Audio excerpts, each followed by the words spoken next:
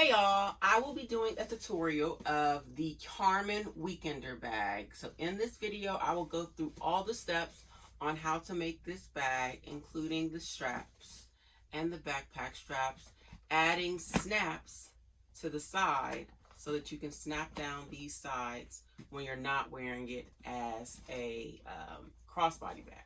I'll show you how to do the backpack straps so that you can wear it as a backpack if you so choose. So all of the hardware, all of the parts, all of the pieces that you need, I will list them in the video for that section of the video so that you know what pieces you need when you're working on that particular section. I hope you enjoy the tutorial, as this is my first tutorial ever, and I will see you at the end. I'm going to prep the sides. So for this, you need the 2 exterior side pockets, 2 lining side pockets, and the 2 exterior side panels. We're going to place these, the lining and the exterior right sides together,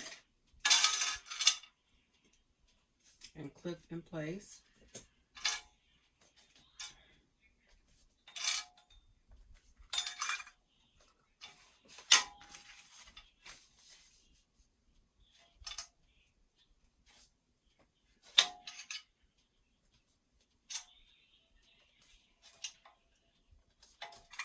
Now I'm going to stitch this at 3/8 of an inch.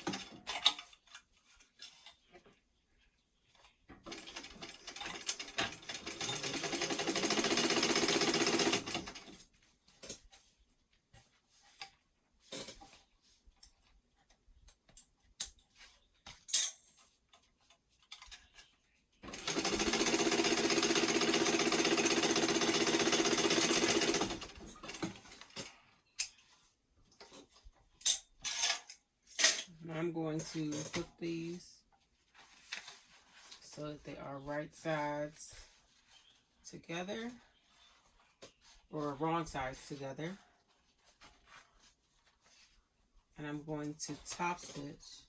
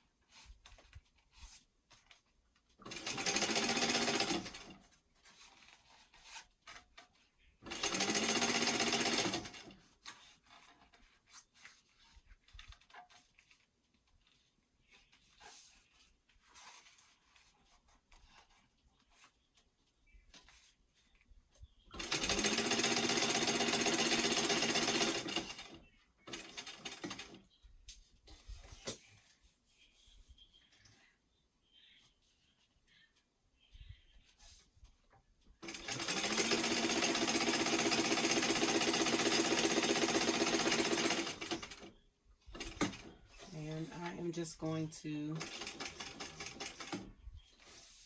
baste the lining and the exterior together.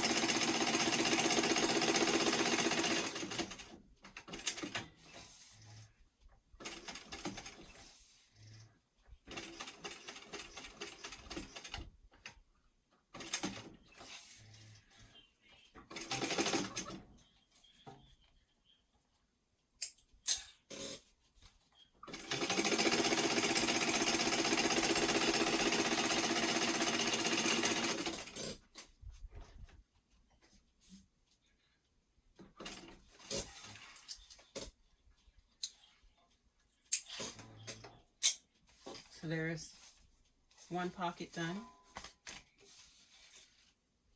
Going to repeat that with the second pocket.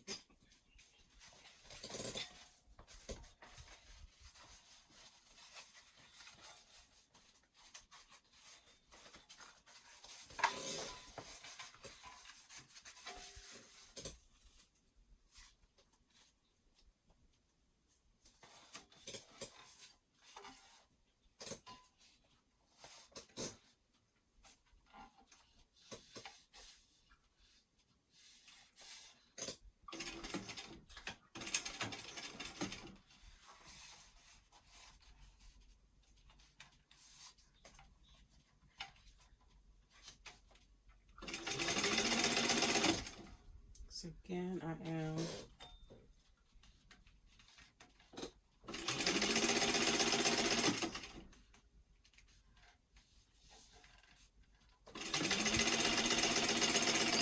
stitching, and now I'm going to baste.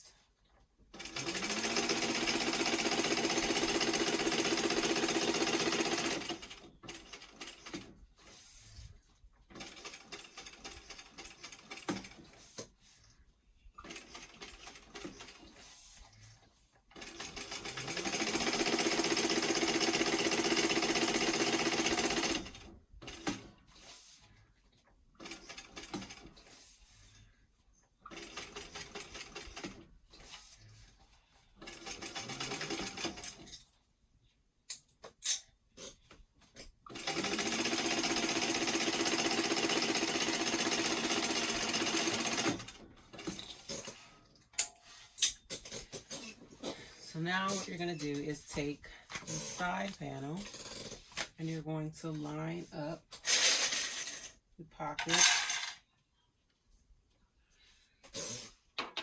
I'm going to trim any excess before I do that.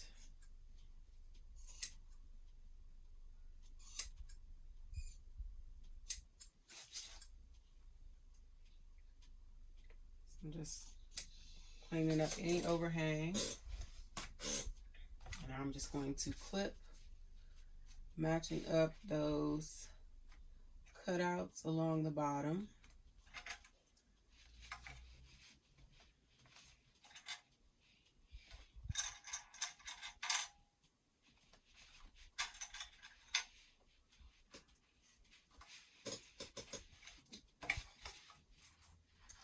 Clipping everything in place.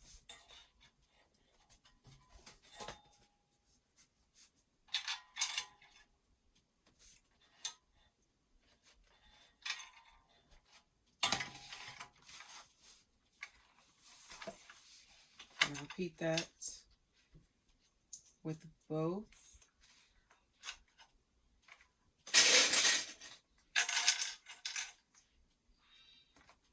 And then I'm going to baste down the sides and the bottom.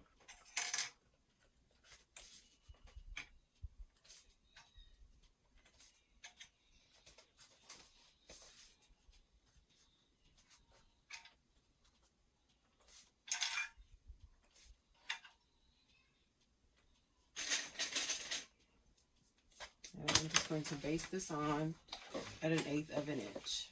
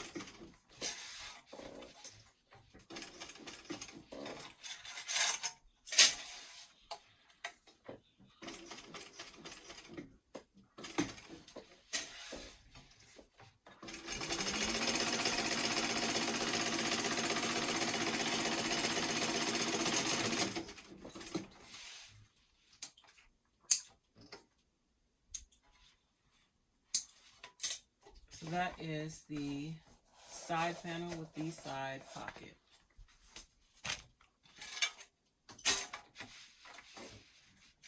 Repeat that with the second one.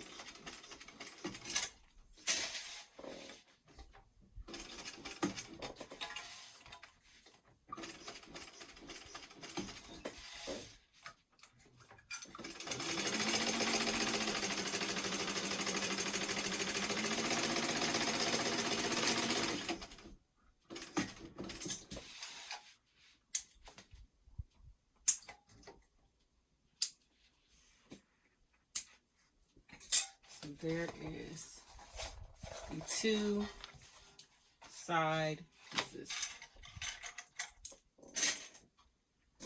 So now that we have the sides done, we can actually add the sides to the bottom.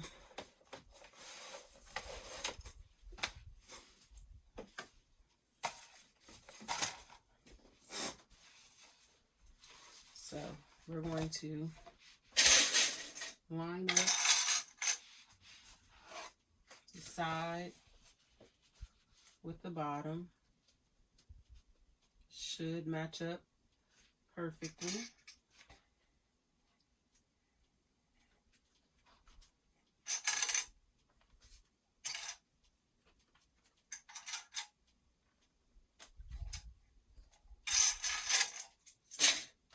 And we're going to stitch this at a 3/8 of an inch seam allowance.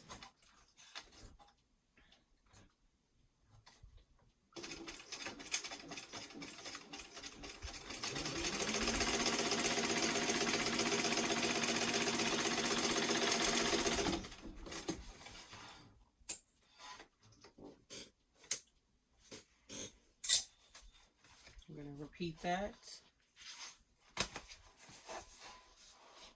Opposite side.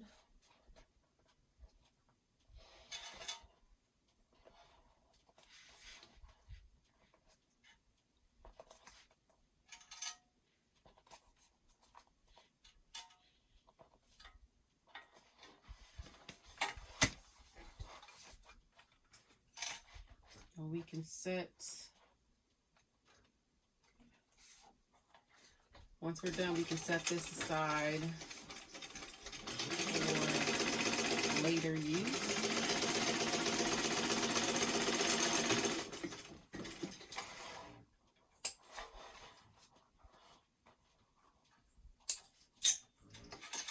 So there is your bottom with your sides. I'm going to set this to the side for later use.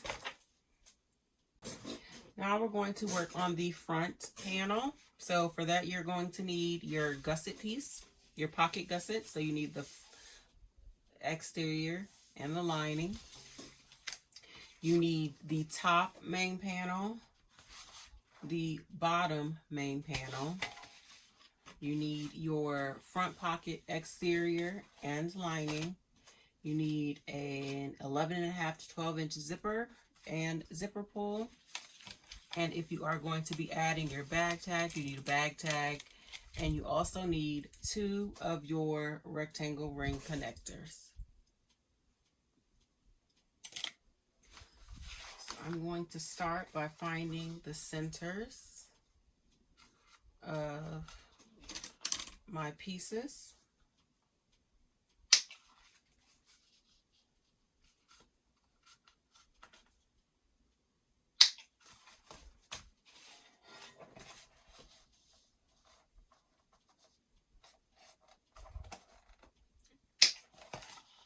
And again, this is stabilized with a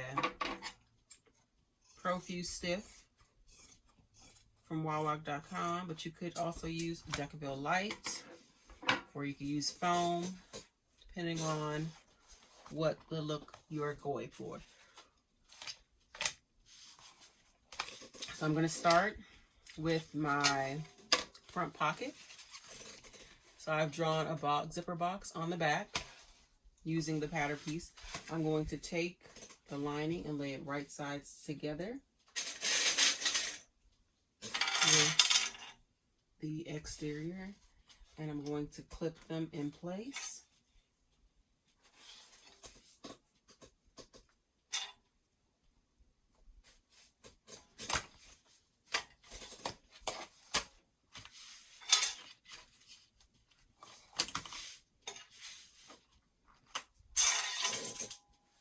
So now I'm going to sew around my zipper box. I'm going to start along the long edge, and this will help me get perfect corners.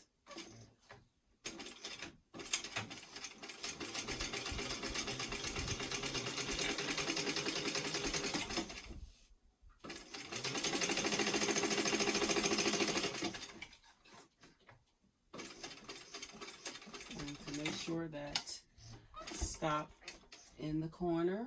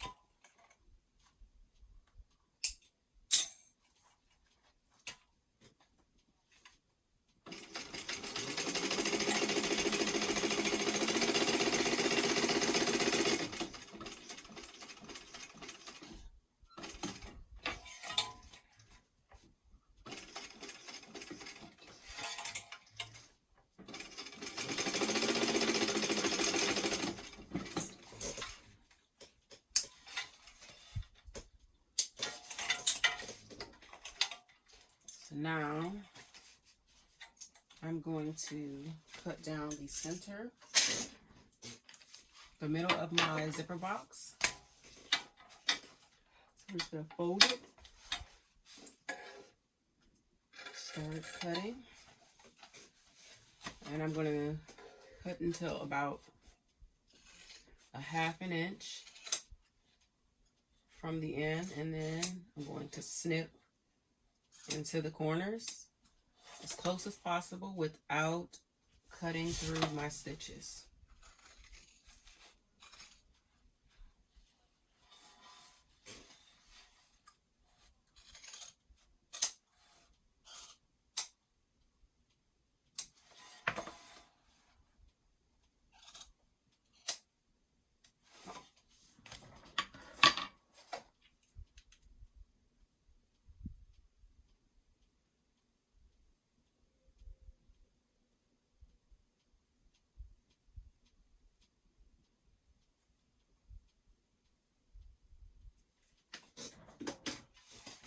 So now what I'm going to do is flip the lining through that opening.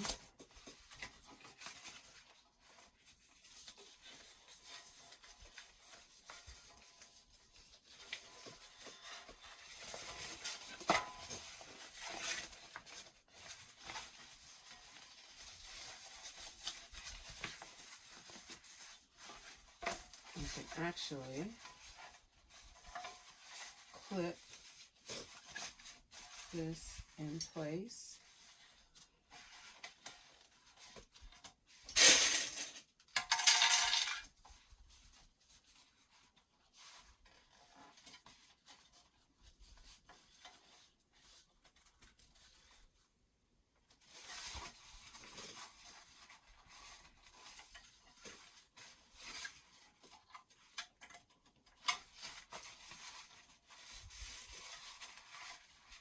And just creasing the seam.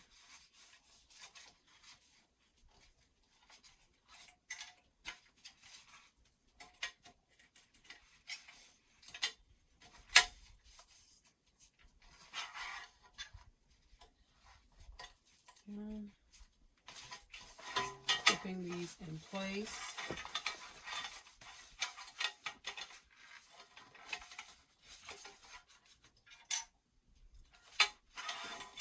And this will help when I add my zipper.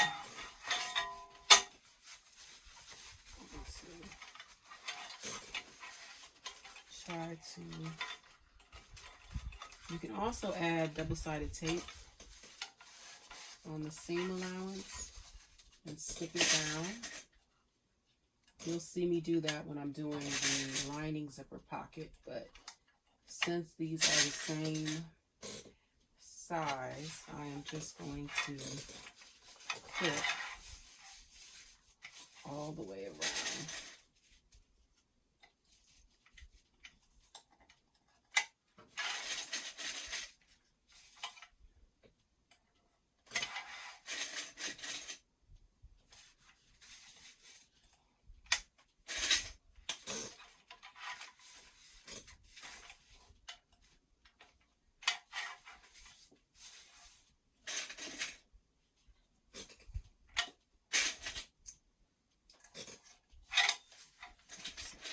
Just to hold this in place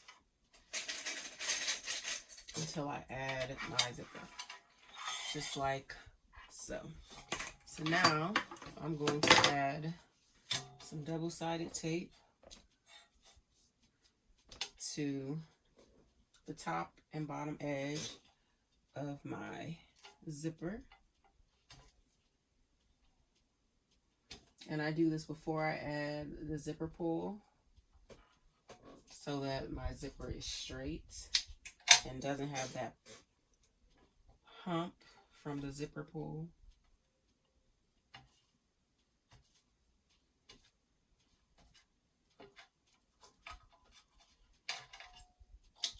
Going to now add my zipper pull.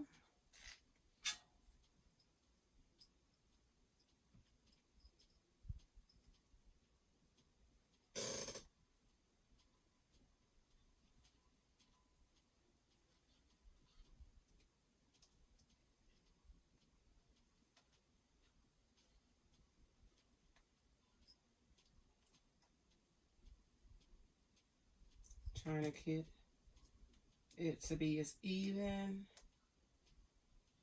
as possible. I'll push it on. Now I'm going to remove the backing from my double-sided tape, and you can do this one side at a time.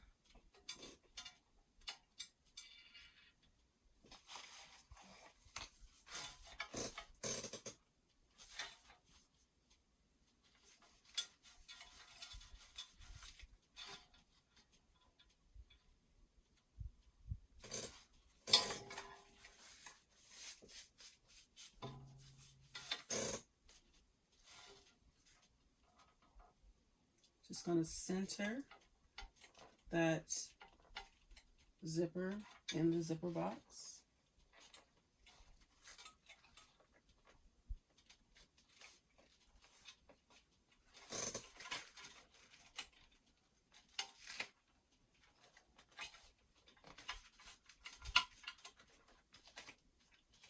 And the good thing about the tape is you can adjust it if you need to. And now I'm going to sew around my zipper box.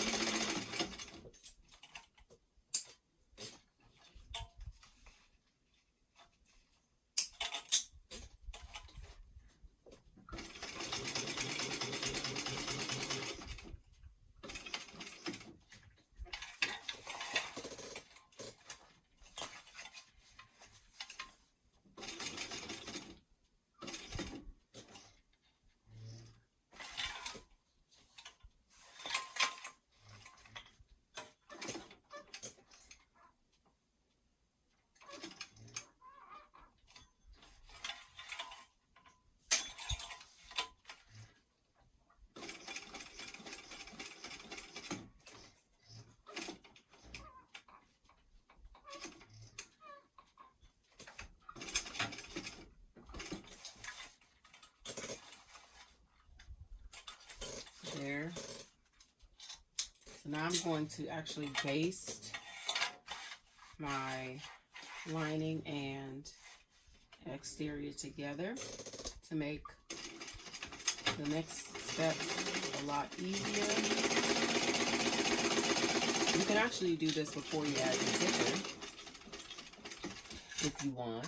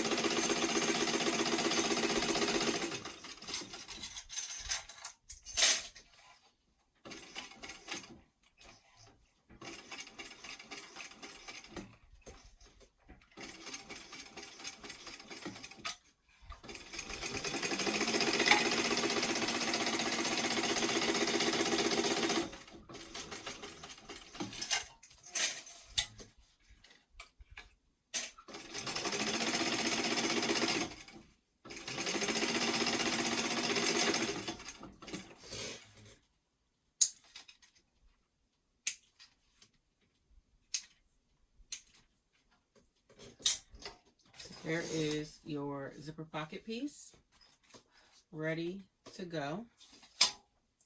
Now we're going to prep our gusset.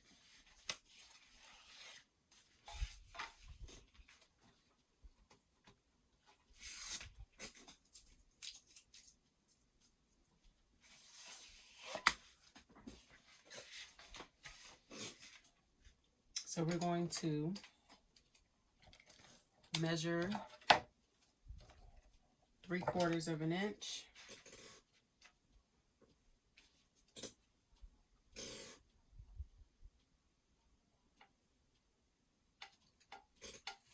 And draw a line.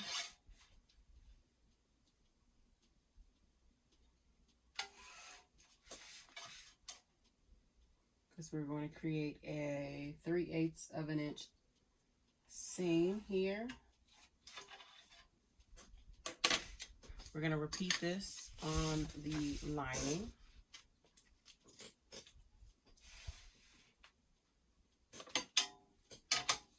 Three-quarters of an inch.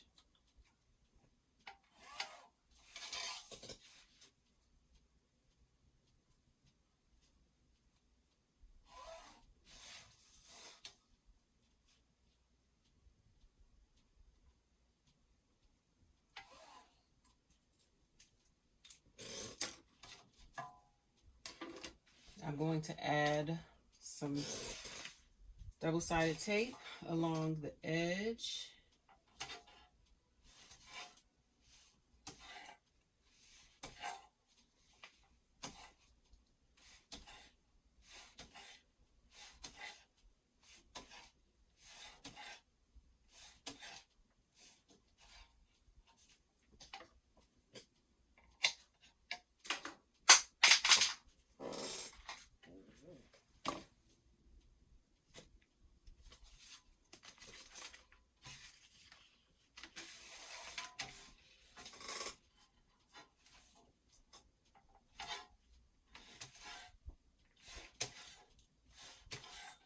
I'm going to do this for the exterior and the lining.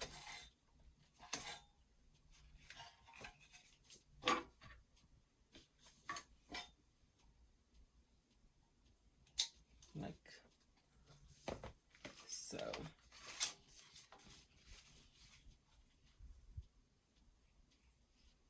Okay, so now what we're going to do is find the center of our gusset, exterior, and lining. On the edge that it does not have the double-sided tape, it's the opposite edge of where you drew that 3/4 inch mark. So there's that. And I'm going to find the center of my pocket.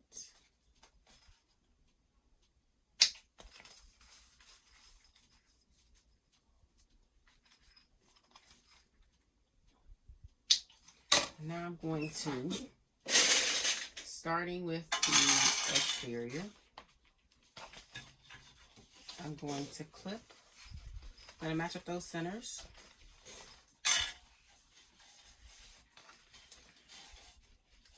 And clip them in place.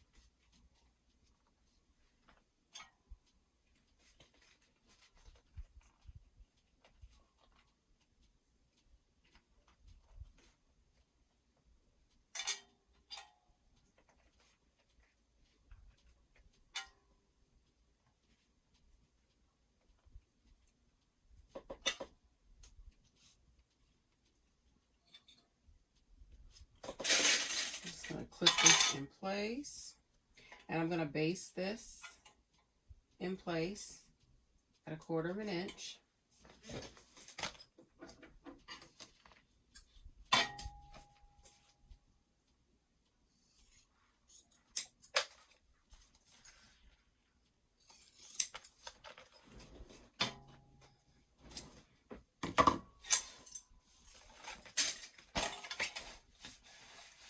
Oh, so I'm going to base it in place at 1/8 inch. Sorry, I said 1/4.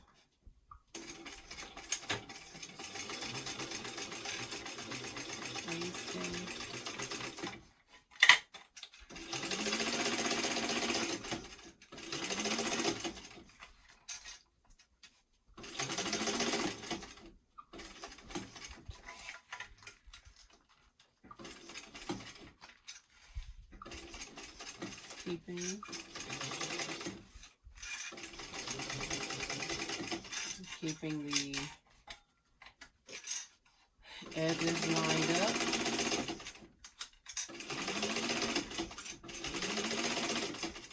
Especially around the curve.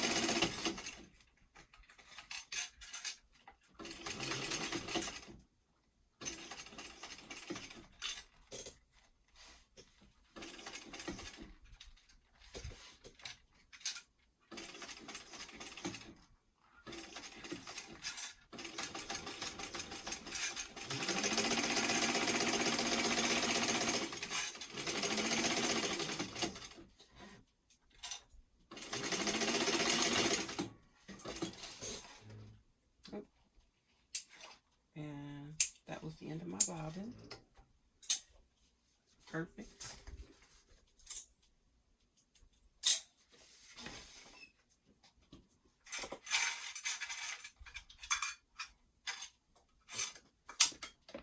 Going to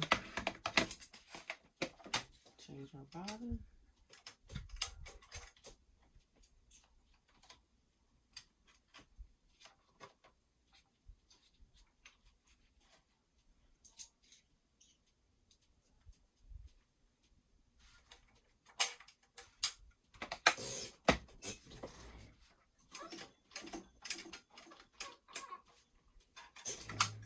So now I'm going to take the lining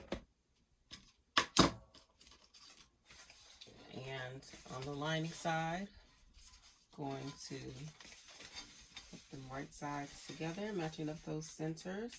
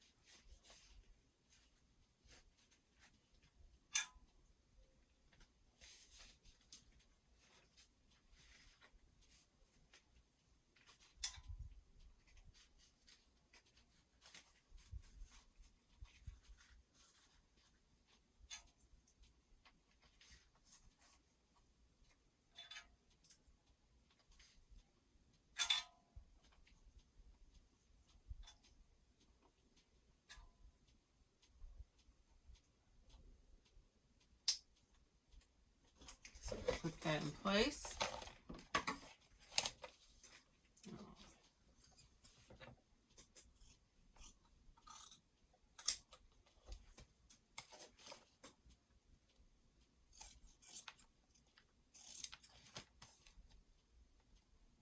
And now I'm going to sew this from the lining side at the full 3/8 of an inch seam allowance.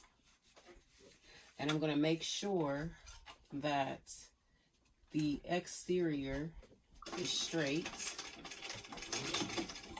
and there are no folds in it, especially around the corners. So when I get to the bottom where the curves are, I'm going to make sure that everything is nice and flat underneath there, as well as on the top. So just give it a little tug.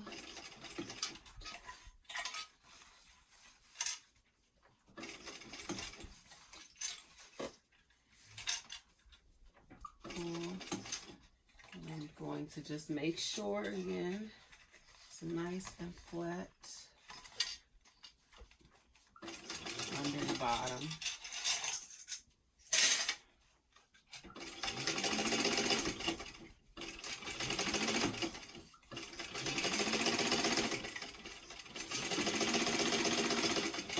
I'm going to repeat that in the second curve.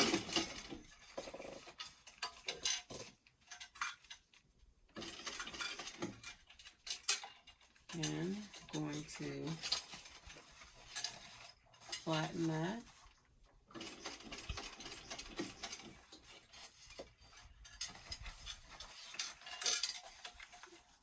Flattening.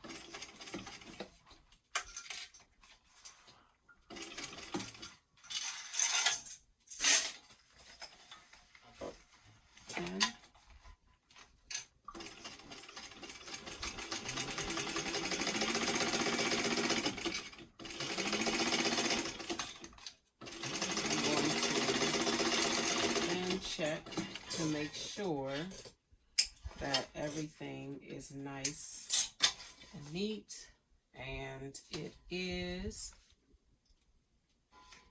Next, what I'm going to do, I'm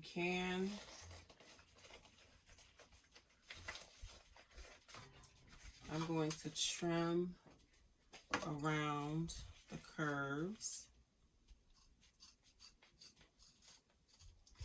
If you have pinking shears, you can use those as well.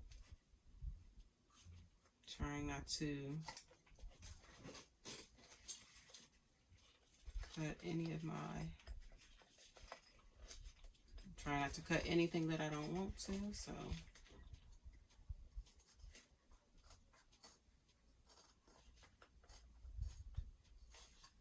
Like so. And you can now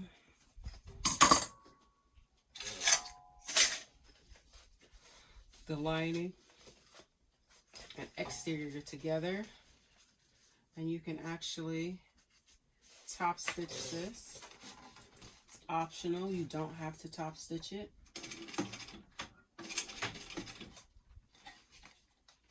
But I'm going to.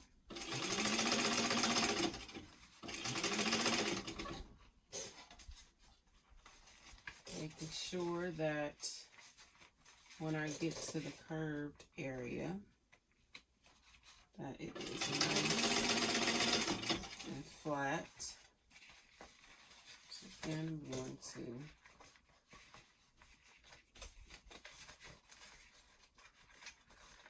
just curve like so.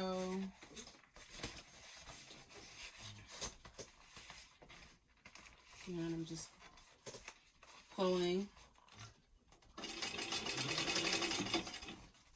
on the lining and exterior to make sure that it's nice and straight, especially when I go around the curve here.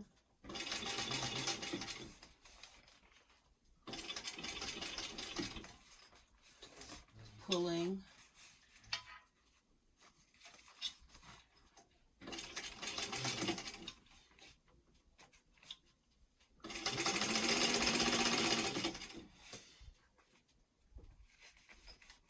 Giving a little tug.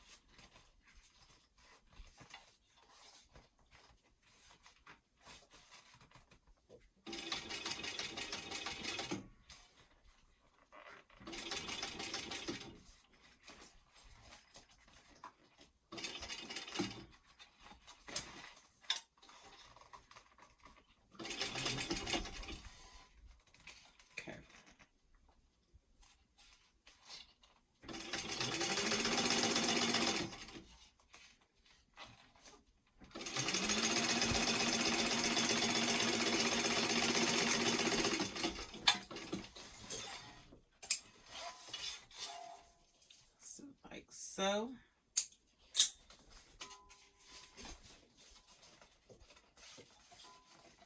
Like so.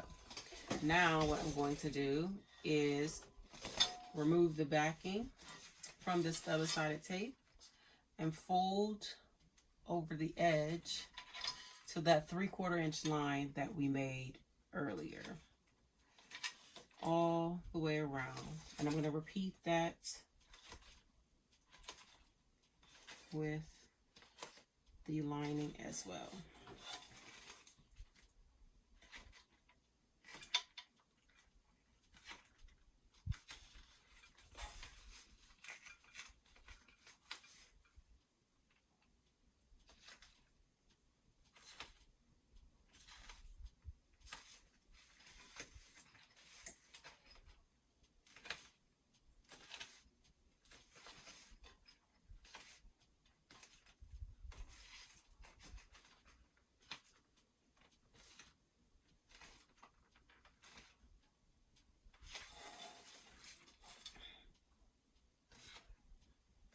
And once you've done this, you can clip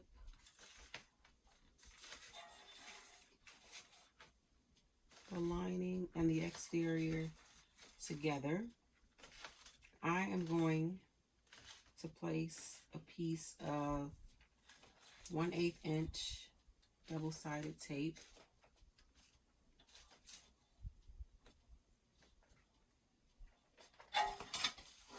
along the edge here, and I'm just going to stick them together later to hold them together.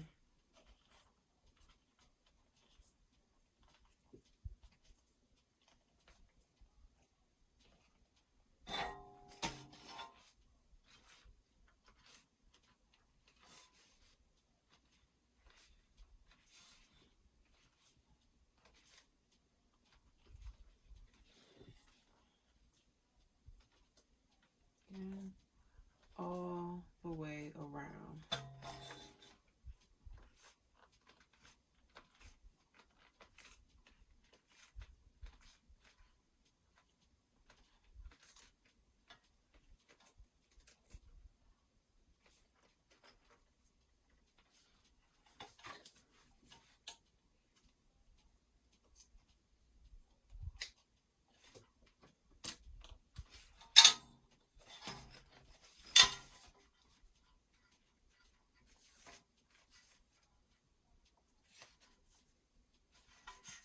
Now I'm doing the lining.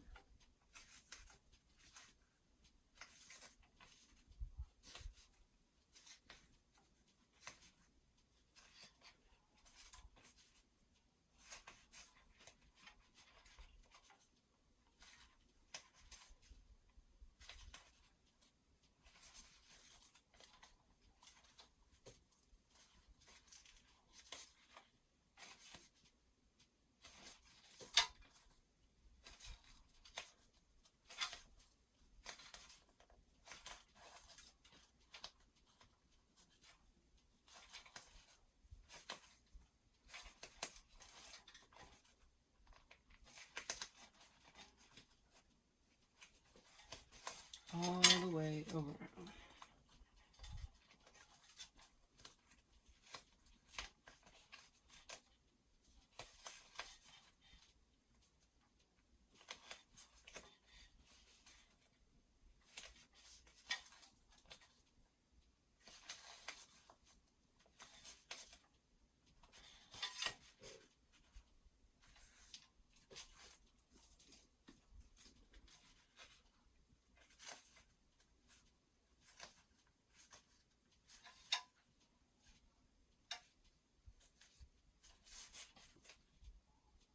So now I'm going to remove the backing from that 1/8 inch double-sided tape.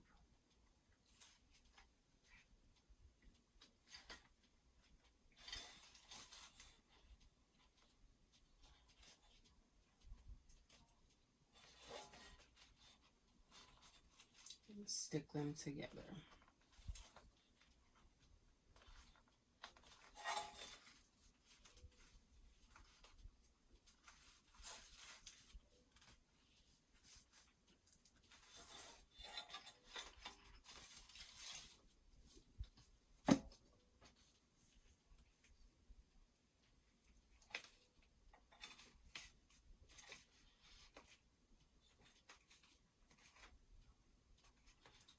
Keeping everything stuck together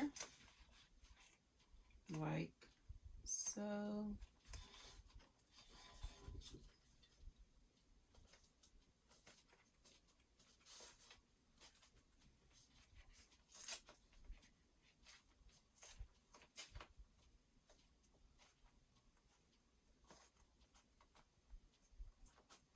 Like so. So it's all stuck together.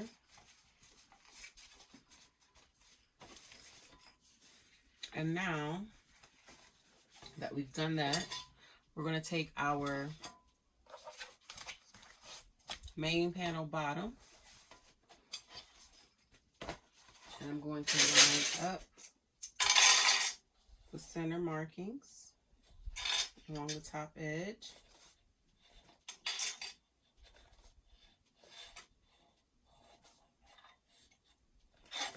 Straight across.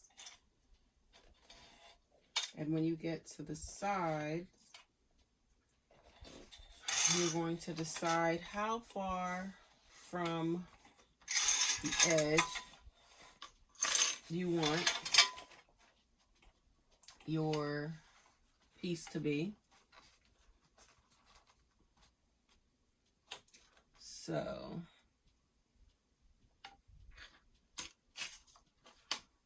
I'm going to do 3/4 of an inch. You can do an inch, you can do 3/4 of an inch. I'm going to clip that. And then I'm going to take this extra fabric and create a pleat.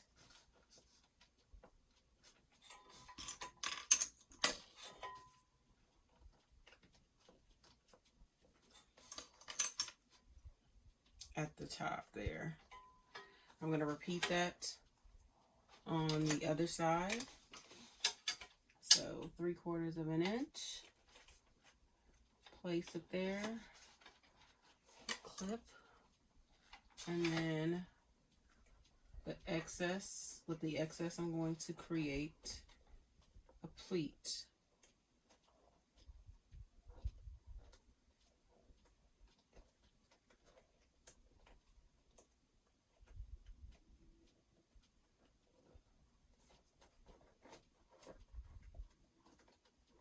And I just fold at the seam, that side seam that we created.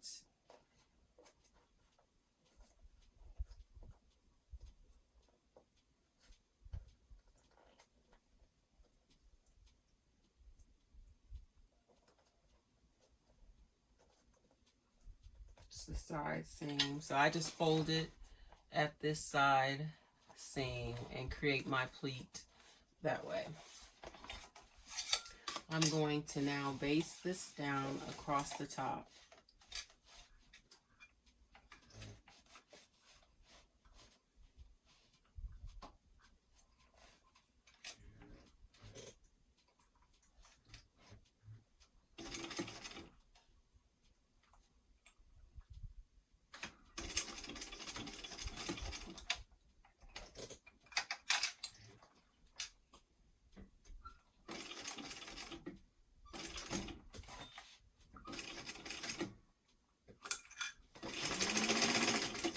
Facing this all the way across.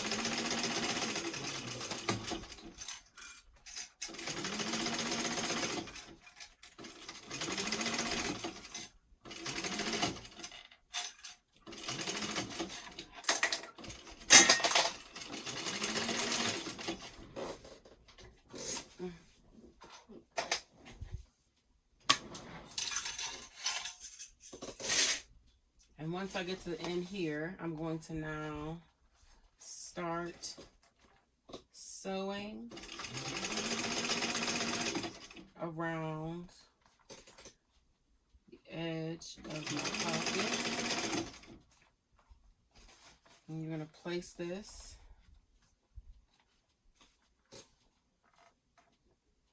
pretty much the same distance down the side, and then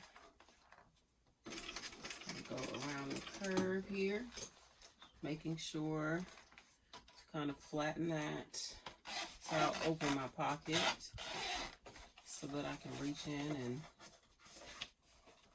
flatten that.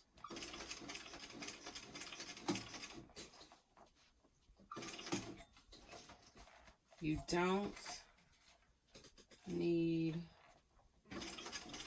to be super precise with this. It's just all kind of a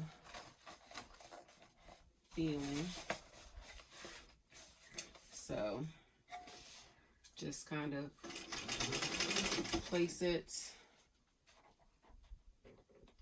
in a way that looks good to you.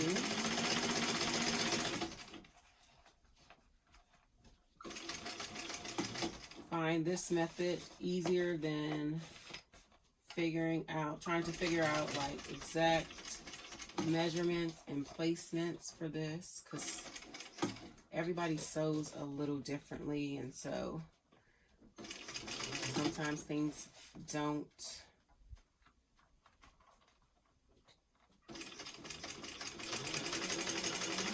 line up the way they should, and people get frustrated.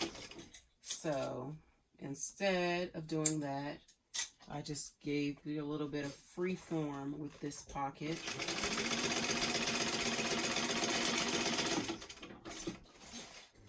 To stitch it on so that you do not get frustrated when doing this front pocket. So there is your front pocket stitched on.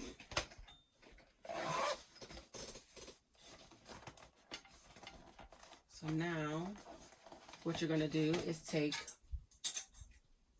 your top front panel and you're going to match up the center.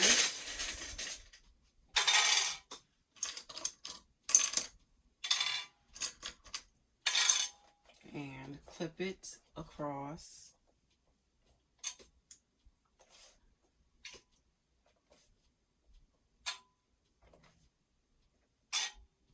And we're going to stitch this at a 3/8 of an inch seam allowance all the way across.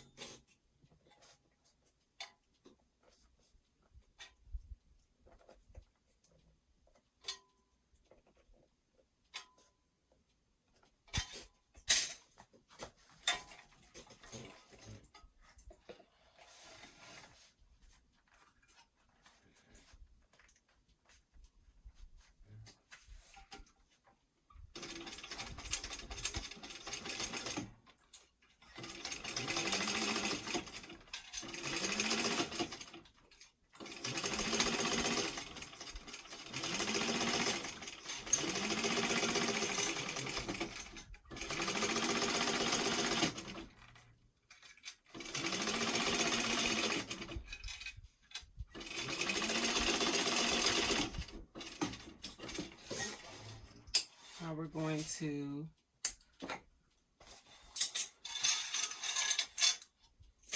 going to flip up this, and we're going to top stitch Turn this side. And we're just gonna let that seam go up, and we're gonna top stitch on the top panel.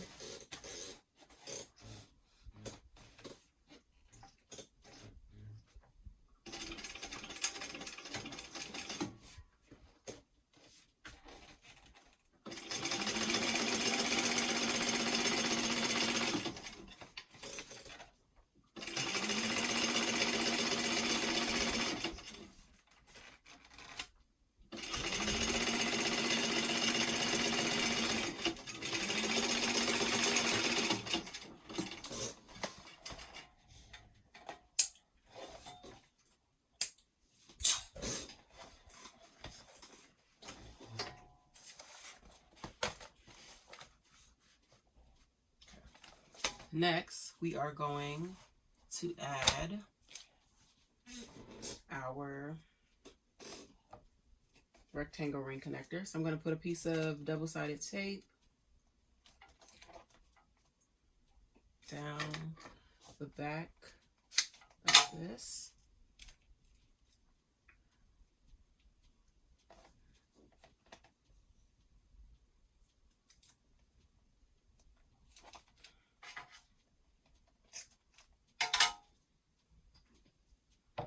Now, I'm going to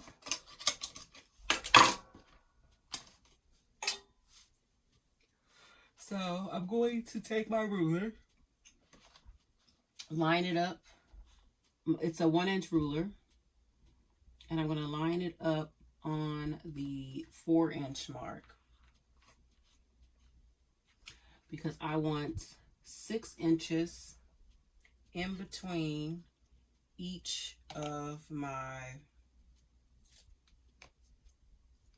connectors.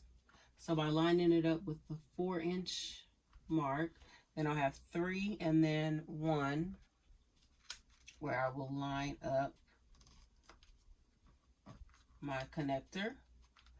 Again, it's 1 inch down. I'm going to take this one,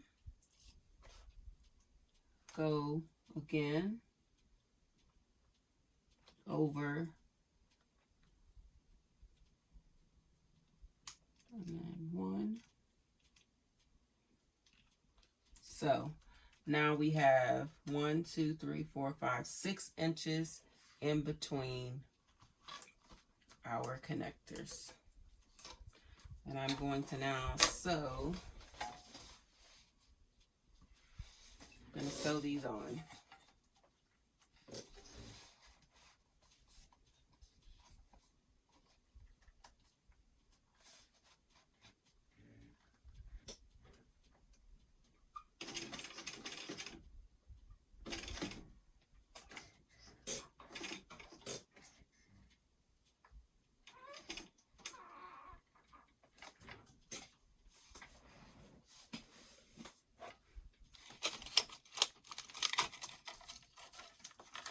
And I piece a piece of fabric over where the connector is, so it keeps it from dragging across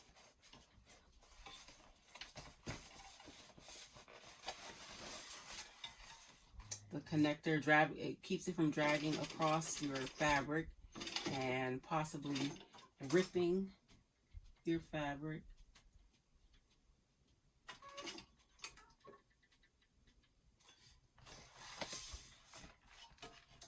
Gonna pull my threads to the back.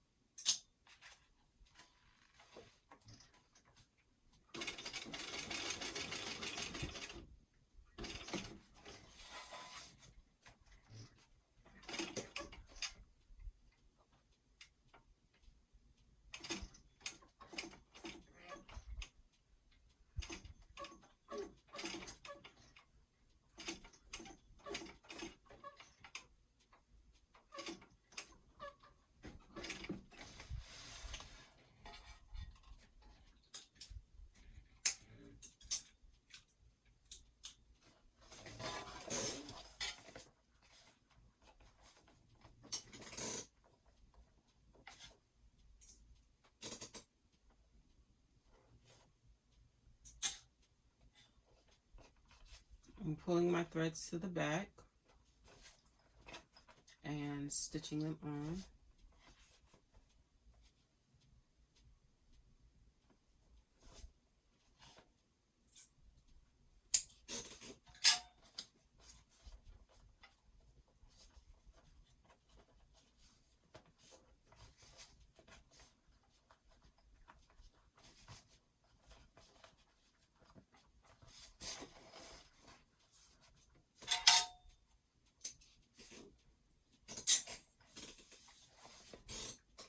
We're going to repeat that with the second.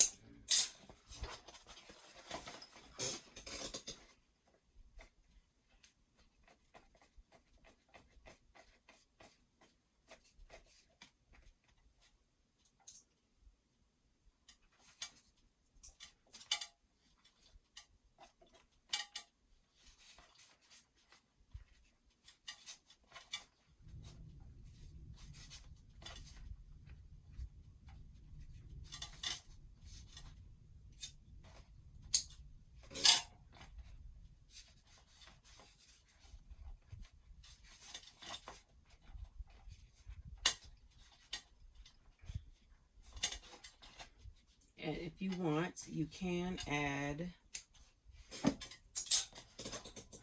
rivets. So I have a rivet, and I think I will add some rivets.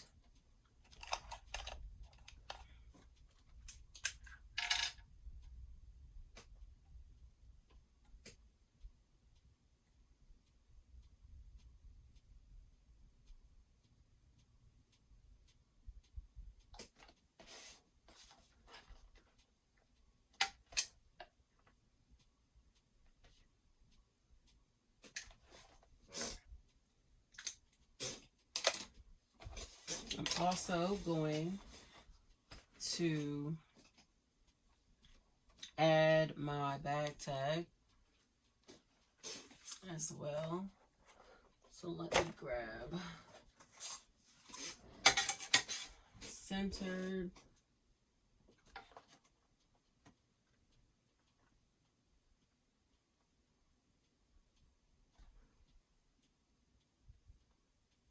So I'm placing it 2 inches down.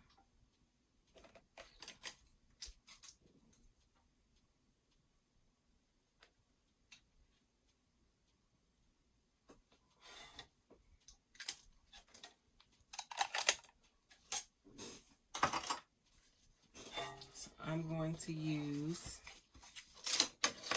my hole punch to punch the holes.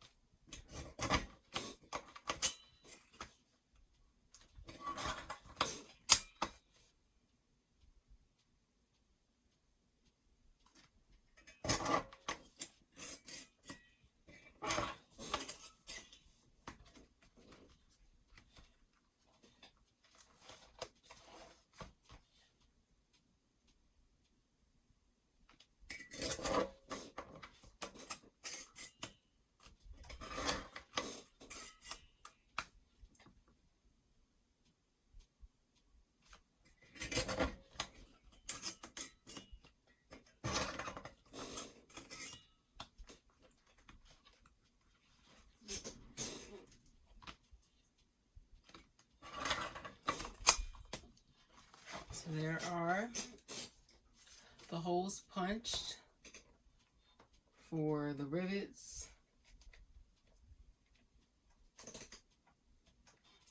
Okay.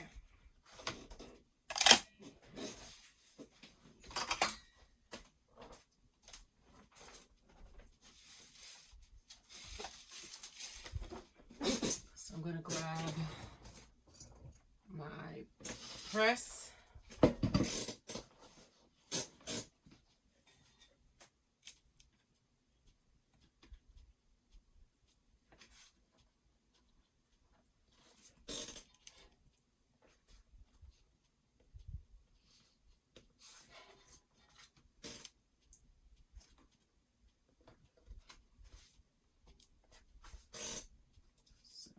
Going to do the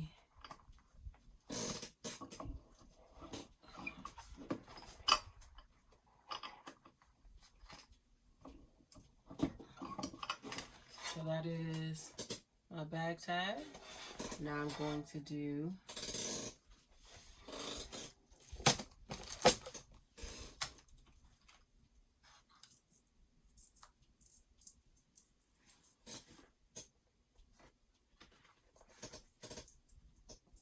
the rivets on, put the cap on.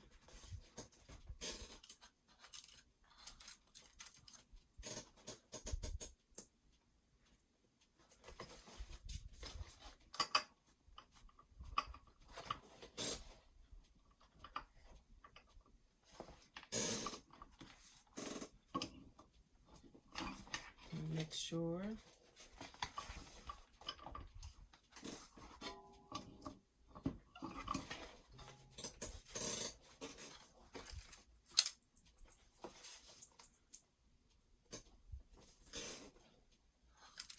two,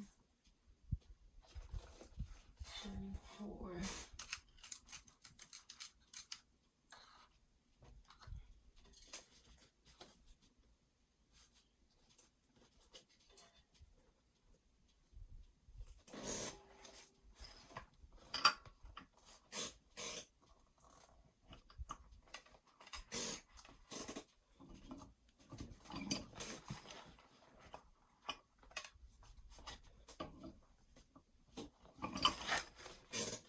So that is the front panel. The front panel completed. Zipper.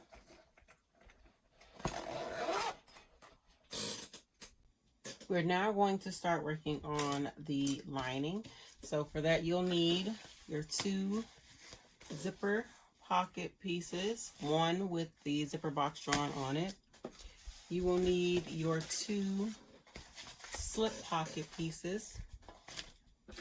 You will need your 2 main body panel pieces. You will need your 2 side pieces and your bottom.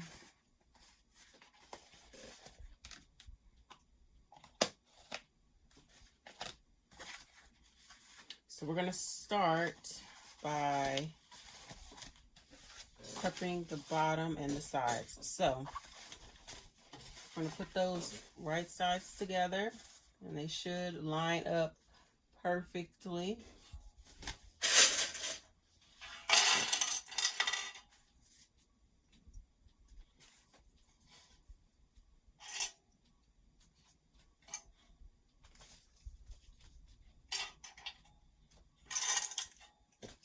And we're going to sew at 3/8 of an inch seam allowance.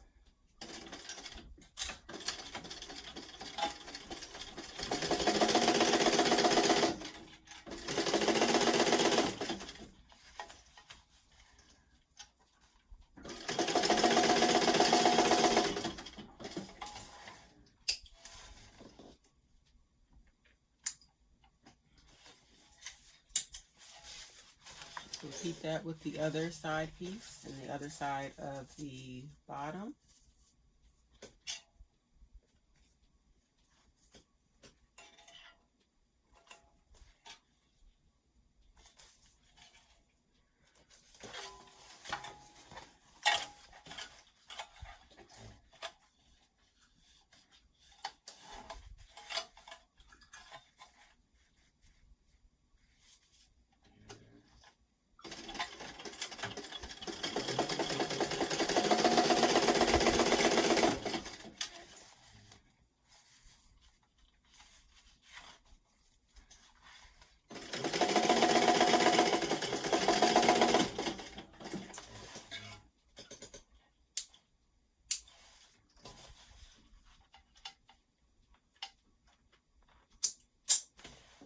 Now I'm going to put this to the side for now. I'm going to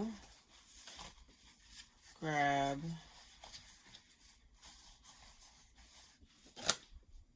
the 2 slip pocket pieces and I'm going to put them right sides together. Clip them in place.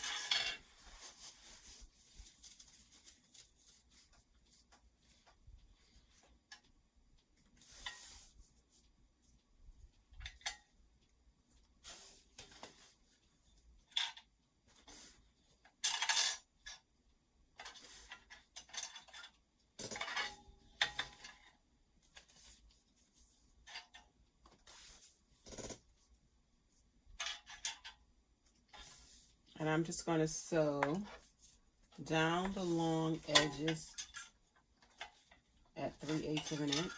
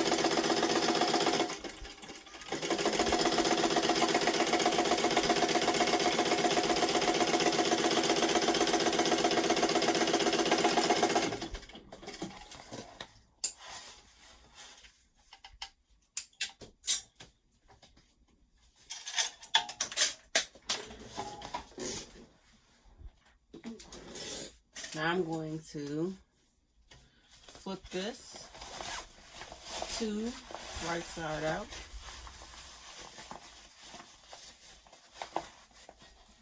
Got a long tube.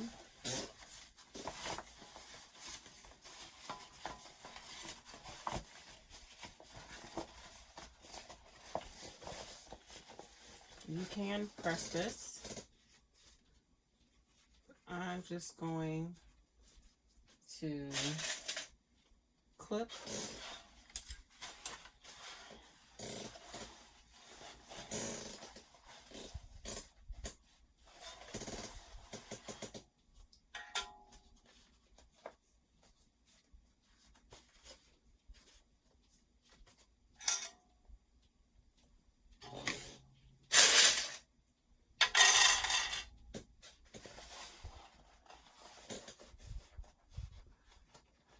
just pushing the seam.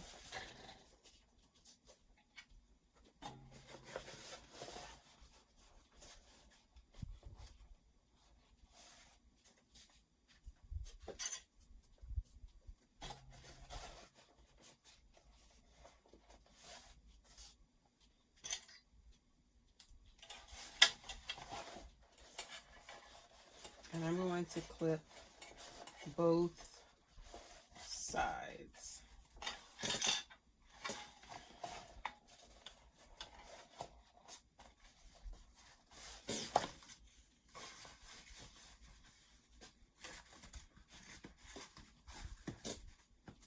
Just pushing out the seams.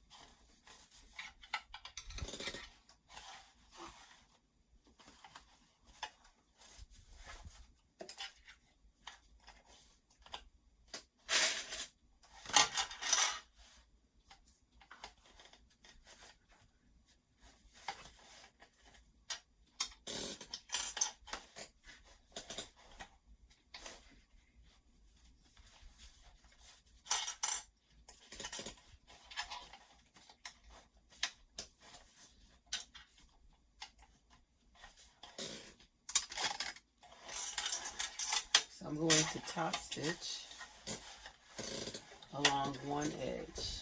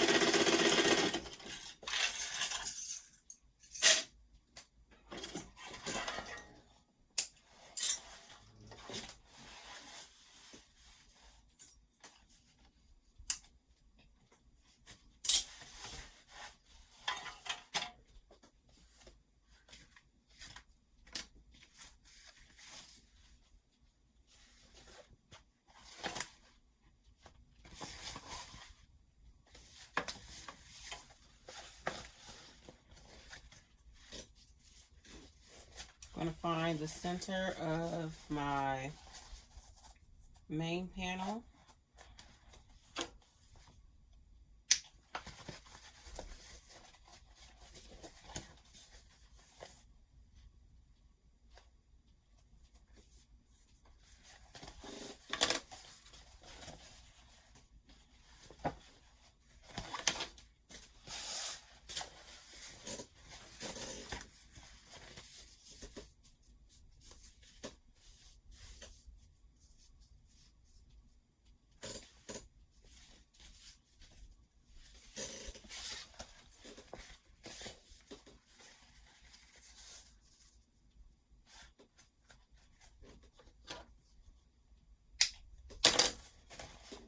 Now, I'm going to find the center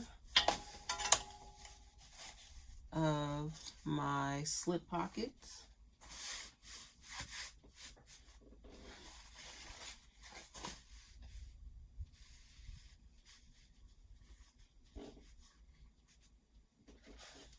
And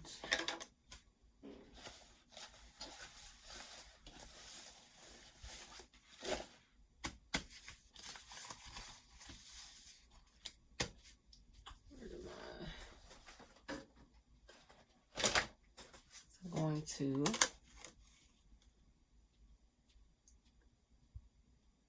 two and a half inches, so 5.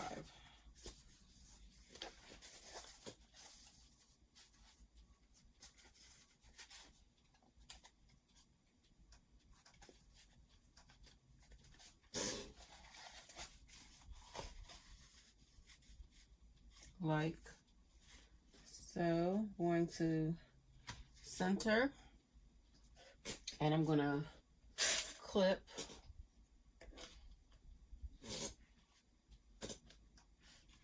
this, making sure this is 2.5 inches. Make sure that is centered, and clip.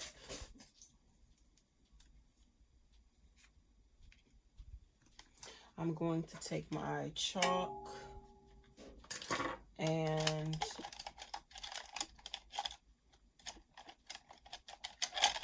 draw a line down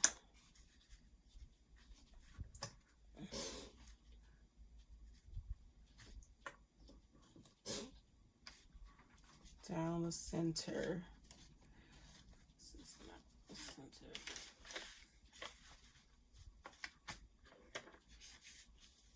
I'm going to draw a line down the center. And now I'm going to stitch down that line.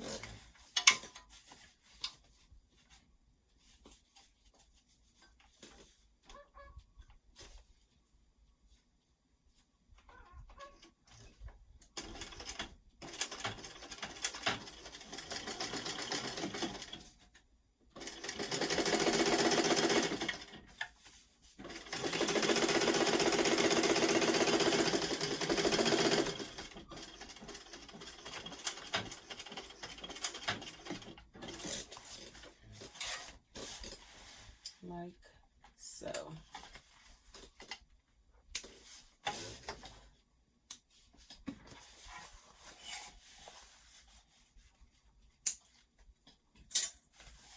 Again, I'm going to make sure that this is 2.5 inches.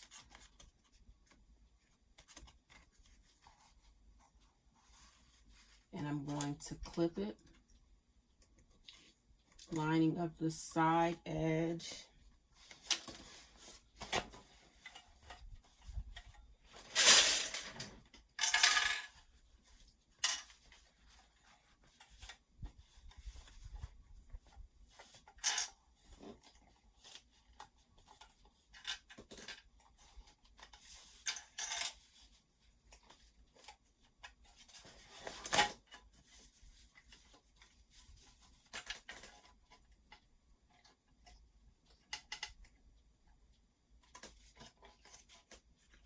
Like so.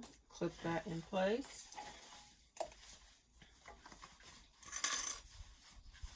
Again, making sure this is 2.5 inch.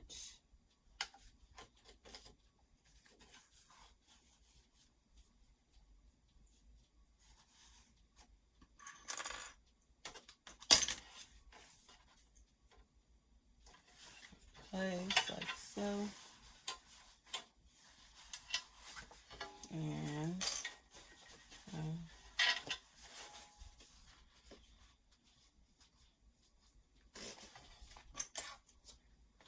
clipping up, lining up these sides.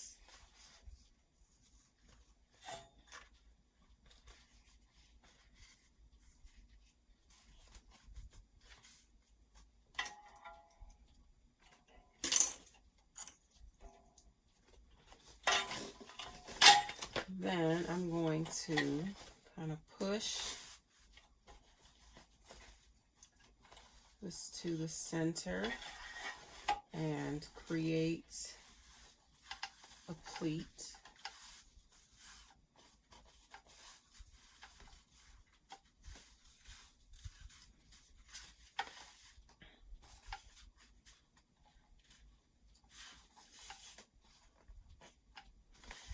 And I'm going to stitch down the side here at 1/8 of an inch.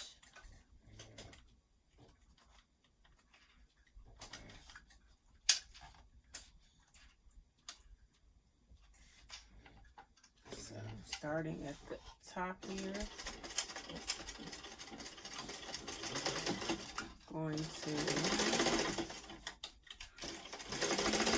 sew down this edge,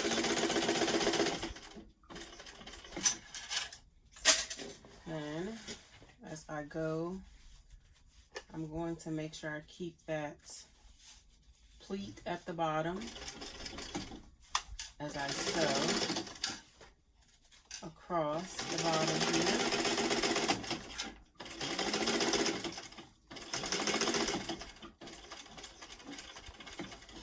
Before I get to the other side, I'm going to create a pleat here as well. And going to sew and make a back stitch across,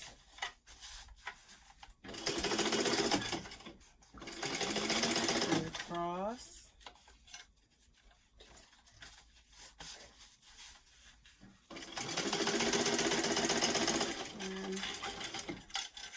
and then I'm going to go up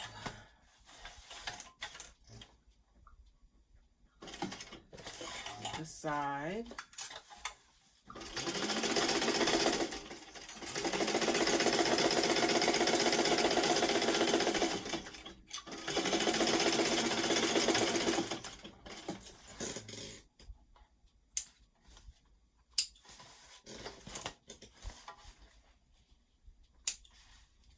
There is the lining with 2 pockets. You can, if you want, create this pleat at the top, and you could sew the pleat at the top as well. So you could create that pleat and sew across the top there, or even sew, making sure you're not getting the lining, sew down the pleat. You could do that as well. But I'm just going to leave it just like that. So there's that side. And again, this pocket is placed 2.5 inches down. Next, I'm going to find the center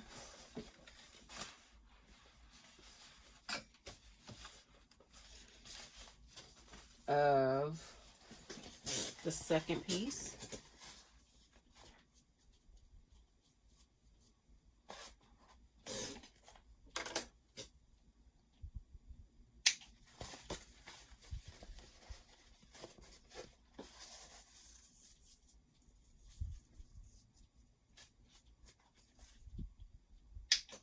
So,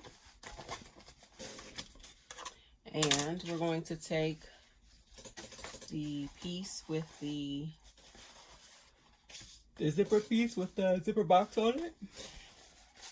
I'm going to find the center of that.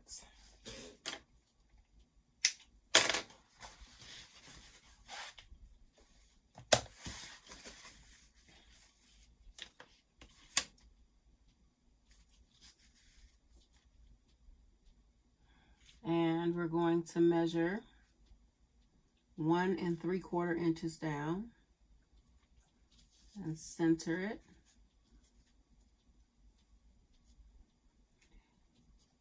So that's 1 3/4 inches centered. And I am going to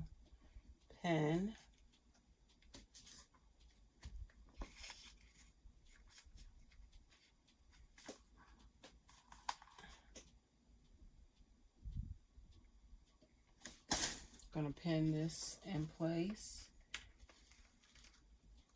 just until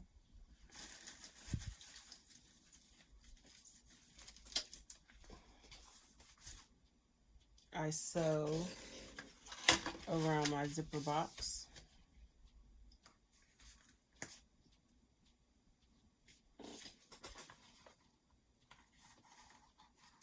So now I'm going to sew around my zipper box.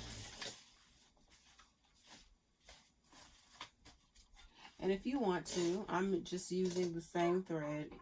If you're using a thread that matches your exterior, you could switch to a thread that matches your lining, but I'm just going to use the same thread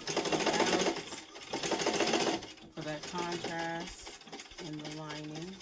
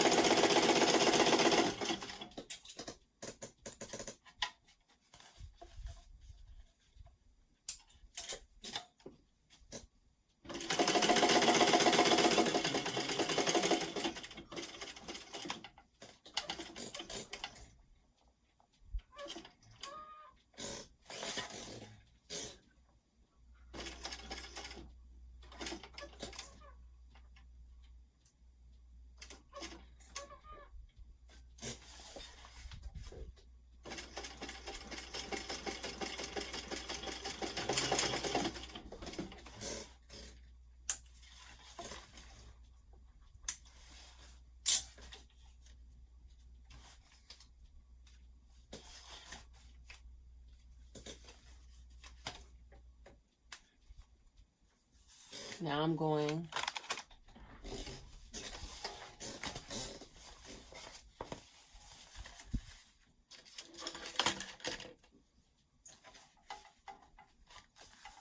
to cut down the center of my zipper box, stopping about 1/2 inch from corners.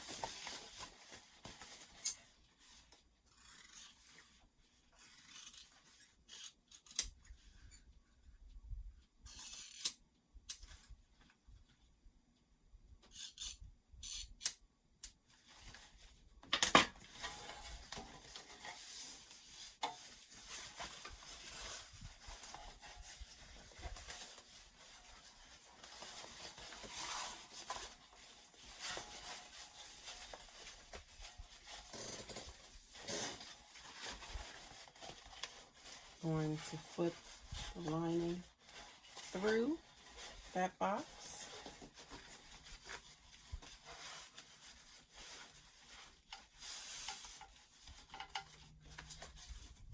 And then going to press this. And what I'm going to do is grab some double-sided tape and place it along the seam allowance.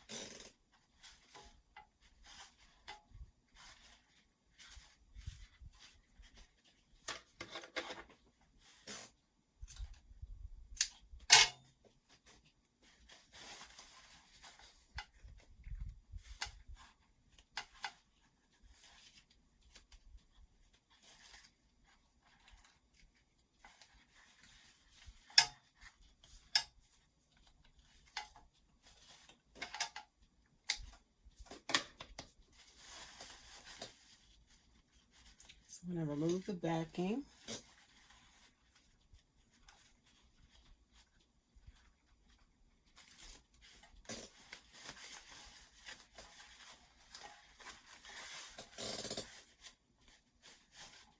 And I'm going to stick this down, creating a nice crisp seam.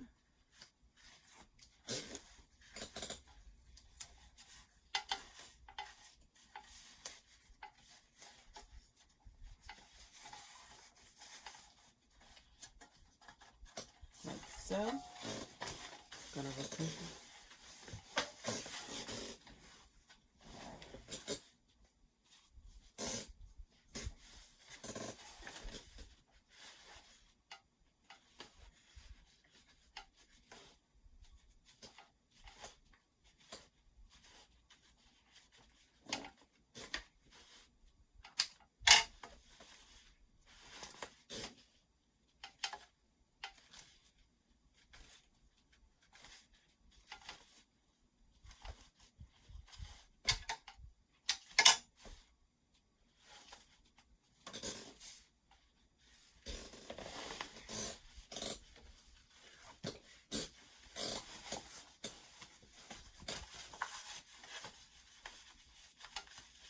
And I'm tugging on it a little bit to kind of push out that seam.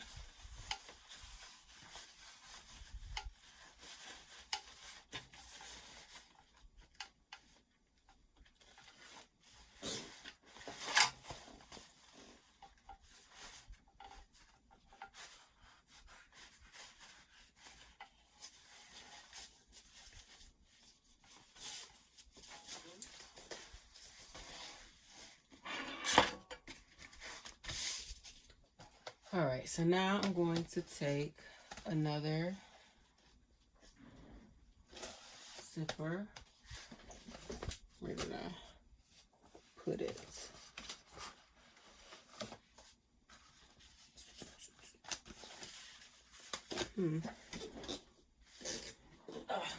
zipper. Add some double-sided tape to the zipper.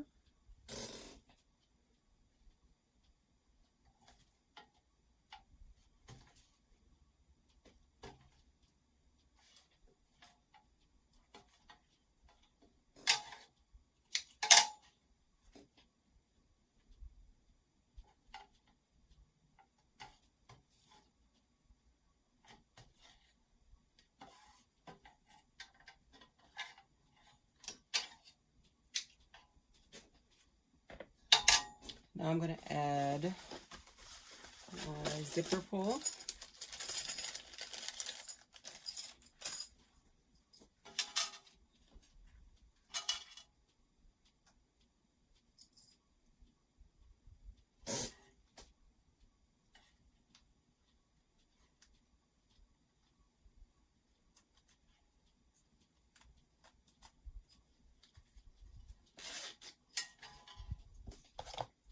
Now I'm going to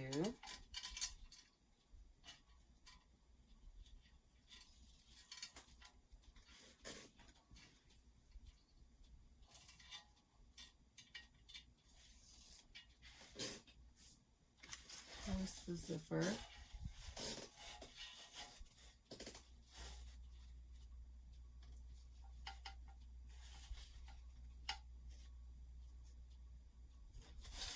I am making sure this is centered. I can lift and unstick if I need to. Now I'm going to sew around the zipper box.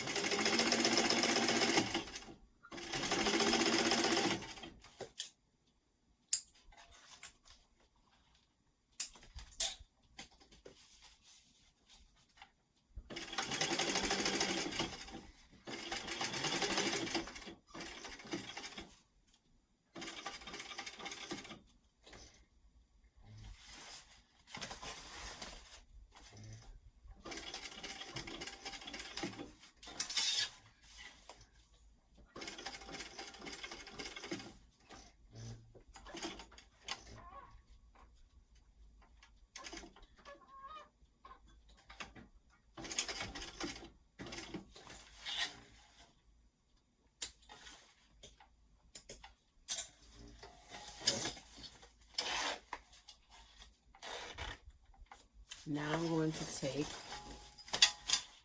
the second zipper pocket piece and I'm going to put this in place.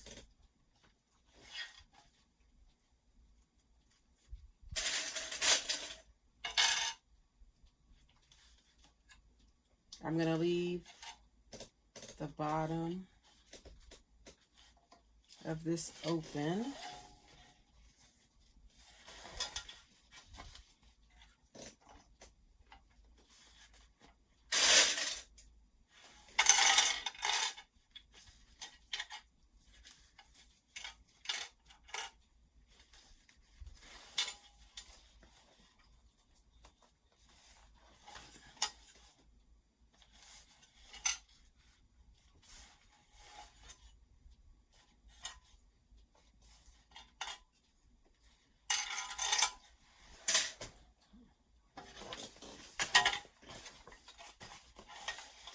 We're going to sew this at 3/8 of an inch.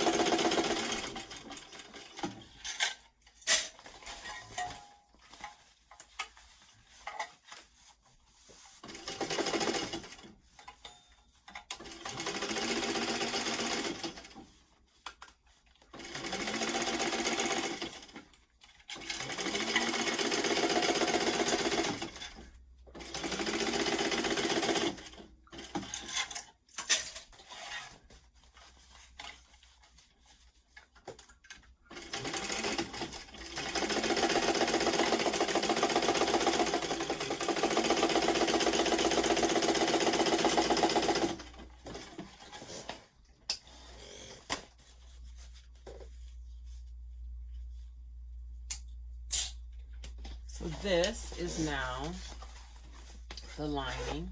I'm going to make sure that zipper is open. I left this. So now I'm going to take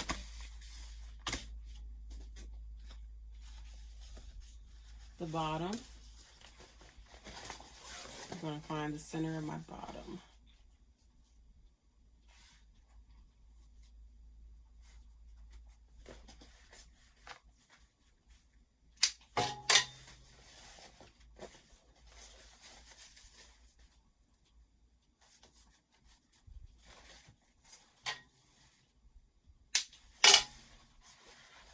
So I'm going to start by lining up centers of the bottom and clipping them in place.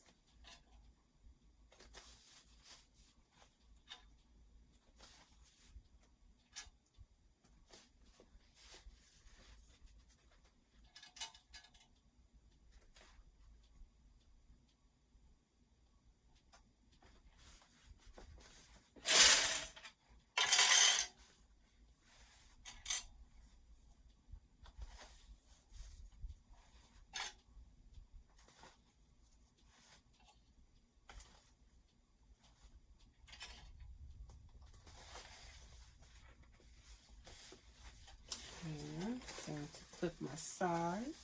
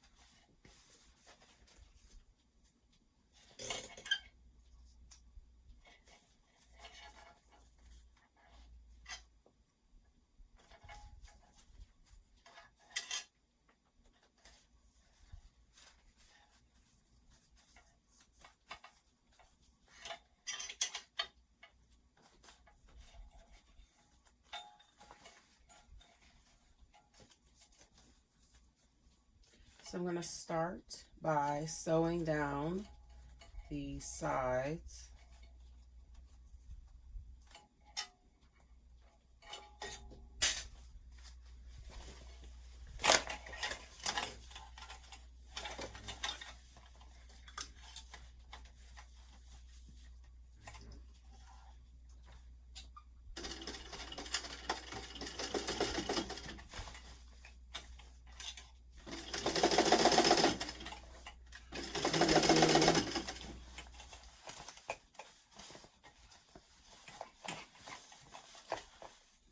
Side, making sure I'm not sewing through anything. So I'm going to do both sides and then I'll do the bottom.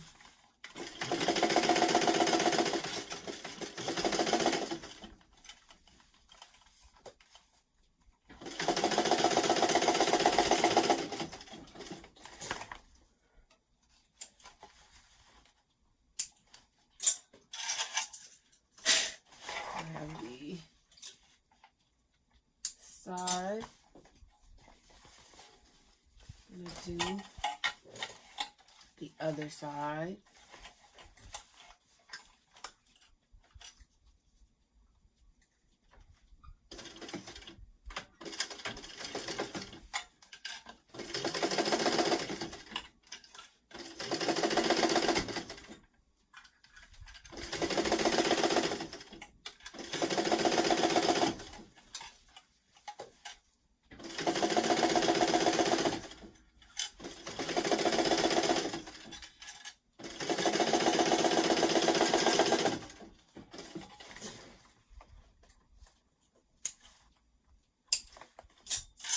That, and now I'm going to do the bottom,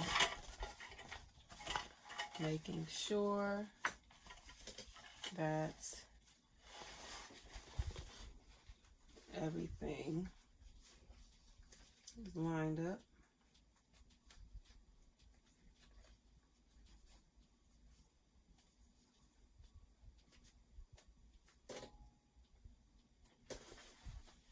Making sure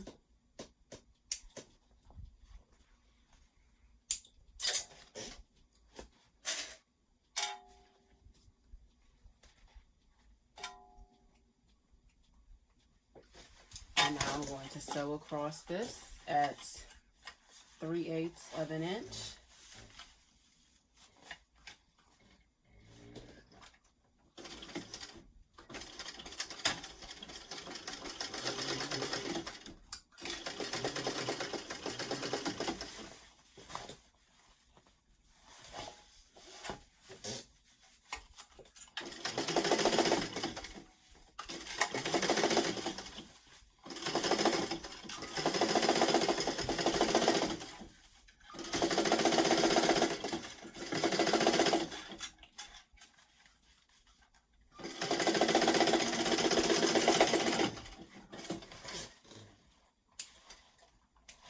I want to make sure that that is sewn nicely.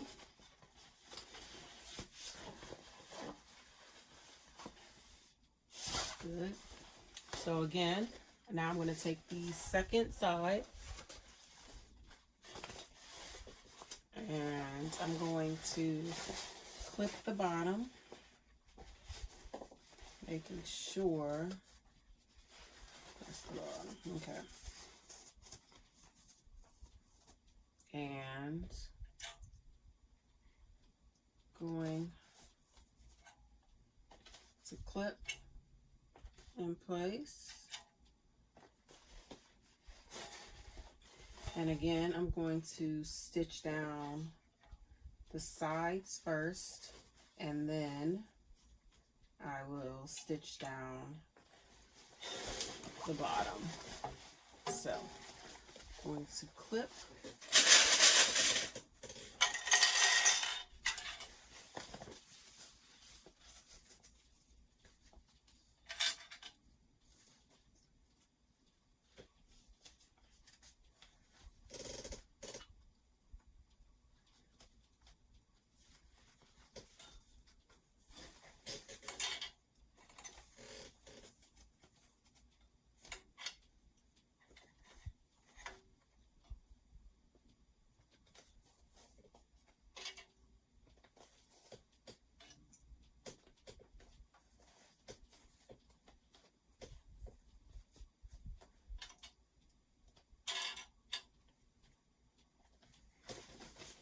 again, this side.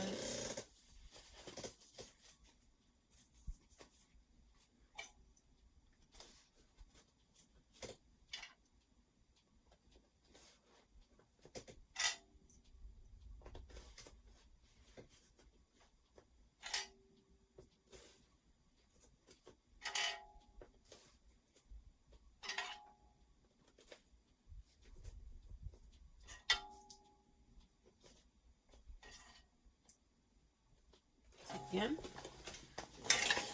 stitching down the sides.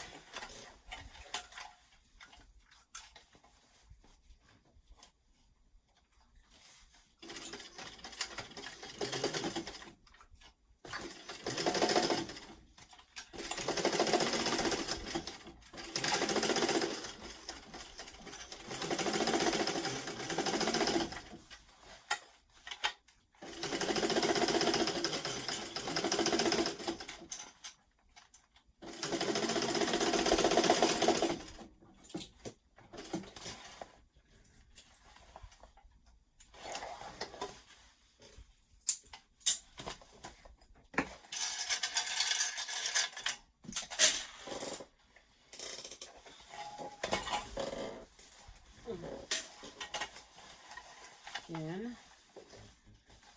3/8 of an inch from the edge. I'm going to side.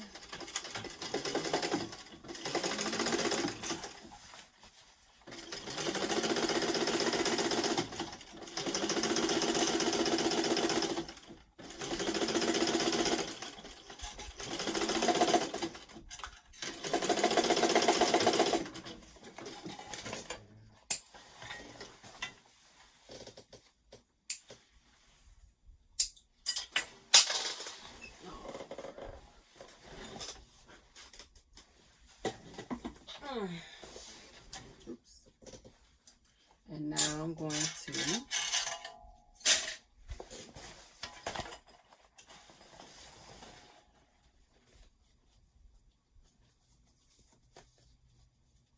side.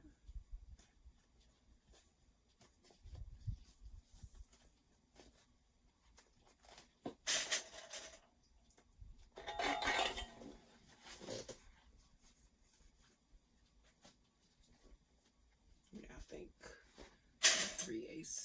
3/4 of an inch. Okay. And now I'm going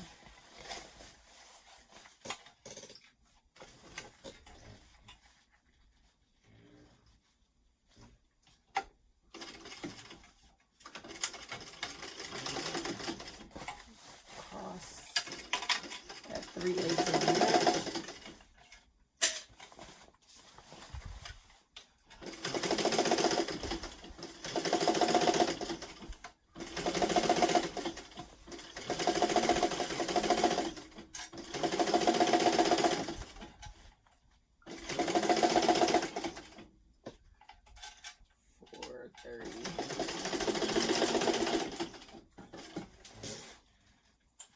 Again, I'm going to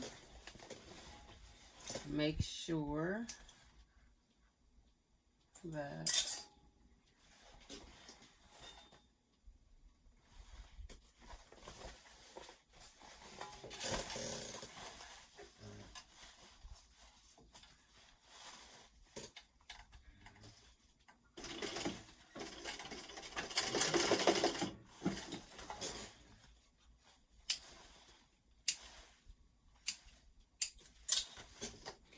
there is that.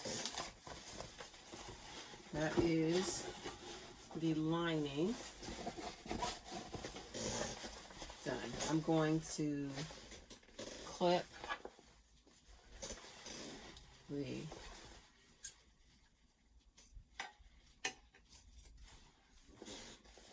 corners.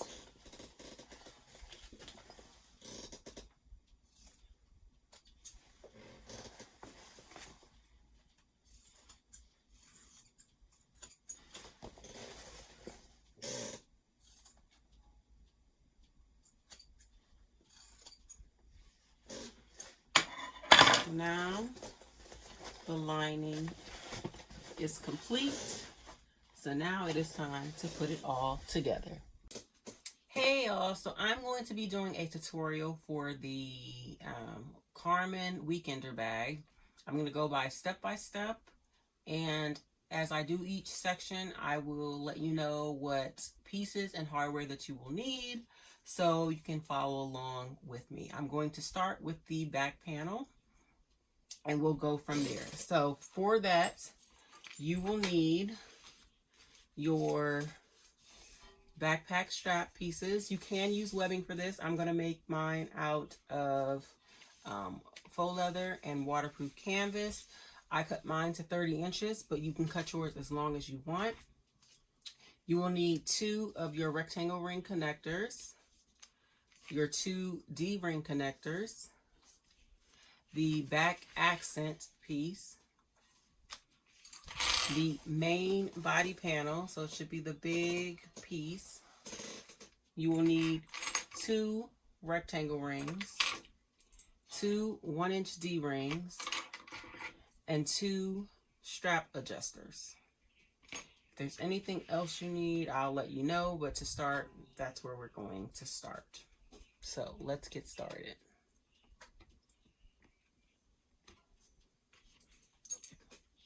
I'm going to start by making my connectors. So I'm going to first, let me find the centers of my panel.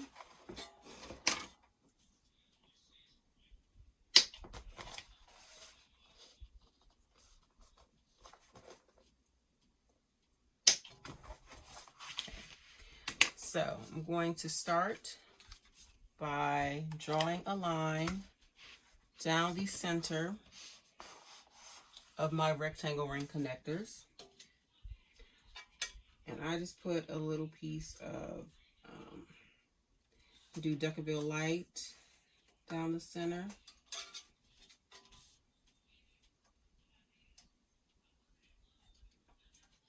So I'm just going to draw a line down the center. I'm going to do the same thing with my D-ring connectors.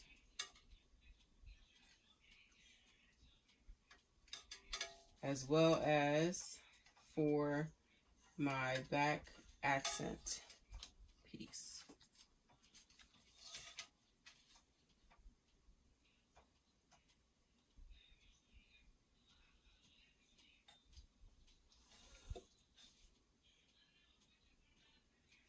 Down the center of that, and I'm going to put some double-sided tape down the centers of those, and I'm just using 1/2 inch double-sided tape for this step.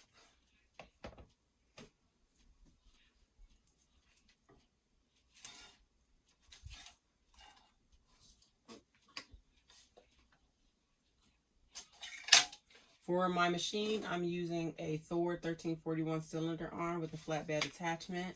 I'm using a Tex 70 thread, and I'm using a size 18 needle.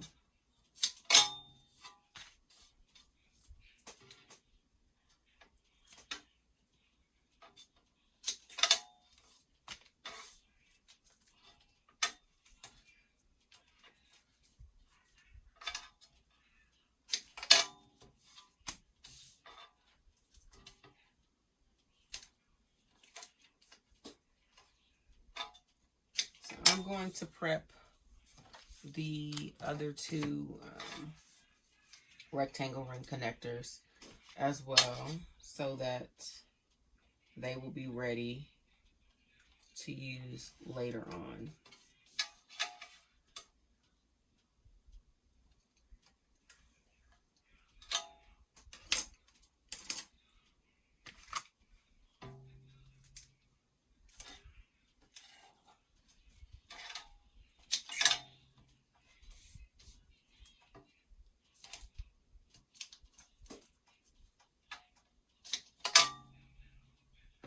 So what I'm going to do for my rectangle ring connectors, I'm going to remove the backing and I'm going to fold over my long ends towards the center. I'm not going to leave a space in between them.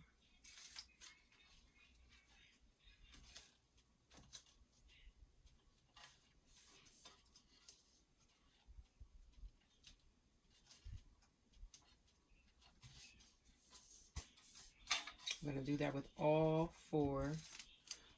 I'm going to do that with all of my rectangle ring connectors, my D-ring connectors, and my back accent piece.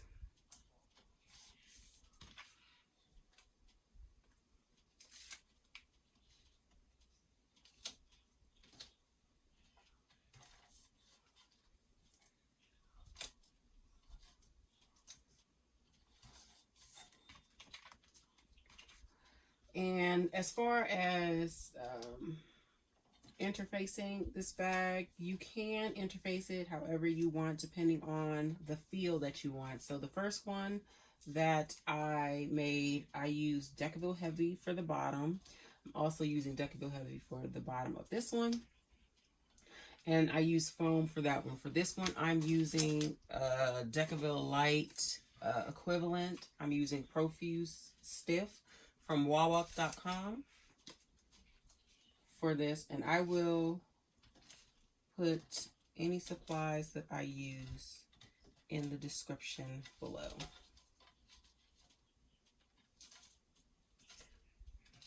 So for the back accent, we're going to set that aside to use for later. For the rectangle ring connectors, I'm going to grab my rectangle rings.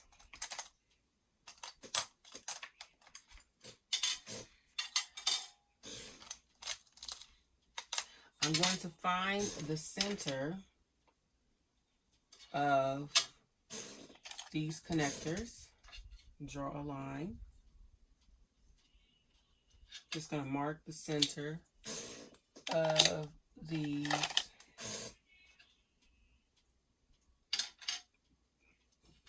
each of these rectangle rings connectors, I'm going to draw a line down the center.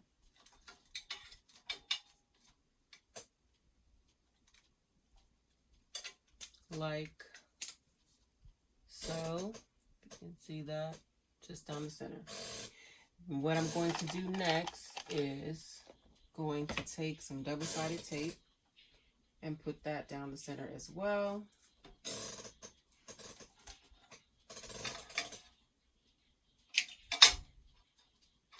Right over that mark.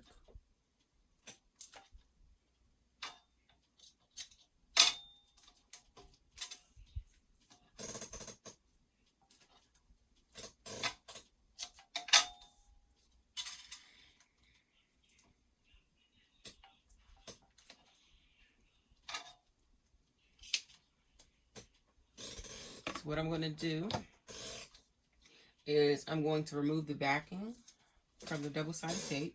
I'm going to take my rectangle ring and slide it on one end. And I'm going to fold over the ends to that center mark that I made. Like so. And I'm going to do that for all four. I'm going to place a clip just to hold that in place until I'm ready to sew it onto the bag.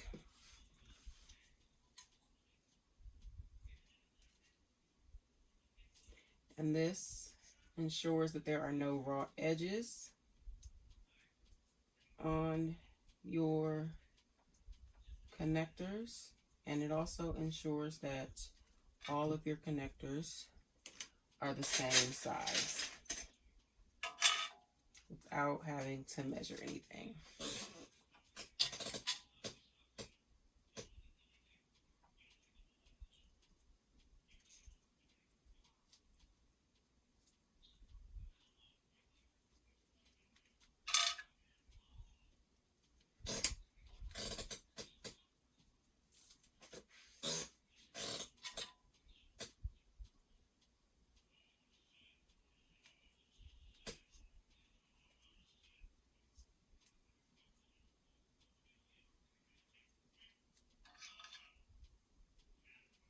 Okay, so there are my 4 rectangle ring connectors. They are prepped and ready to go onto my bag later on. I'm going to put 2 to the side, and I'm going to use 2 for the back. Now what I'm going to do is take my D-ring connectors, and I'm going to stitch 1/8 of an inch from the edge down the long edges.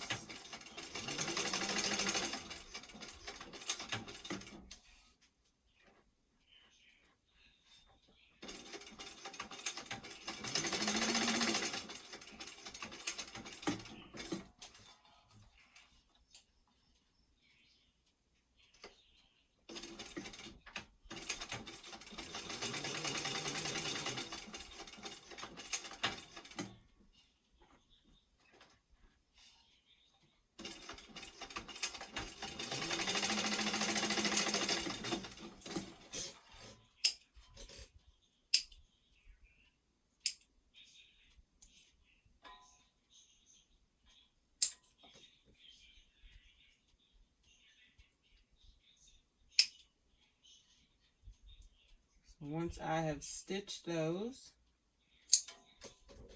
I'm going to snip my threads. And now I'm going to grab my 1-inch D-rings, or 2 of my 1-inch D-rings, and I'm going to slip it through my connector and fold it over. Let's clip that place like so. I'm going to do that with both, and then I'm going to baste this close.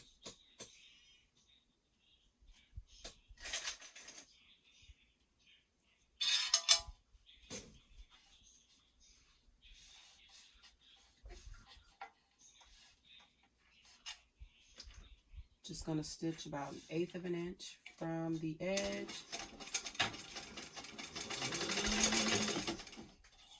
to hold that on.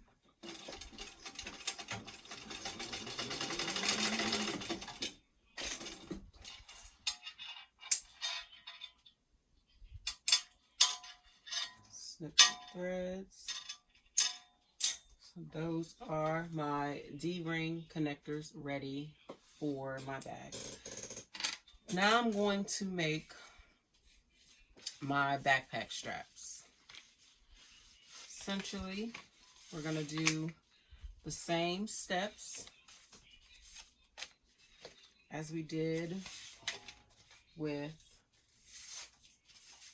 those connectors. I'm going to draw a line down the center, put some double-sided tape along that line, and then fold everything over to the center.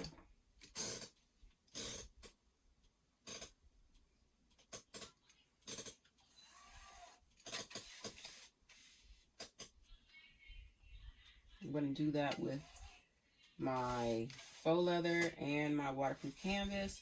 You do not have to do this step if you are using webbing for your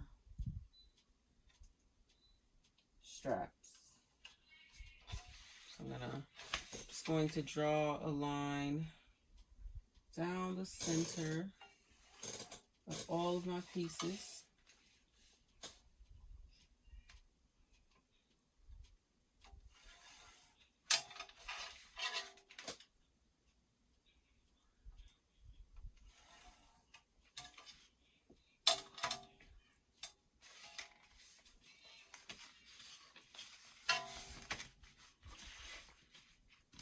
I'm going to do the lining pieces as well.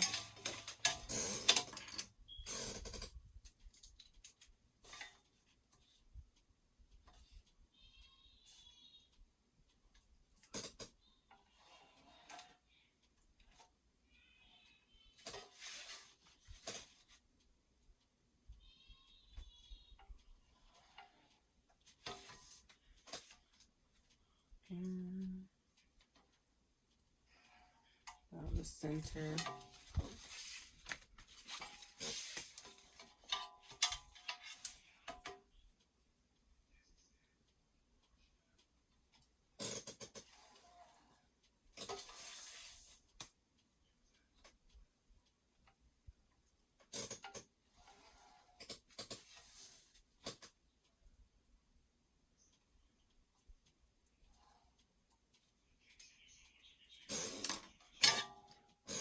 So now I'm going to take my double-sided tape.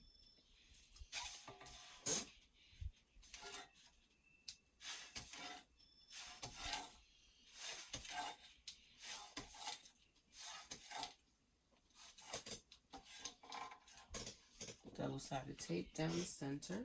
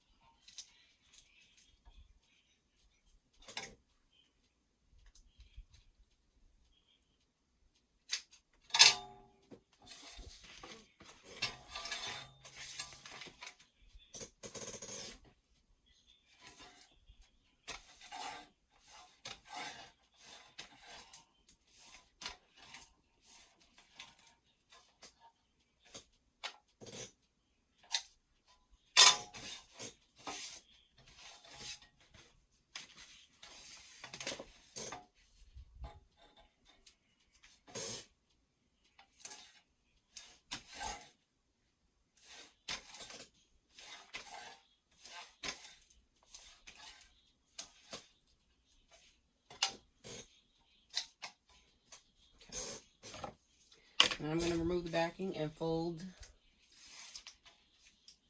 this over to the center. Again, I'm not going to leave a gap in the middle because I'm not going to fold them together.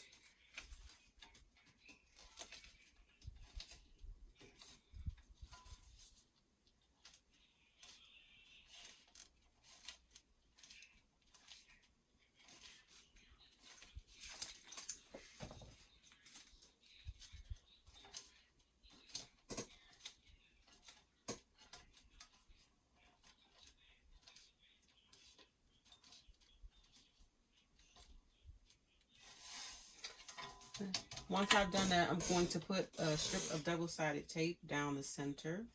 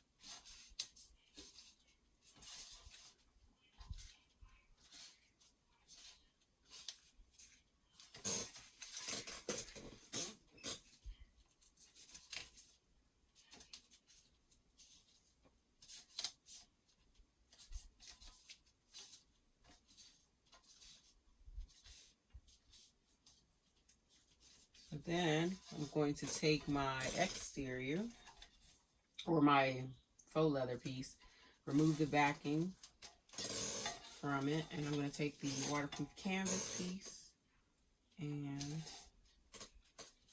place it down.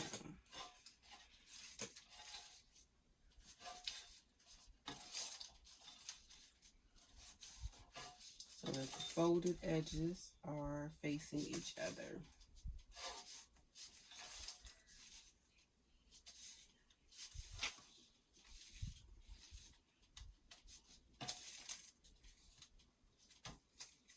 Like so. And I'm going to repeat that with the other strap.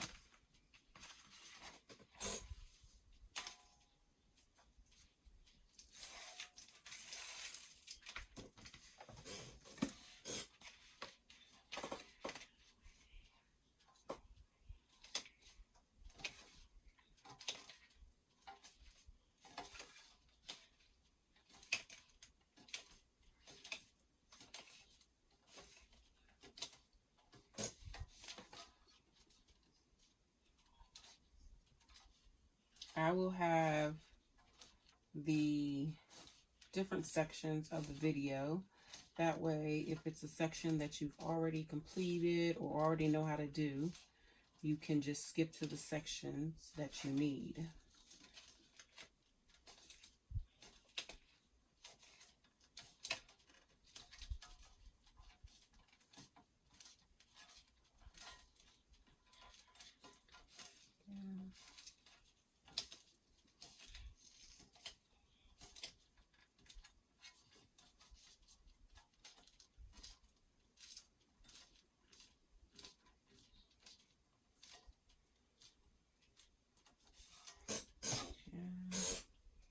Place a piece of double-sided tape down the center.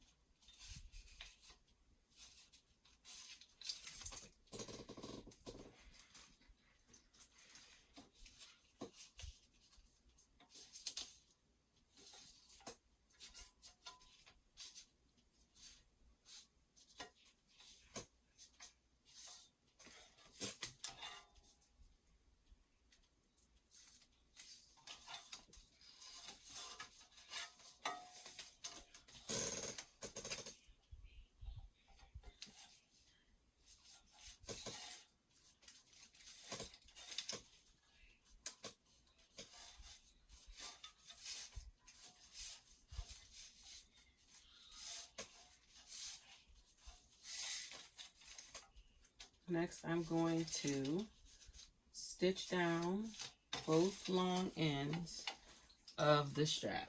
So if you know how to make straps, then you can skip this part of the video.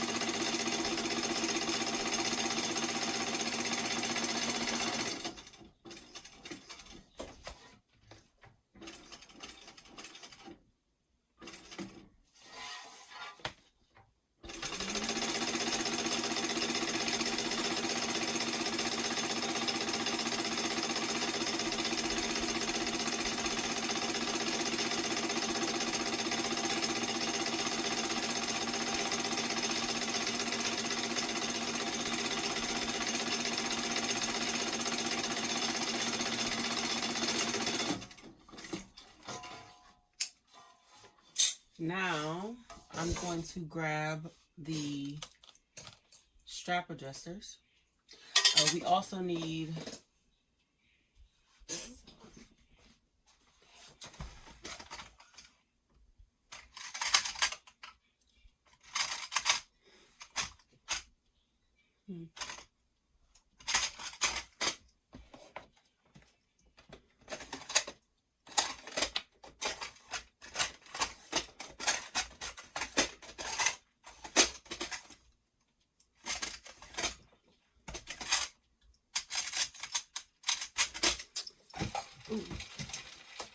we also need a 1-inch swivel clasp as well. So you're going to take and you're going to thread it through up one side and down the other.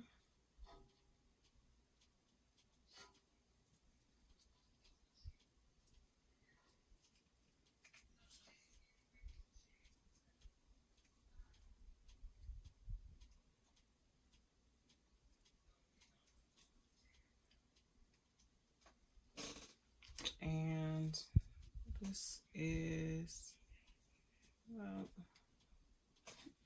about an inch, and I'm just going to stitch across.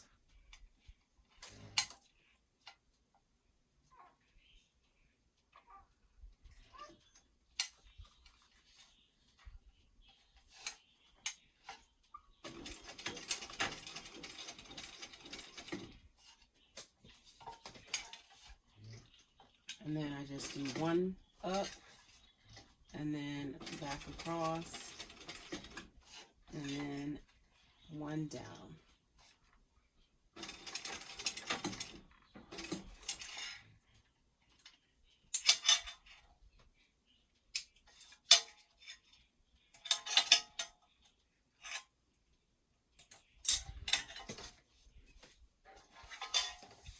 Then you're going to take your swivel hook and place it on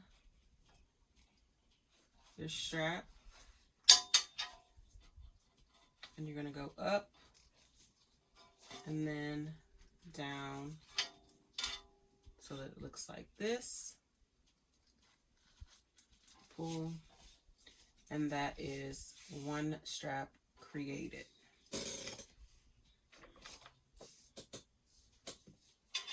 And you're just going to repeat that with the other one.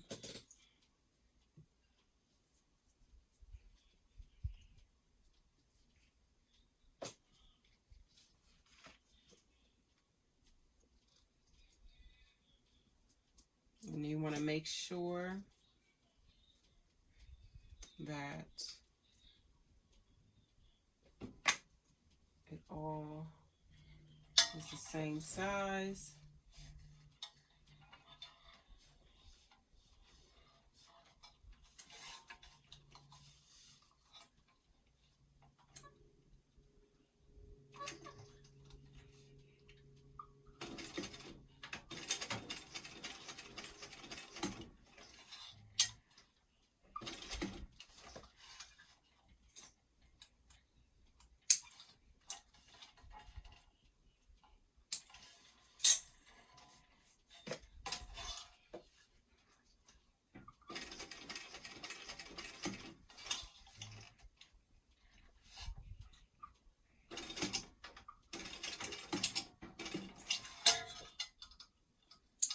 If you want, you can also add a rivet to this.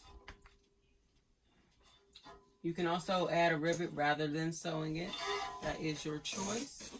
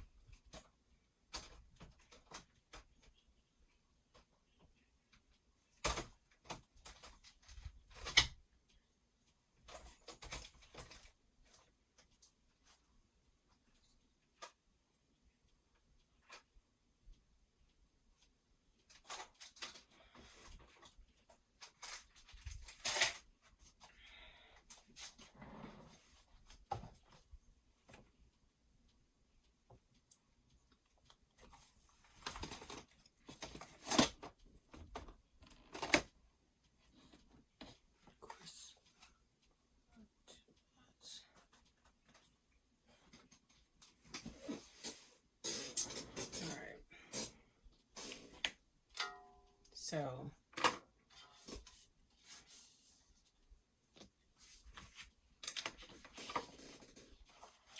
next we're going to measure up 1.5 inches or 1.25 inches.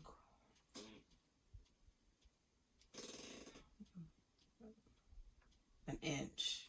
We're going to measure up 1 inch and place our D-ring connectors from the bottom. So 1 inch from the bottom.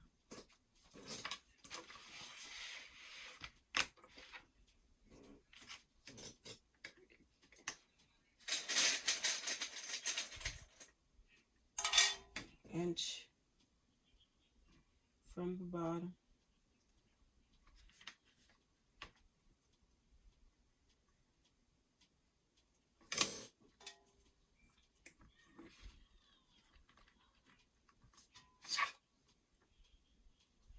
And now I'm going to base these in place.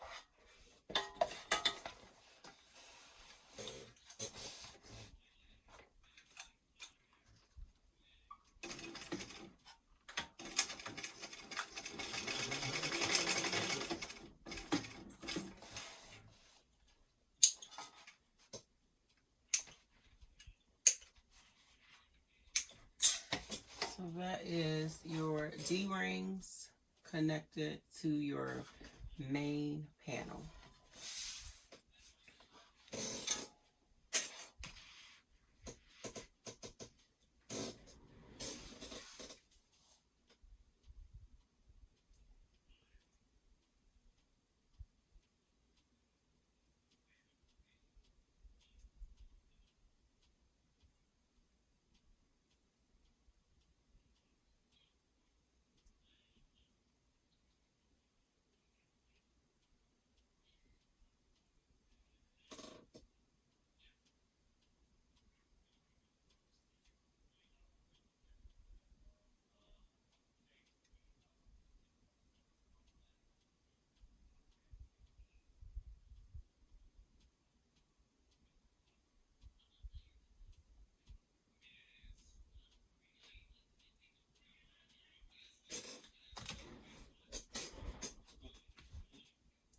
So I need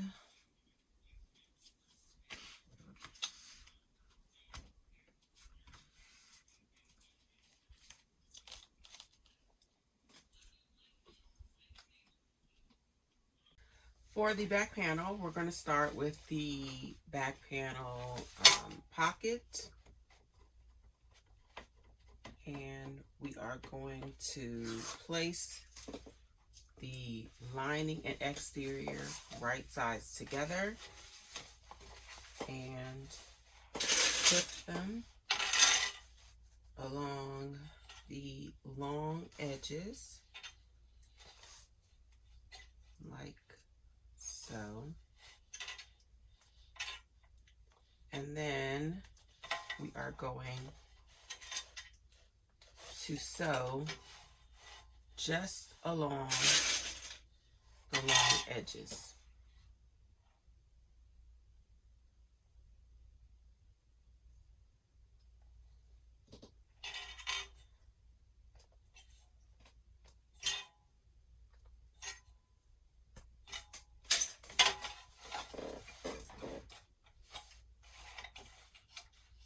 And we're going to sew this at 3/8 of an inch seam allowance.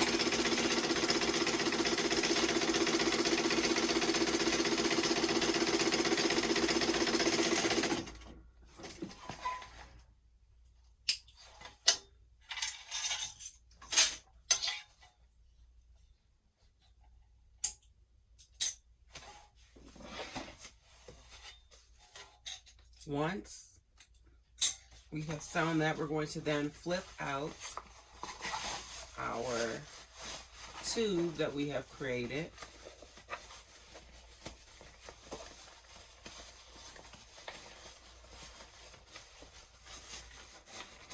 Flip that out.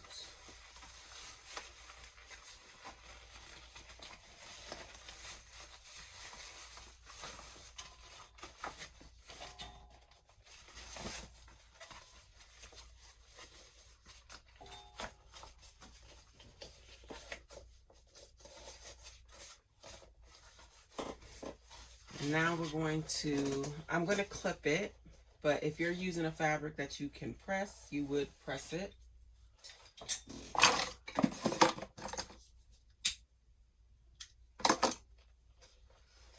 So I'm just going to put these in place, rolling out the seams so that they are nice and neat and flat.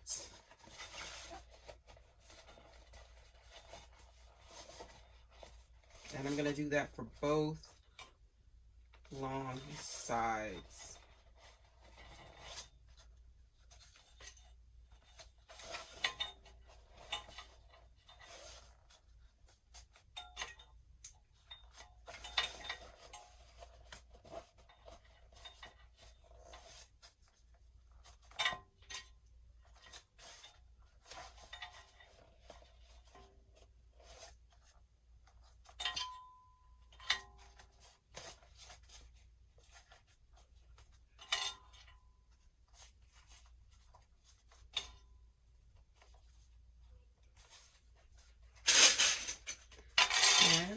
Going to clip this side now, and you can also take your point turner and push out the seams like so, and then clip.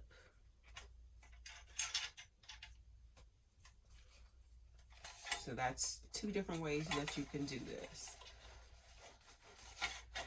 This way is a little faster.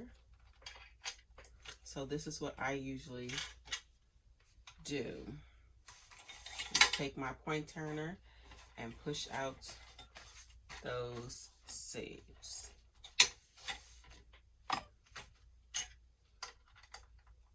And then clip in place.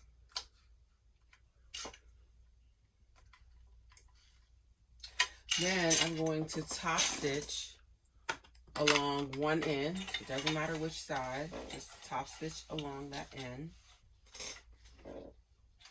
at 1/8 of an inch seam allowance.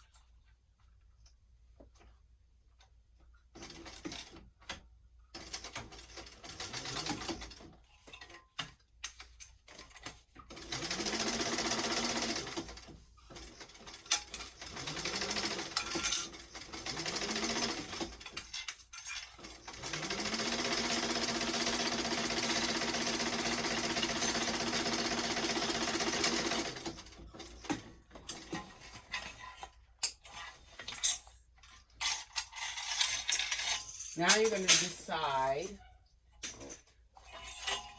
how you want your back to look. Do you want 2 pockets, 3 pockets? Do you want a luggage sleeve? Figure all of that out and decide how you want it. For me, I am going to just find the center of my pocket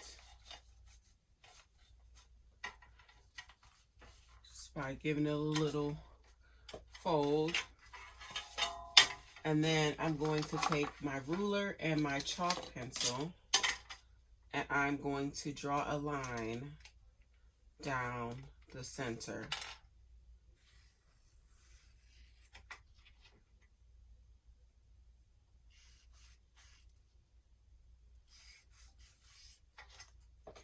Like so.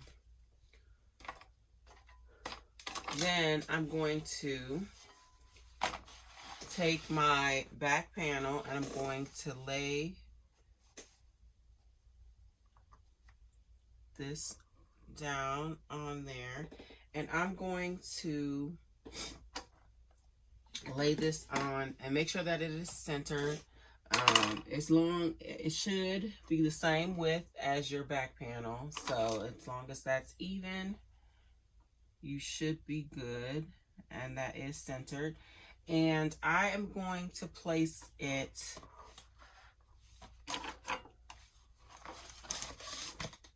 down from the top.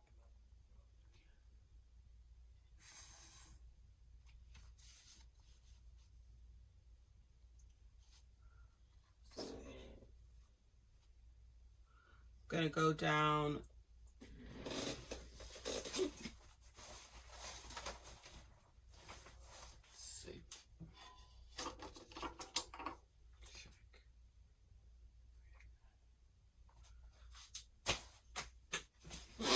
So this one I am going to place down 3.5 inches and make sure that it is centered. I'm going to clip the sides.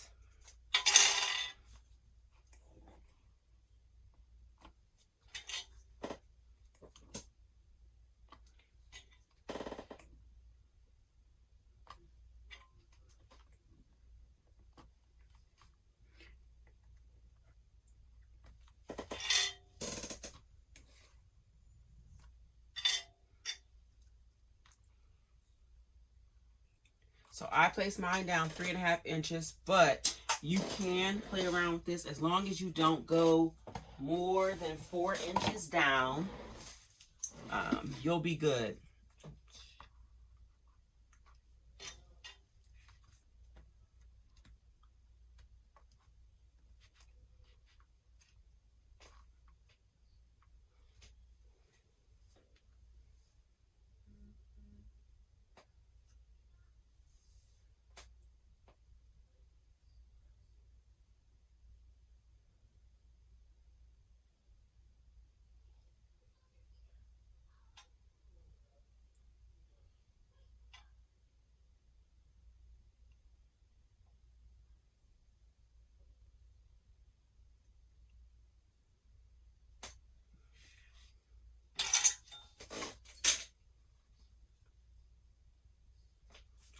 Once I have that clipped into place, we are going to top stitch down that center line.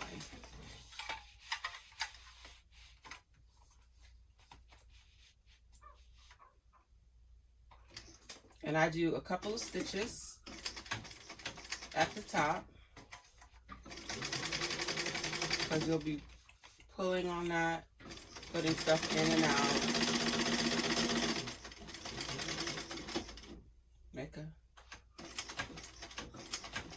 I know.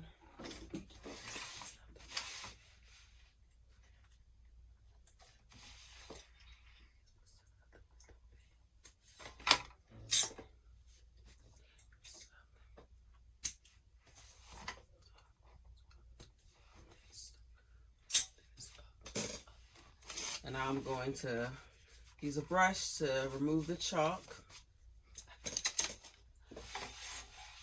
And now I'm going to sew down the sides, across the bottom, and up the other side.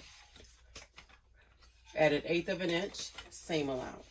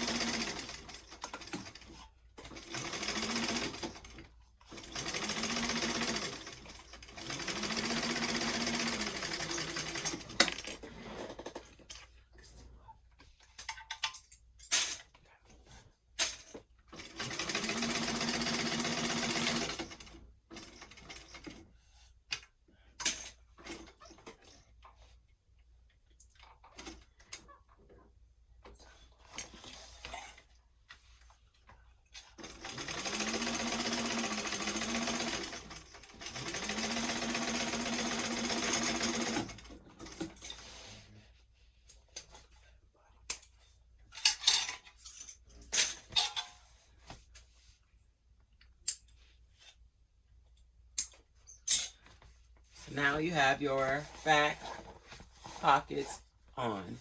Now what we're going to do is we're going to take our ruler and we're going to go down 2 inches.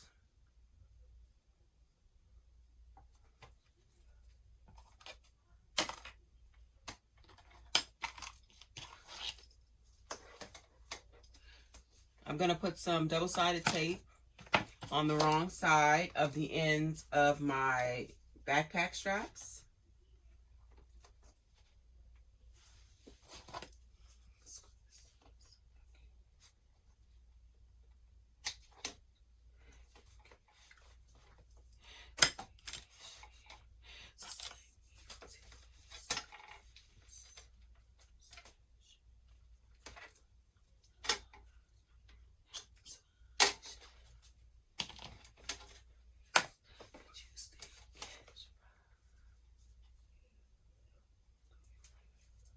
So now, I'm going to make sure that it's centered. So I'm going to go down 2 inches.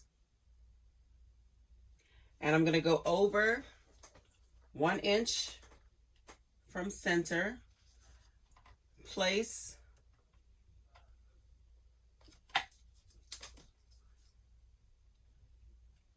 the end of one of my backpack straps. And I'm going to go 1 inch over from the other side. So you should have 2 inches in between your backpack straps. And I'm going to baste these in place.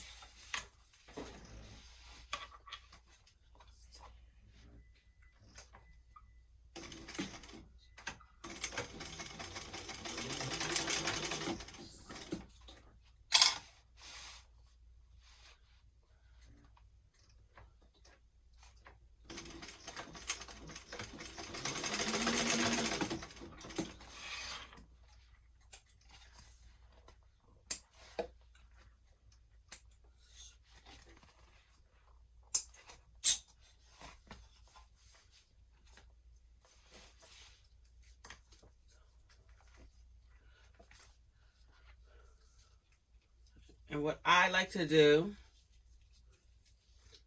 is kind of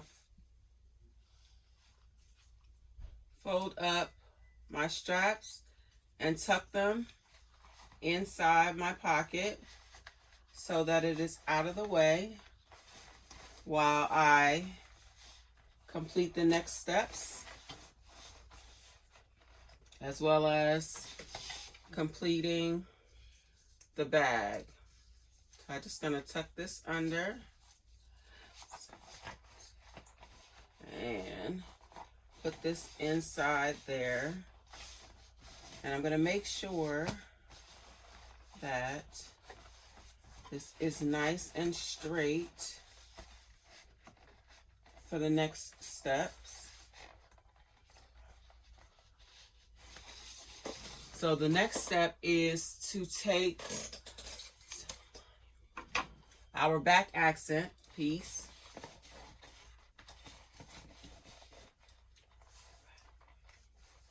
and I put some double-sided tape on the back.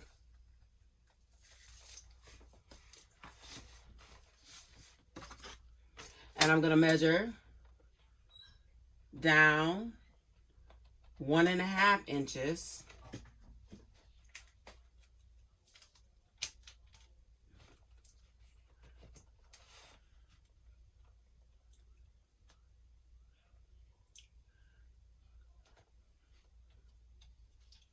And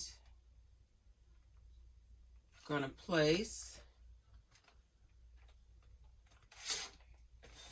this, and again I'm going to make sure that my strap is straight before I stick it down.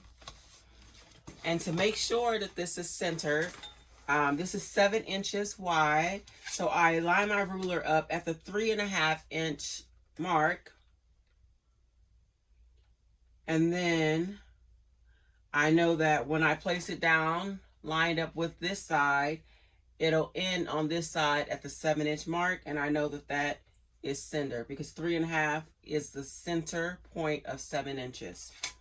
And now what I'm going to do is sew around this to keep it in place.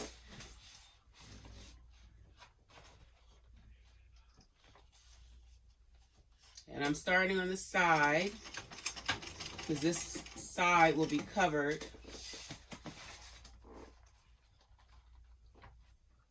later on, well, in the next step. And again, I am making sure that my strap is straight before I sew over it. Grip.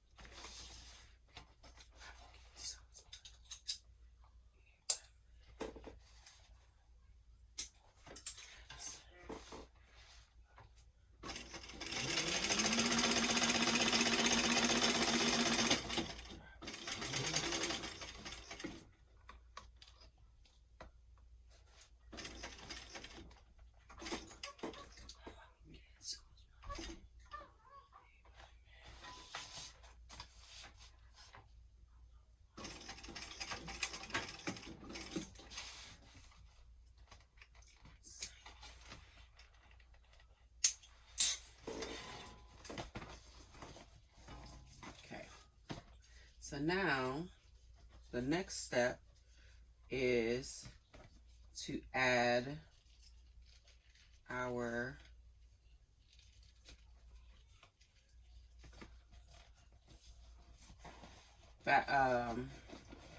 handles connectors, our rectangle ring connectors.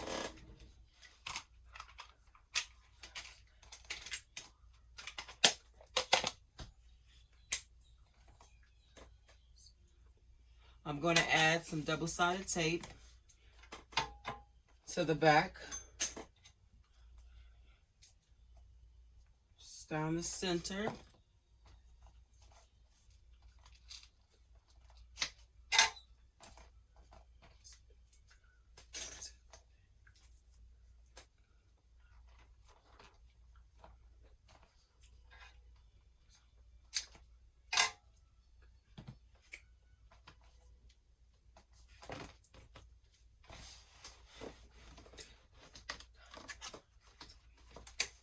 And so for this, to line this up perfectly, I'm going to go down 1 inch and I'm going to line the center mark up with the 4, because altogether this is going to be 8 inches. So I'm going to go over to the 1 inch mark and line this up, place it, and I'm going to line this up with the 8 inch, or we go over to the 7 inch and line this up, and the end should be at 8 inches, and you should have 6 inches in between both of your connectors. And I'm going to stitch these on.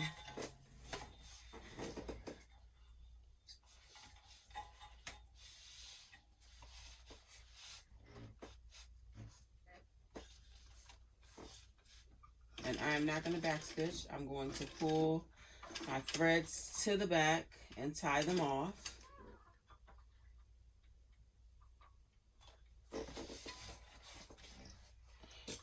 I'm going to take a piece of fabric and put it over that hump where my connector is, and that keeps the fabric, the foot from dragging over the fabric and ripping the fabric.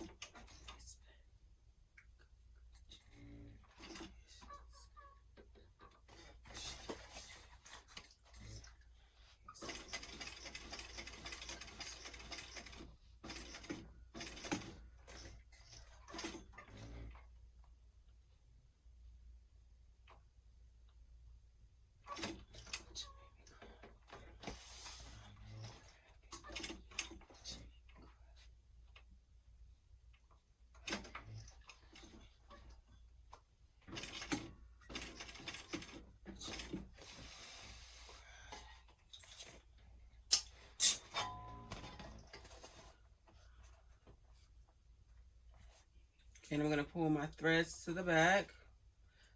And I'm going to do the other side, and then I'll tie.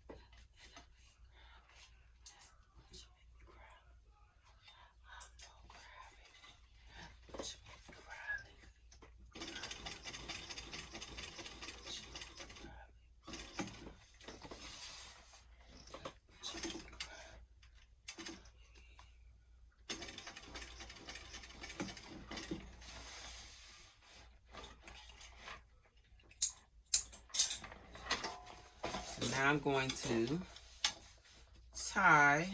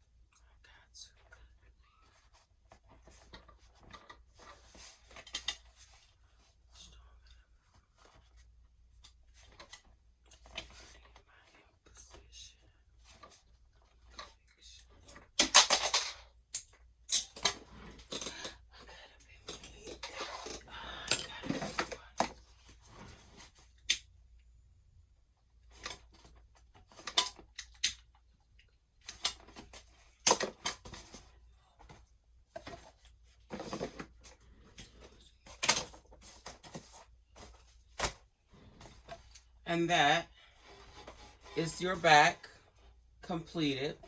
So now we have all of the pieces of the exterior completed. So this is the front, your back, and we have created our bottoms and sides, and now we're going to put it all together.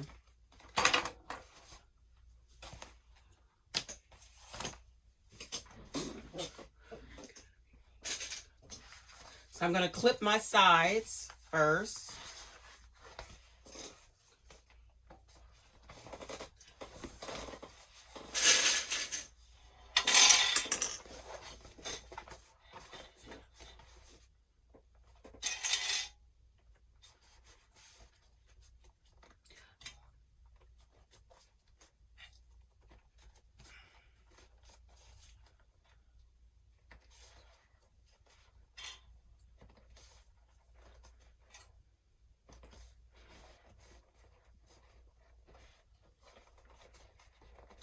Some clipping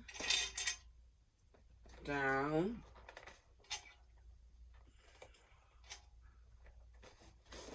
Both sides.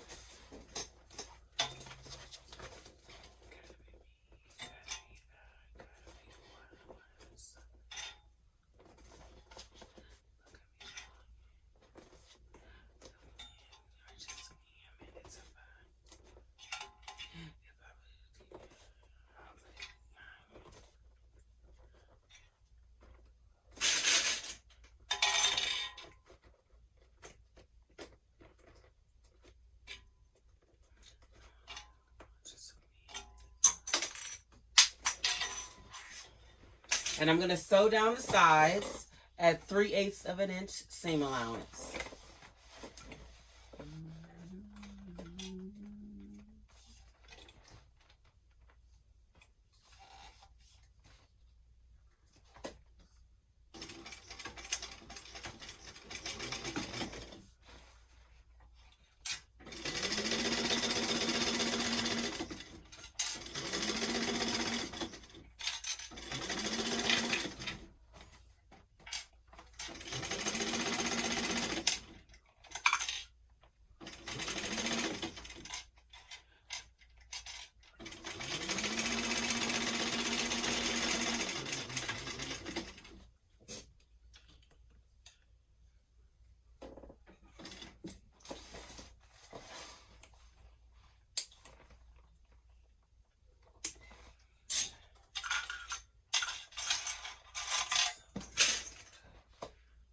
I'm going to do the other side.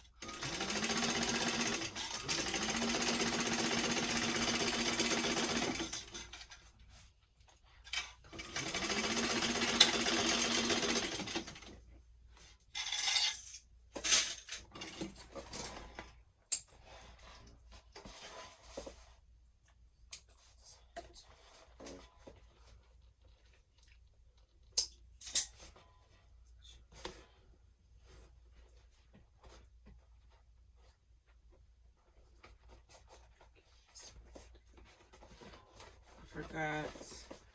Make sure that you find the center of your bottom panel before you sew it on.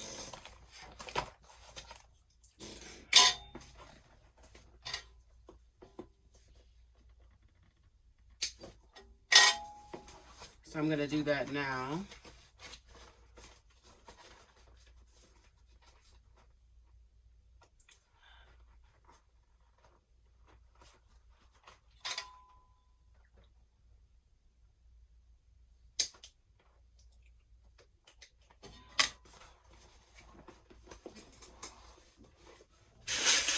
And now I'm going to clip the bottom, starting at the center and working my way out.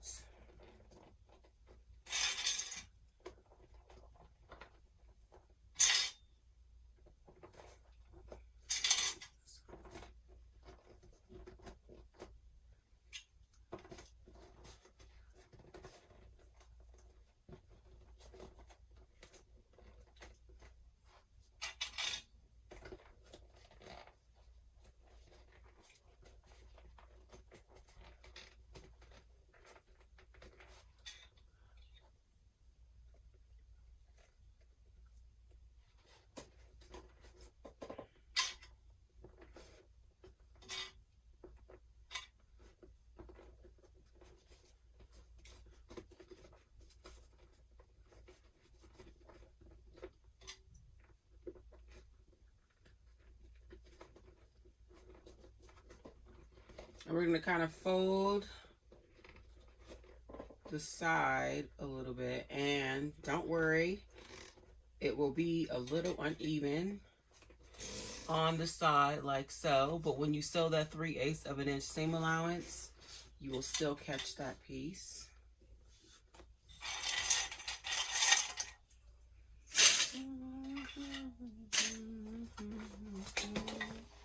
So again, we're going to sew this at 3/8 of an inch seam allowance.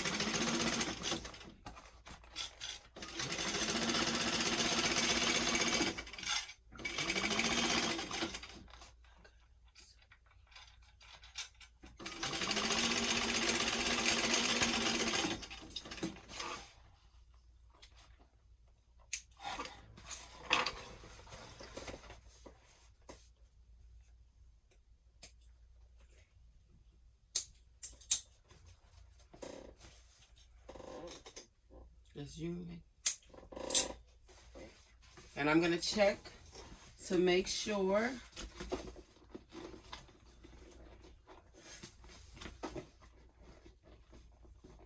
that I caught that.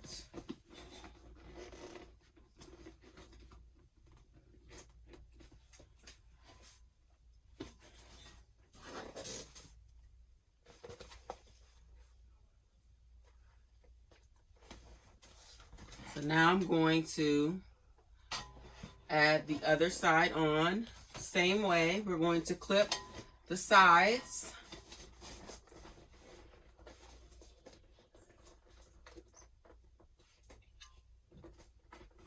Sew down the sides.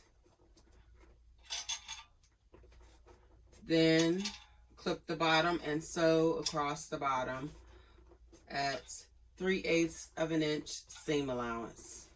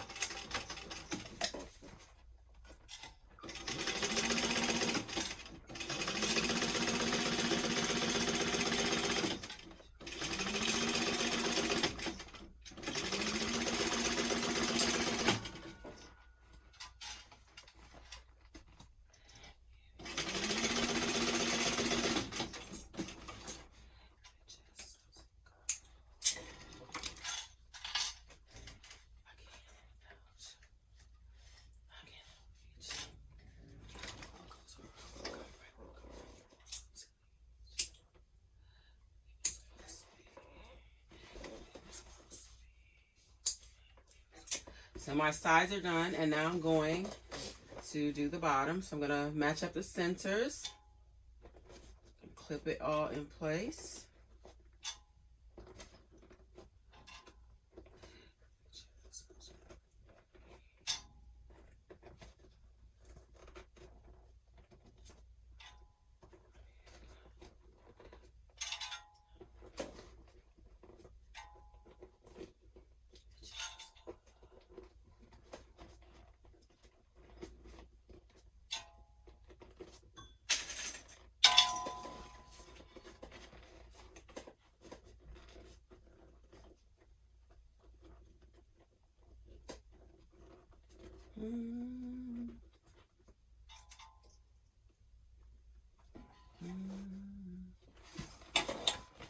again, we're going to do this at 3/8 of an inch seam allowance.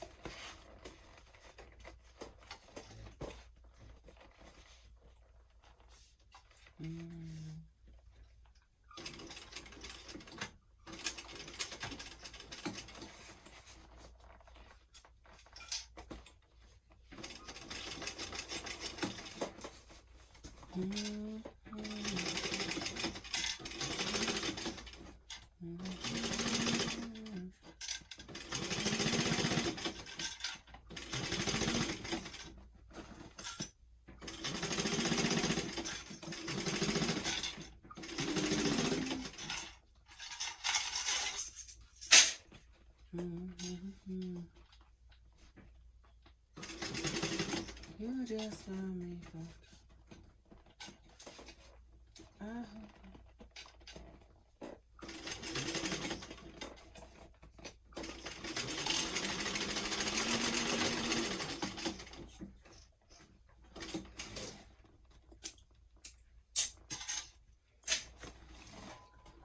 I'm gonna make sure again that everything is caught,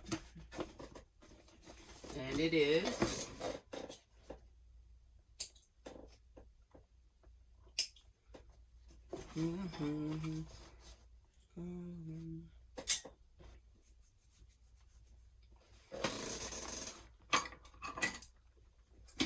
I'm going to trim any excess as well as the corners. You just love me like that.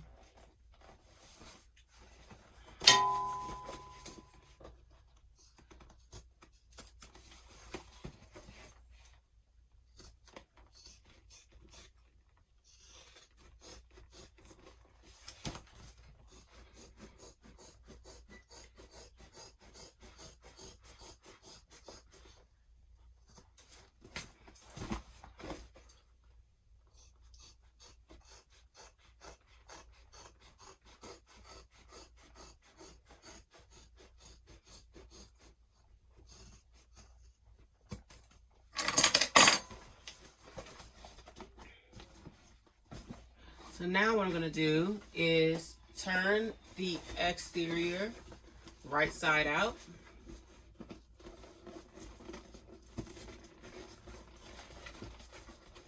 I'm starting at the corners, pushing the corners in.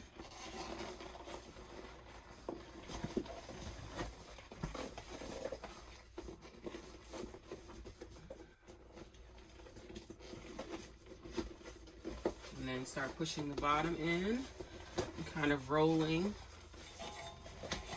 the exterior up.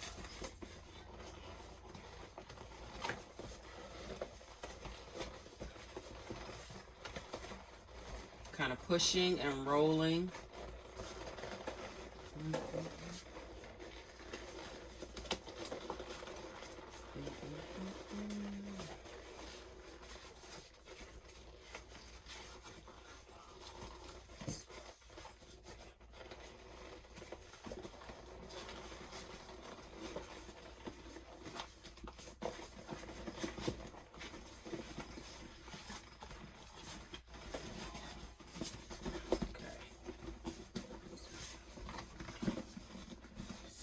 Pushing everything out.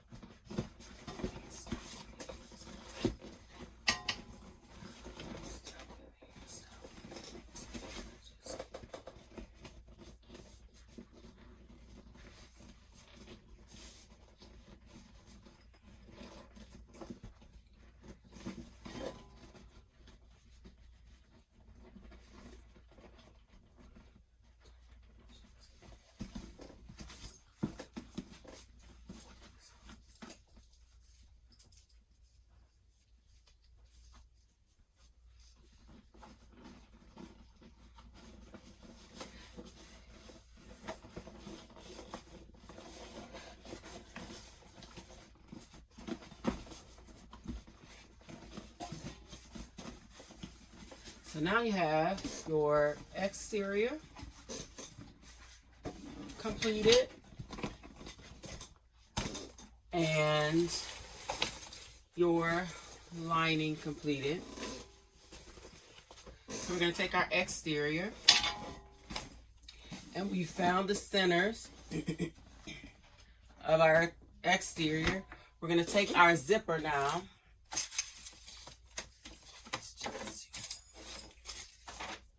You should have about 20 inches.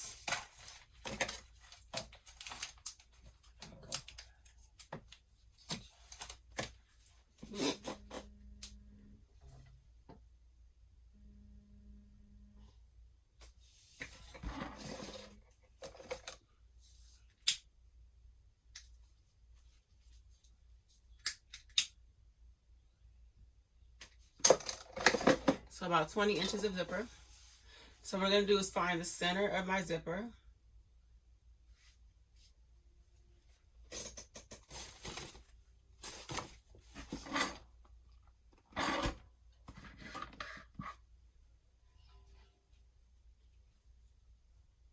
Just a little snip.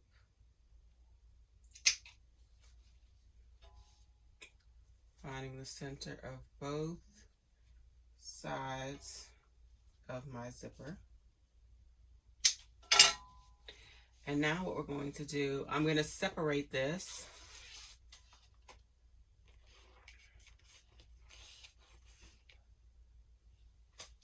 And I'm going to put right sides together.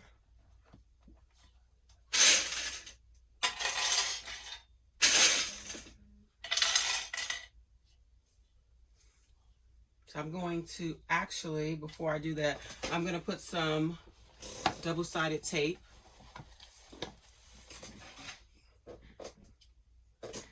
along the edges of my exterior.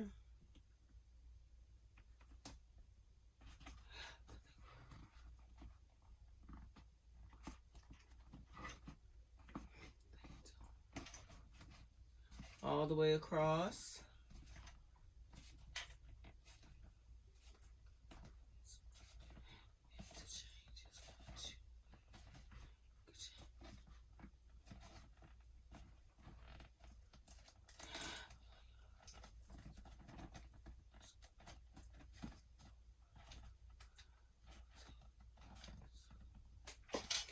All the way across to the cutouts. And I'm going to do that on the other side as well.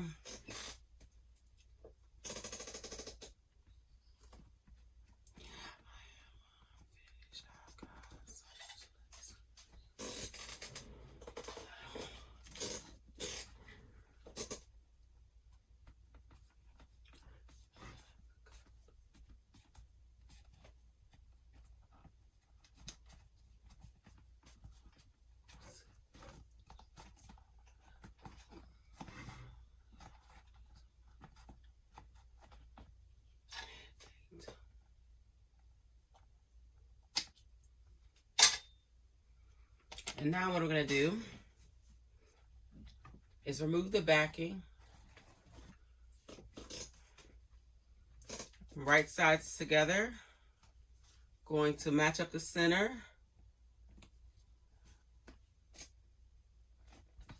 And line up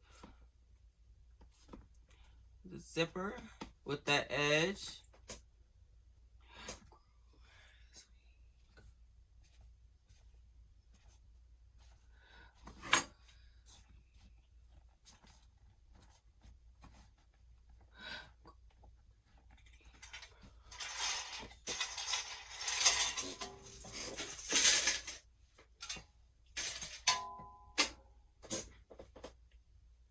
And what I'm going to do is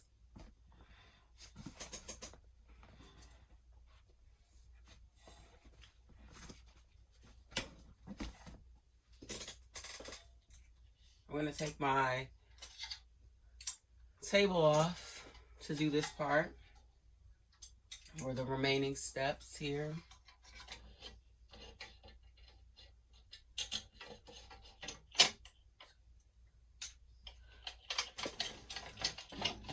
You can do this on a flatbed as well, but I have a cylinder on, so I'm going to use it. And what I'm going to do is baste the zipper in place at 1/8 of an inch seam allowance.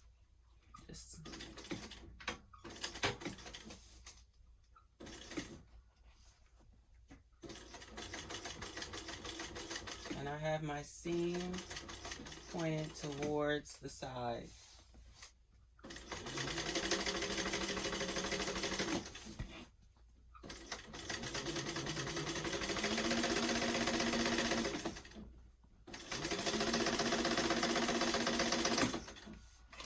Get to the seam, I'm going to make sure that it is pointed towards the side over here as well.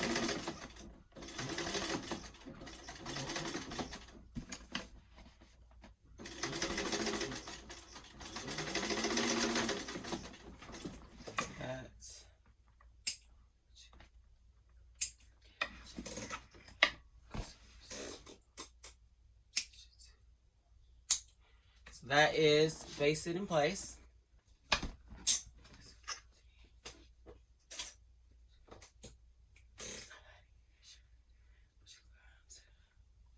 And we're going to repeat that on this side as well. Right sides together. Match up the center.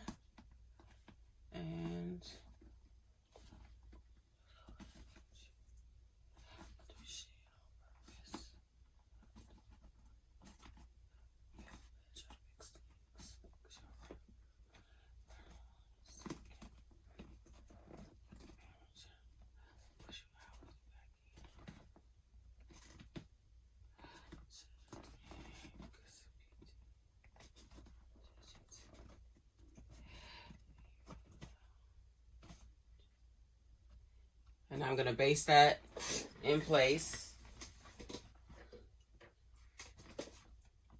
at 1/8 of an inch seam allowance.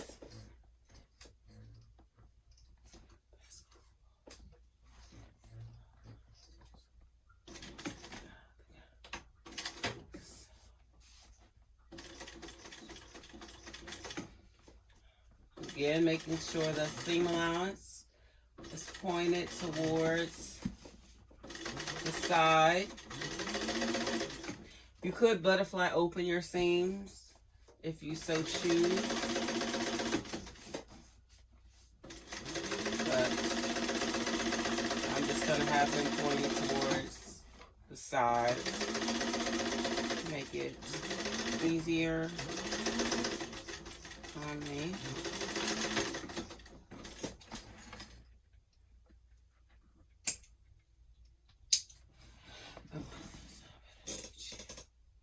Now that that is done, now we're going to place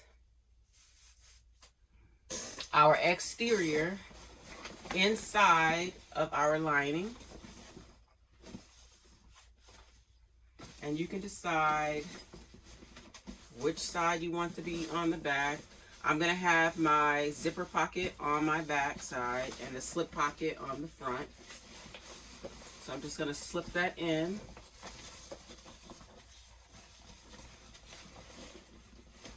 Over my exterior.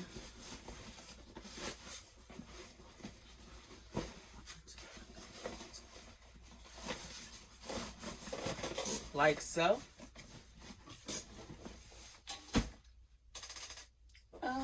And I'm going to match up the ends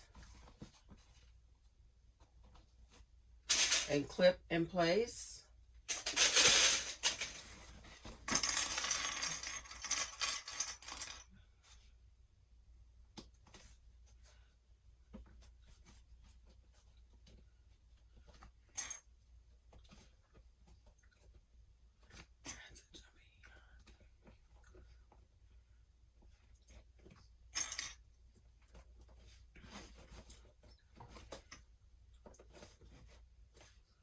And you can match up the centers.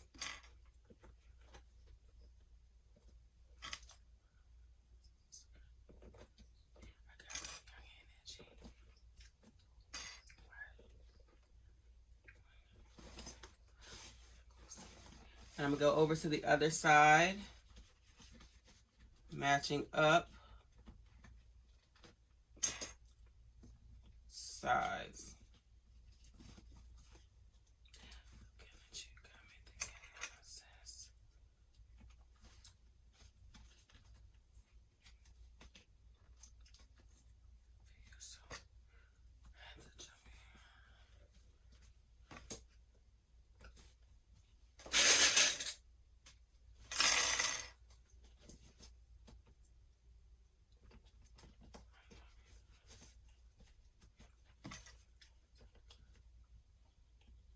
And you can clip both sides at once, or you can do like I'm going to do and do one side at a time.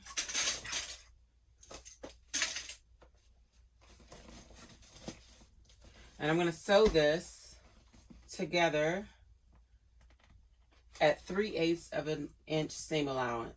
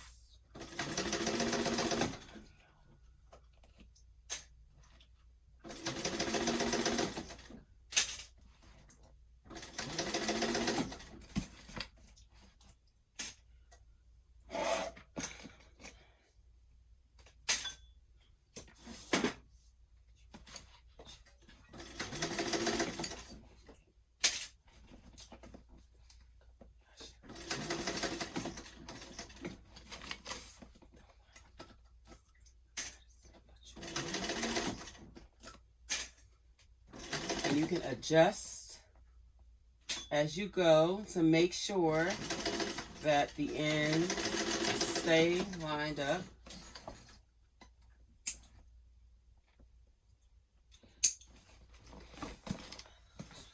So that's that side.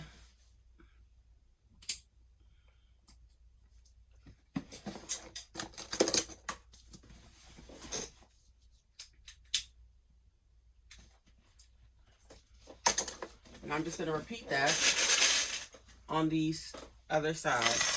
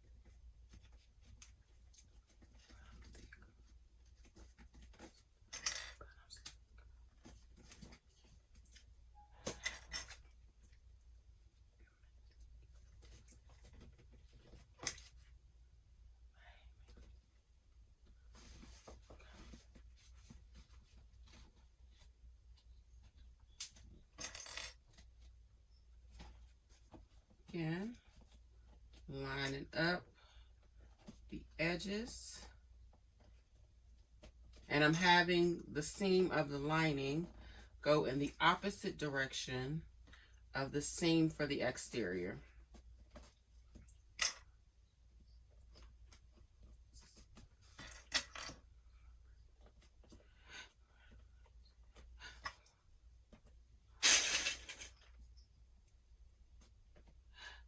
And again, I'm going to sew this at 3/8 of an inch seam allowance.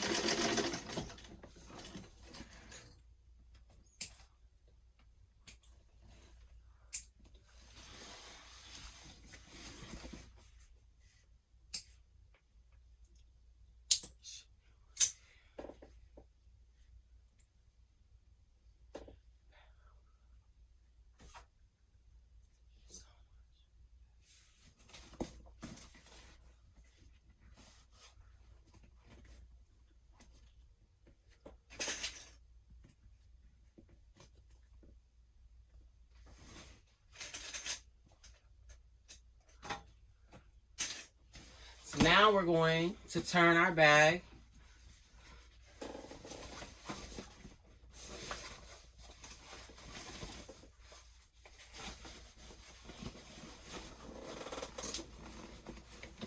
so through the opening that we left in our lining pocket. You could also leave an opening in the side here, turn through this, and then close that up through the opening in your zipper pocket as well. I'm just going to turn through my zipper pockets to let you see that it can be done.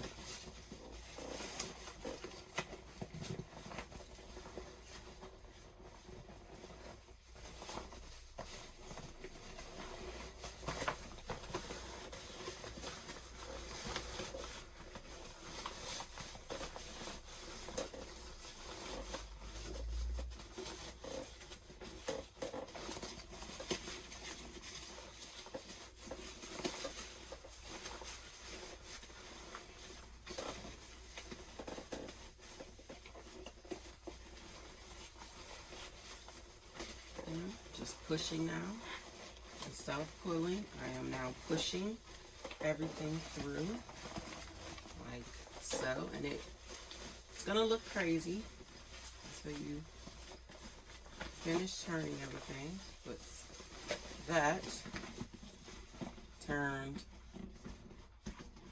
through the zipper pocket, and it's a big zipper pocket, so that's why I say it is possible, because it is a big pocket. It's a big zipper pocket.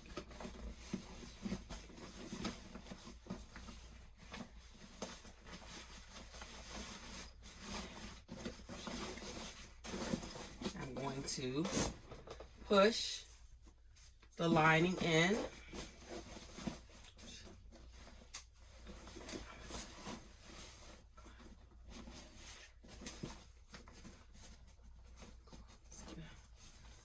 And I'm going to kind of give it a tug here.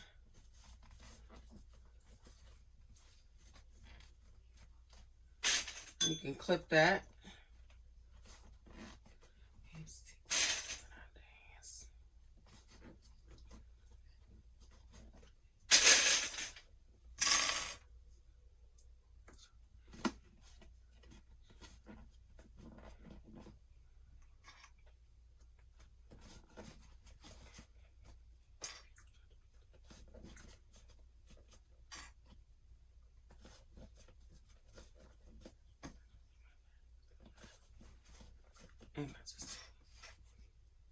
And then I'm going to top stitch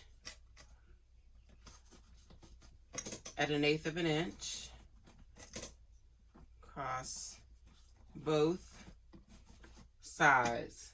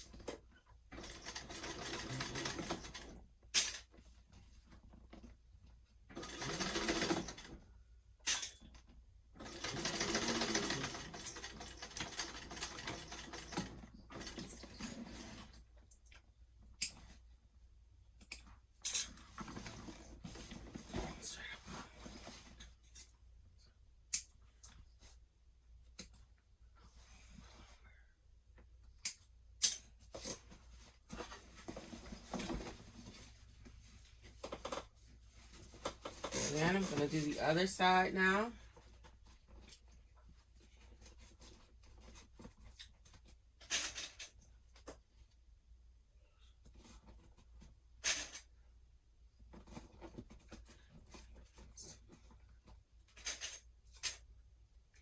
And pulling on the zipper a little bit gives you that crisp seam that you need. Pushes the exterior seam down and the lining seam down.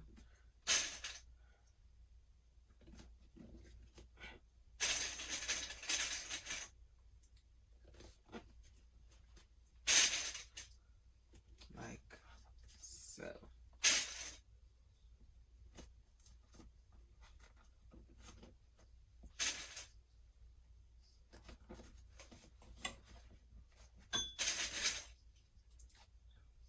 And now I'm going to top stitch this side.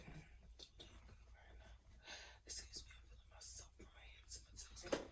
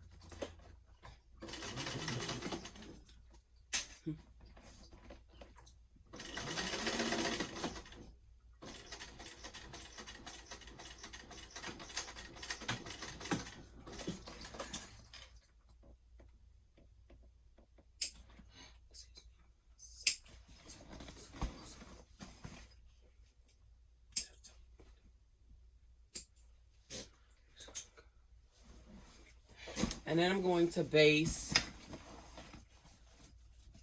the sides here.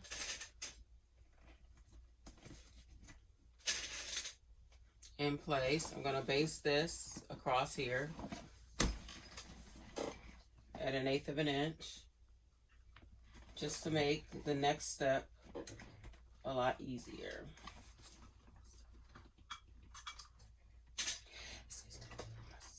and just at 1/8 of an inch.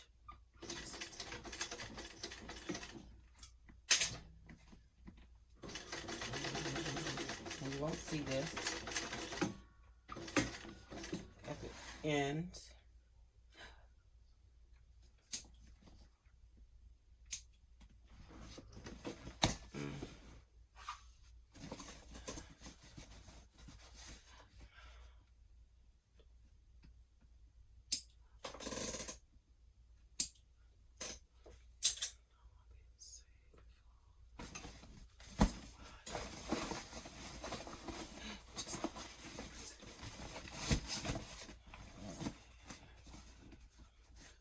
That on this side as well.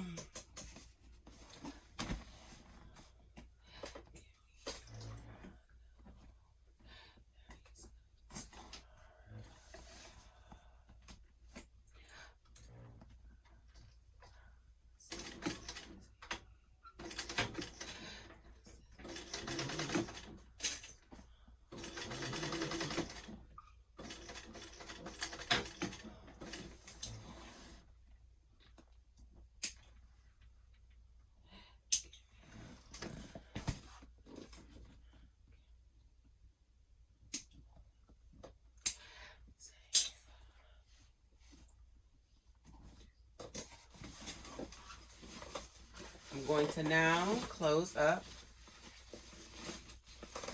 my zipper pocket.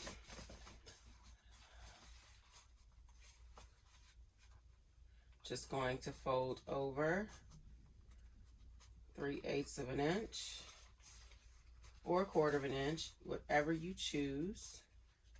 Just going to fold it over and clip.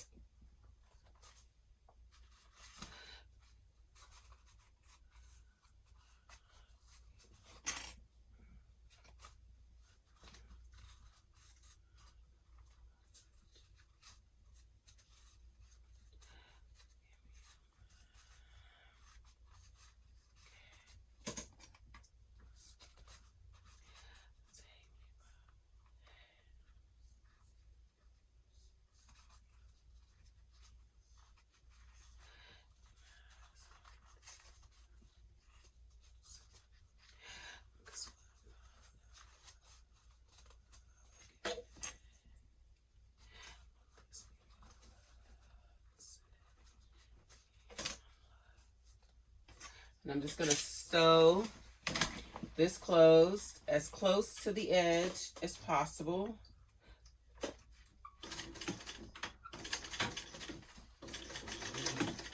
Making sure I'm going through all the layers.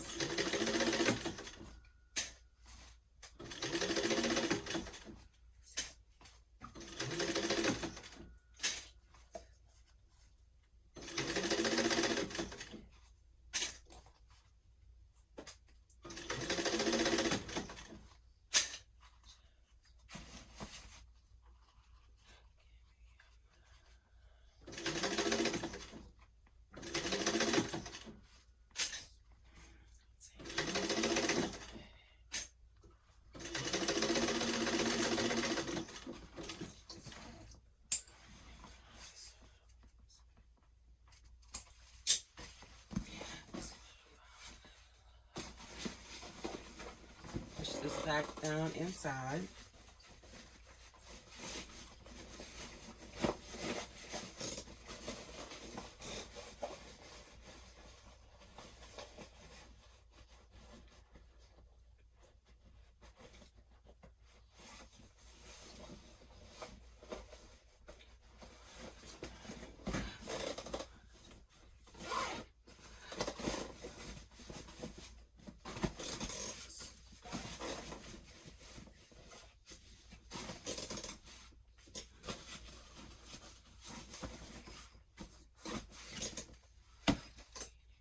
And now we're going to add our zipper pulls.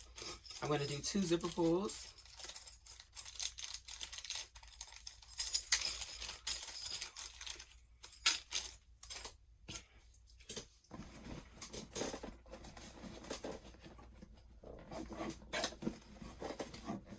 I'm making sure that it is even.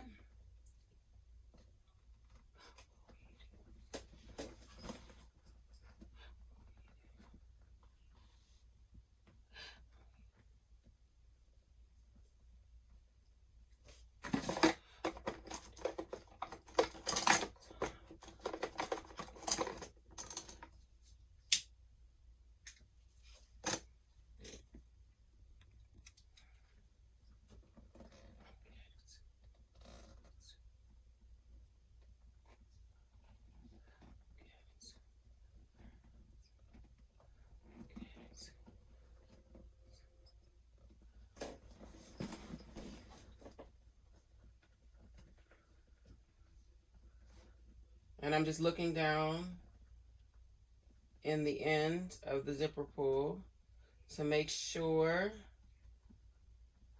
that everything is even.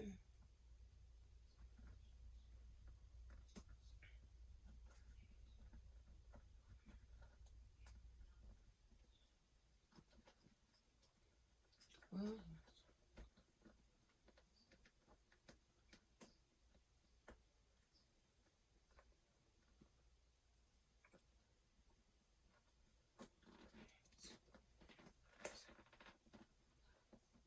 I'm just pushing it on.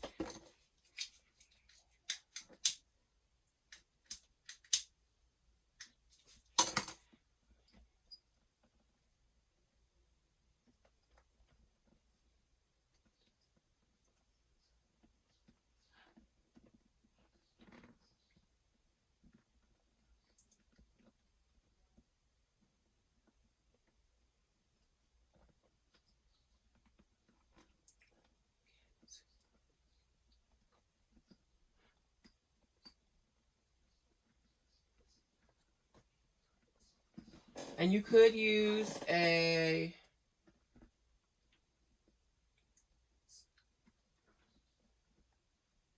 zipper jig as well if you have one.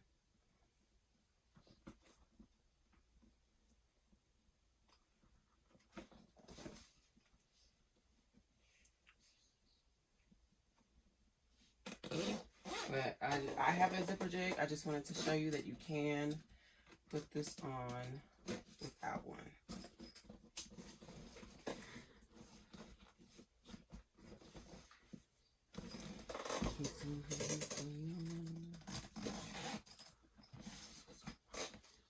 And then I'm going to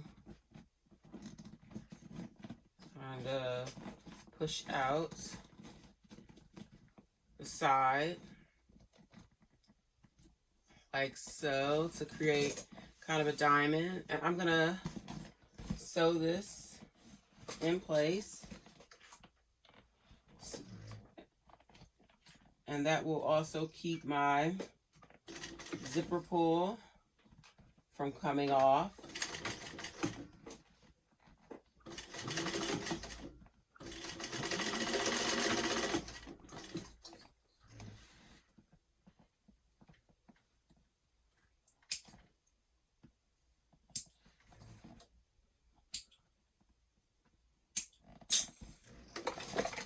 And I'm going to trim everything even. And I'm going to singe my zipper, keep it from unraveling where I cut it. And I'm going to do the same thing on this side. Just going to pinch it at those edges.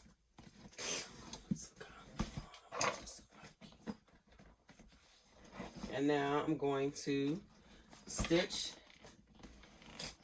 across.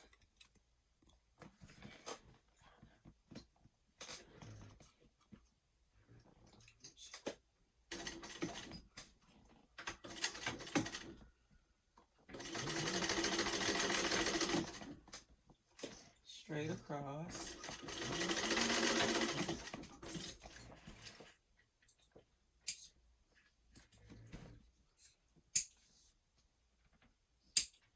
Again, I'm going to trim this even, singe.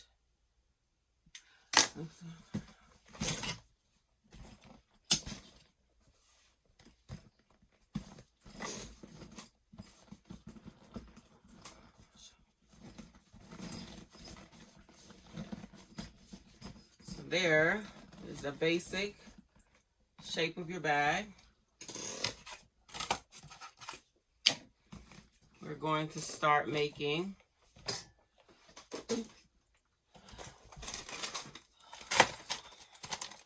our side ring connectors. You'll need 2 D-rings for this. I believe these are 3/4 inch D-rings. I'm going to also mark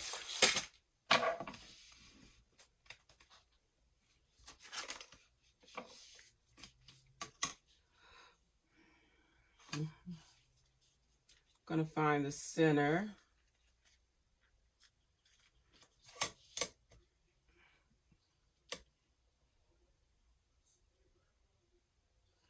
I'm going to go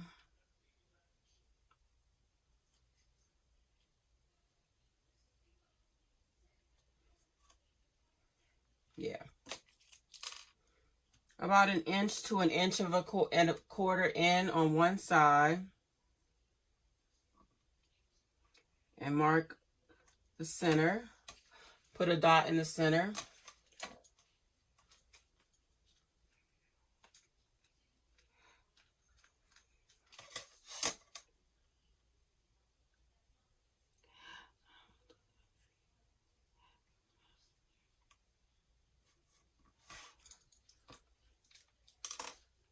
I'm going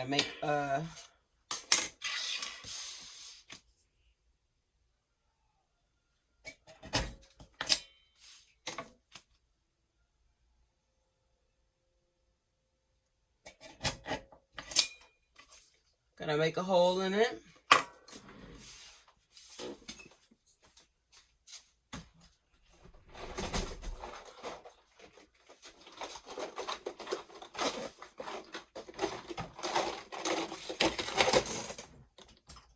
And I'm going to add a snap.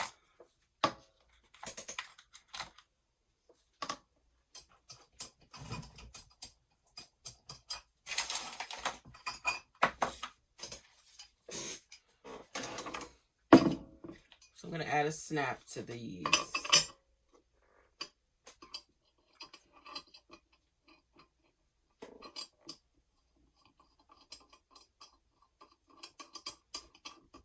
And this is just so that when I don't want to wear it as a crossbody, I can snap this out of the way.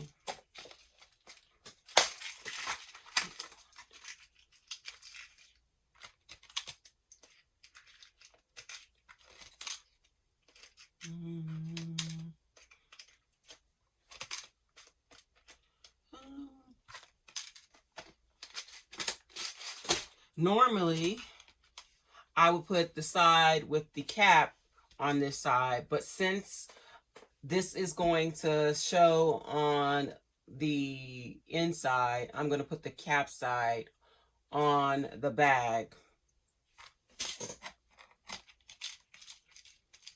And I'm going to put the side with the hat So this side on my connector.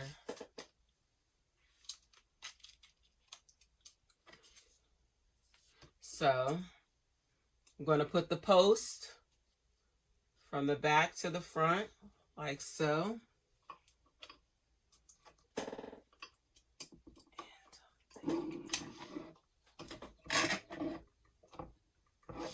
Press it on, like so.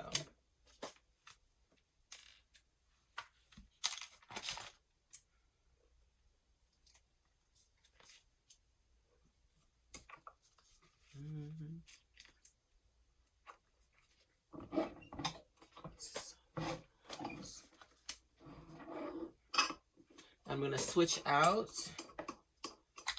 to the other side.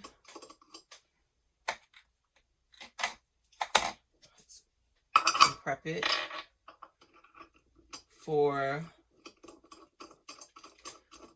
and have it ready for the next side. Put this aside for now.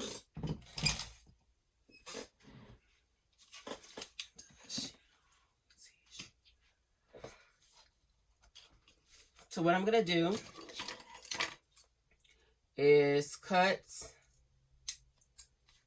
into the middle.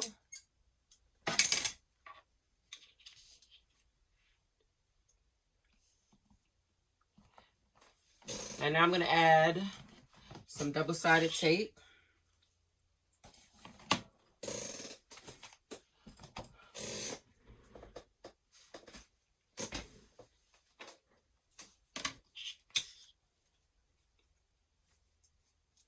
Around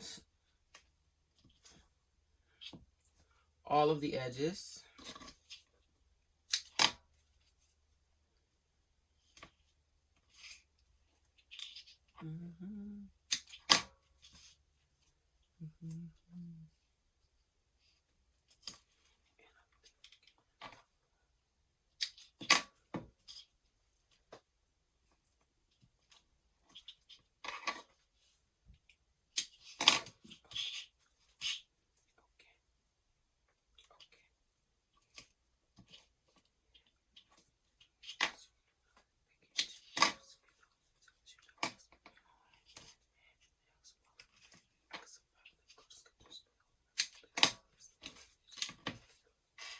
I'm going to do that with this side, this one as well.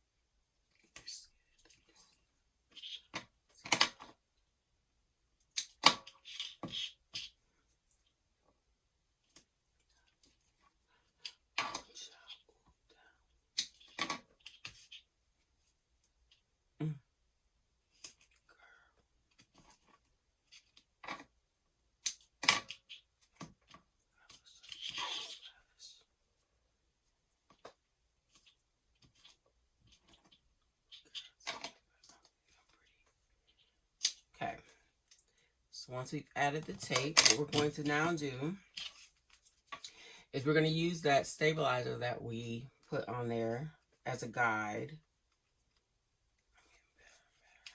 And we're going to fold over.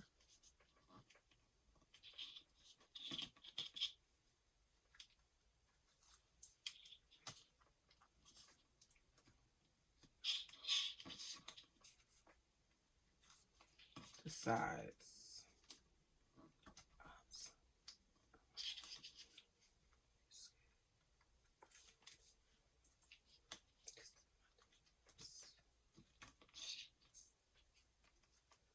And then I'm going to do the top. And when I get to the corners, I'm going to kind of pinch the corners like so. then I'm going to trim the corners and then kind of lift and lay down. So I want the corners go up like so. Going to trim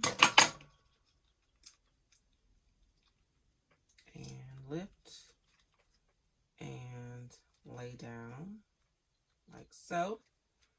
And this is what it'll look like on this side. From the other side, you have perfect, and there's no raw edges. So you're going to do that with both of these pieces.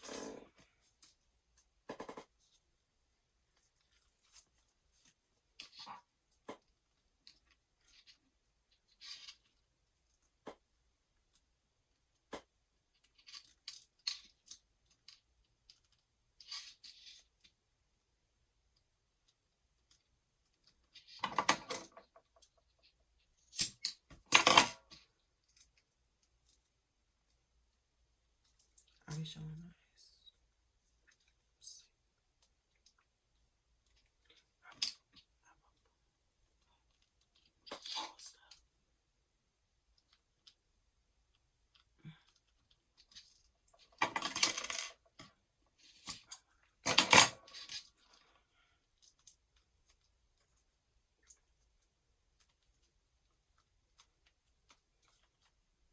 And this is what it'll look like.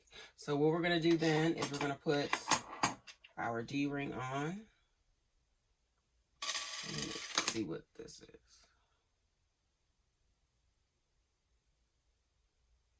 So we're going to use 1 inch. Let me see if I have any 1 inch D-rings.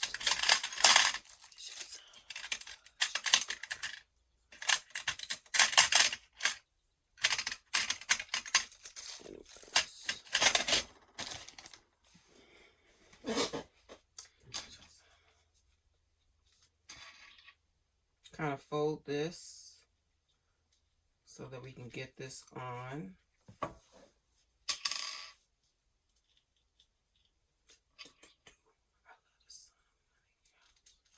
Gonna squish this on.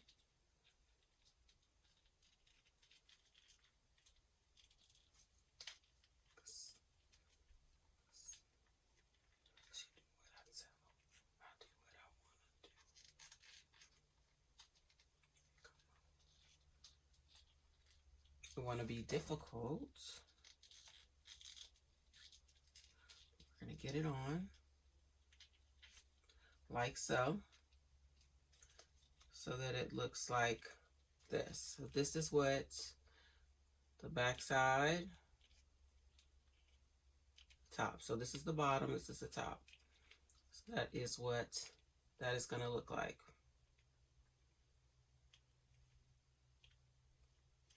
And I'm going to add some double-sided tape on this, on one side. Of the edges, so that when we put it together, it will stick together.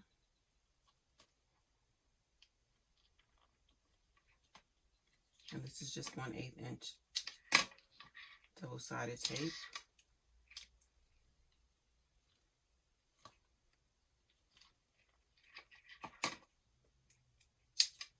And then I'm going to take some, and I'm going to put some in the center here.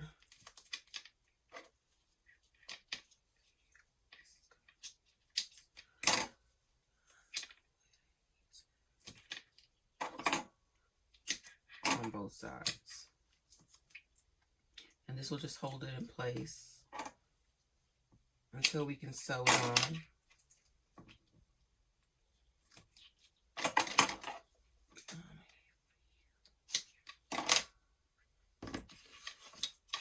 So what we're going to do,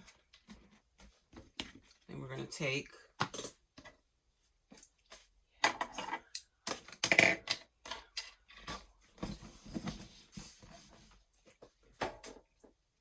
and again, this is going to go down towards the bottom here, like so. Trying to figure out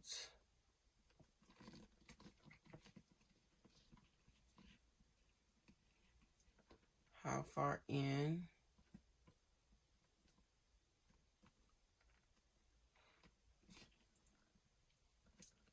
How far in so that sides don't show. Don't go, come on back, come on. I'm going to put some double-sided tape along the edges of the other side as well.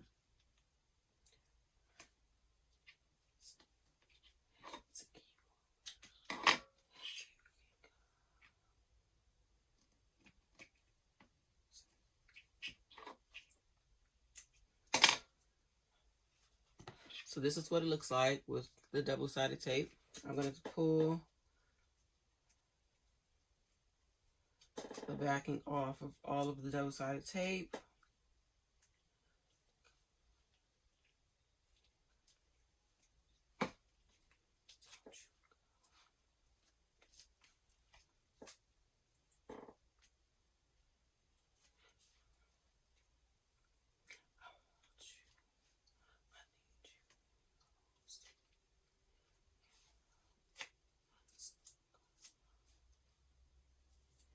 And now we're going to start placing it.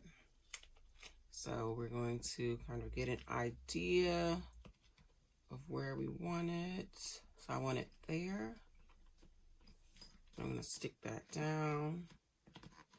And then on the other side, I'm just going to kind of lift it up and make sure that I am even with that side. So there is that. And then I'm just going to stitch across. So I'm going to stitch around in kind of a triangle.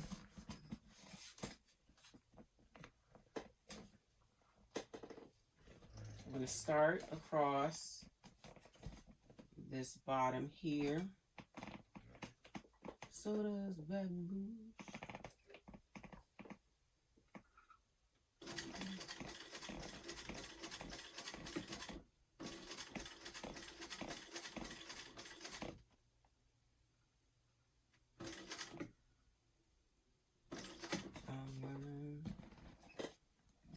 Kind of, it's gonna be kind of a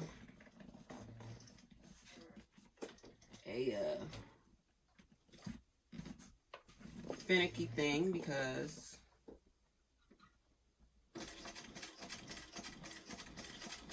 it's a big bag.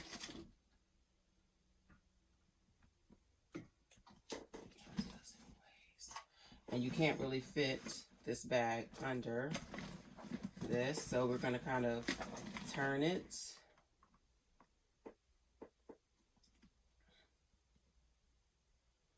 So what I'm going to do is stop there.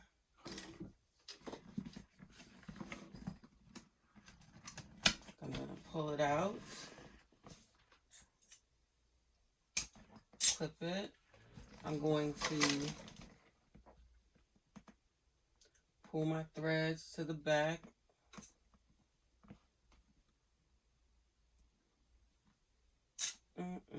And tie them off.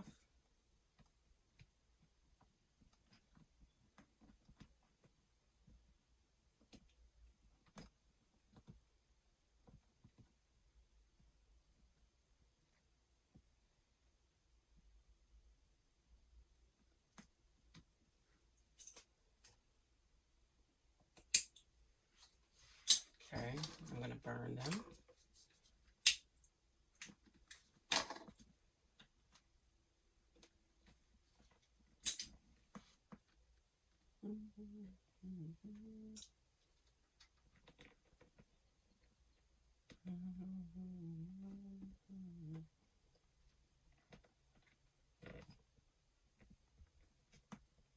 The rest of it there. Fast train to nowhere.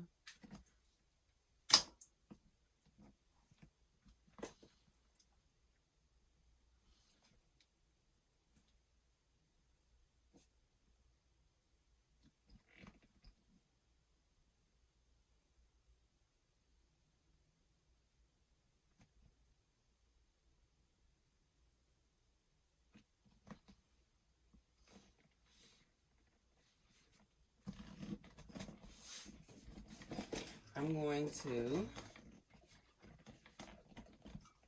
so on the other side, I'm going to make sure that I do this, but start all the way at the end when I'm sewing this, starting where I kind of want my side to kind of start and stop. And I'm going to make sure that I'm going into the same hole. Oop.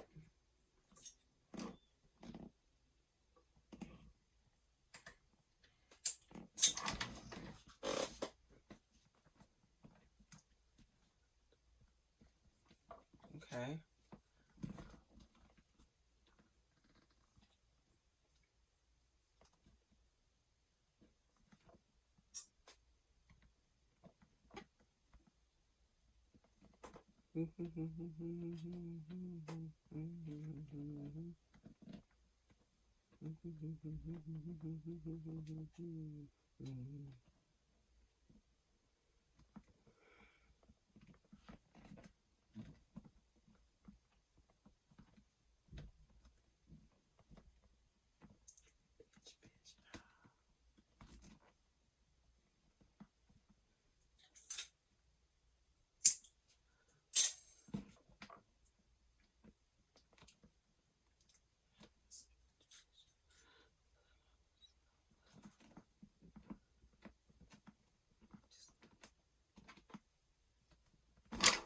Oh crap.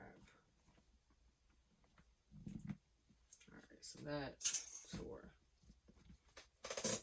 Once I do that, so I'll do the side, the bottom, and then up one side, and then tie off the ends, and then I'll start in this same hole, and I'm going to do up the other side, and possibly over here. We'll see.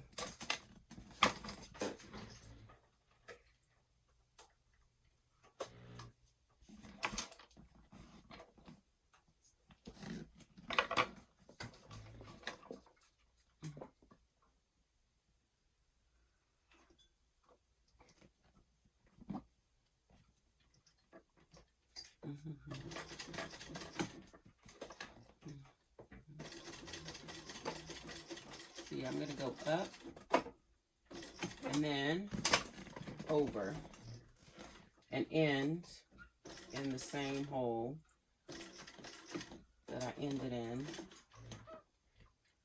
this stitch, like so. Then again, I'm going to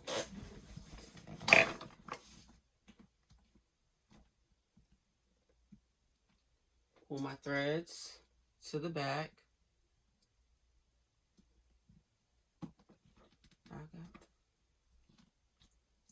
And then I'm going to tie them off.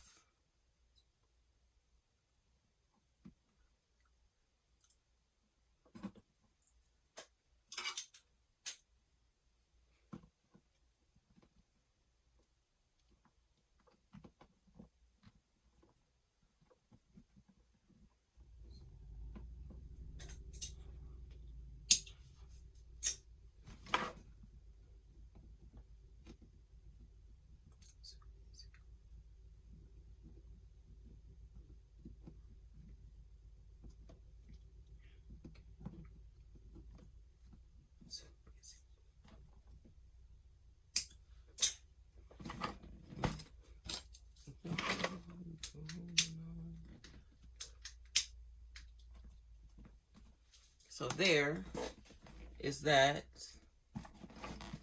sewn on with your snap. Now you can also add rivets to this.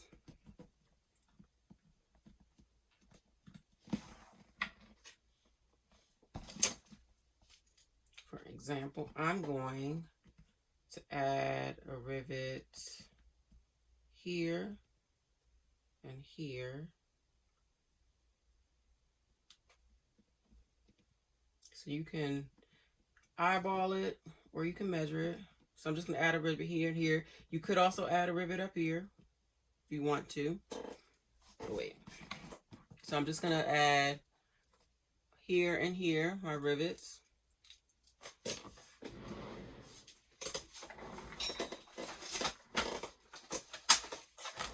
Okay. So I'm going to poke my holes for my rivets. And again, you could do 2 rivets like I'm doing, or you can do 2 here and then 1 up here as well.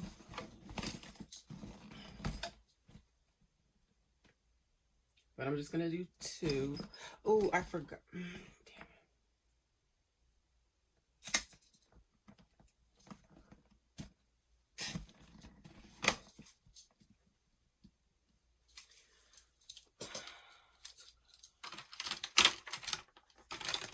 So I'm going to add some rivets.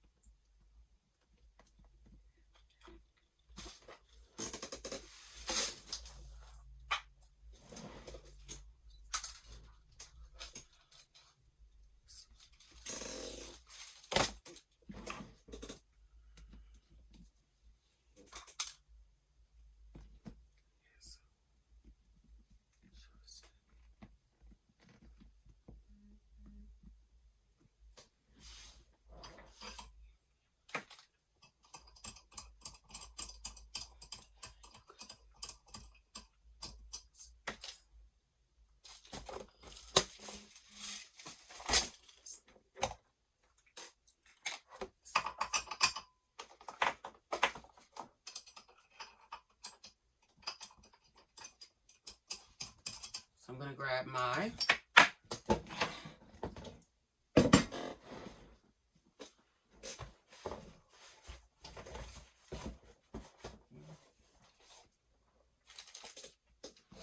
rivet press.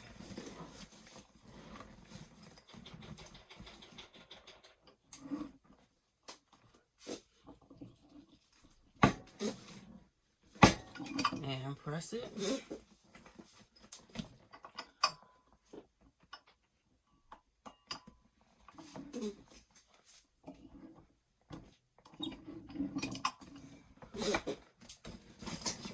And that is that. And we're going to repeat that on the other side. Okay, now that you have your sides on, now we're going to get the placement for the other half of these snaps. So what I'm going to do is decide how far down I want it to go. And And I'm going to kind of push and make sure that this is centered. And I'm going to give it a push and mark with a pen or where I want this to go. So I have that there. And then I'm going to kind of measure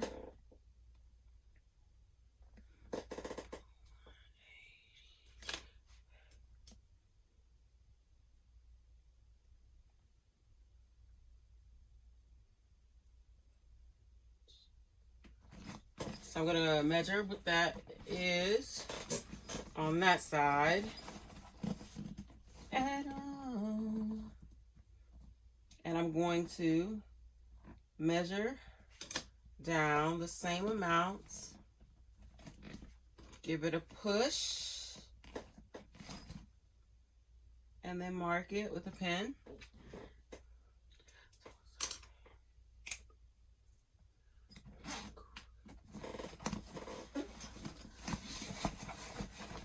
And I'm going to make sure everything is nice and neat on the inside. Everything's pushed down and straight. I'm going to put a cutting mat or cutting board on the inside. And then I'm going to use my Japanese hole punch, and I'm going to poke my hole like so.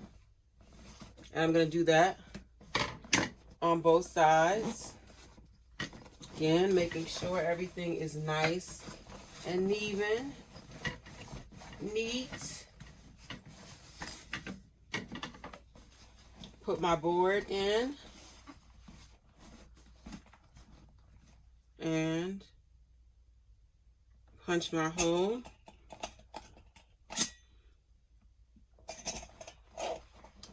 No. Another thing you could do is use magnetic snaps as well. And I'm going to take my cap portion and put it on the inside. Through the hole. I'm gonna grab my press and the top portion. I'm gonna click it into place. That way it's all in there.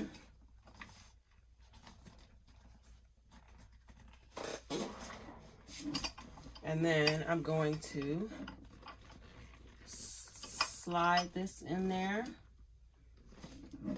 I'm gonna have to finagle it, and I'm gonna make sure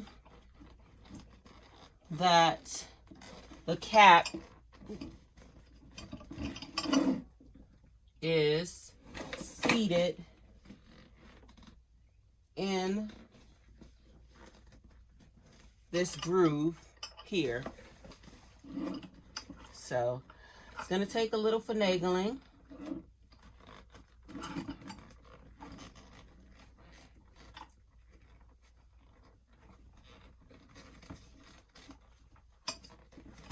You could also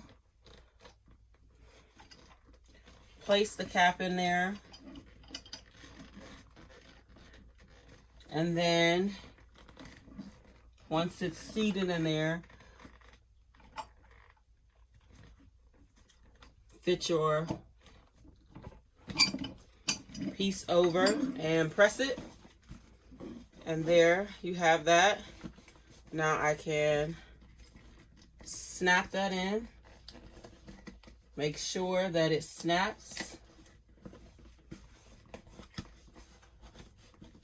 and that side is done. Going to grab my cap, seat it in there,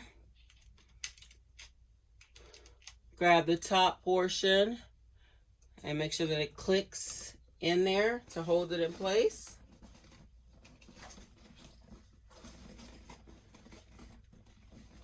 And then I'm going to slide this in there until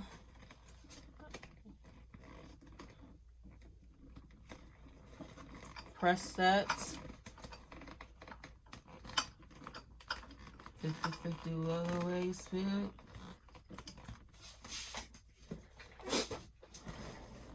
Do any finagling that you need to do to get this post through the hole. Okay, there it is. And then you can press once it's through the hole. We'll move this out of the way. Press that on. Smile on my just to the side.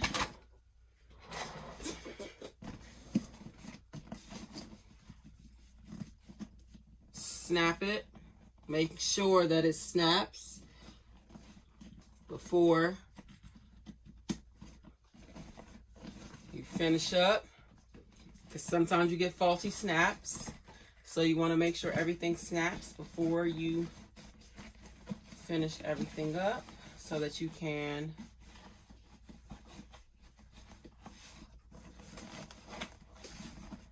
take your snap out if you need to and redo it. So there is that. And the last part is adding your handles. To add our handles, all you need to do is take them and so that they are wrong sides up, slip it on and fold it over. And I'm gonna fold over about an inch, and I'm gonna clip it in place.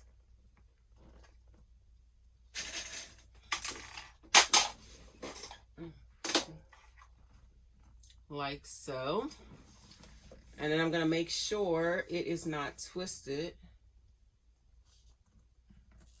And I'm gonna do the same thing. And make sure that an inch is folded over. Now I'm going to clip it.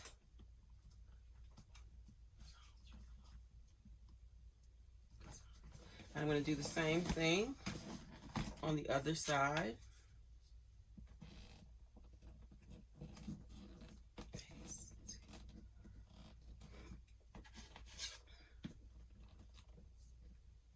Measure it so that it is an inch. Clip it in place.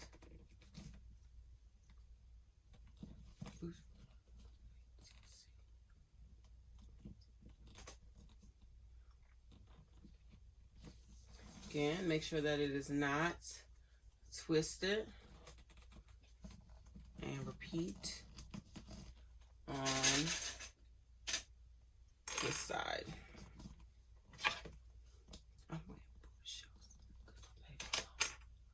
And you can stitch this or rivet it or both. I am going to rivet.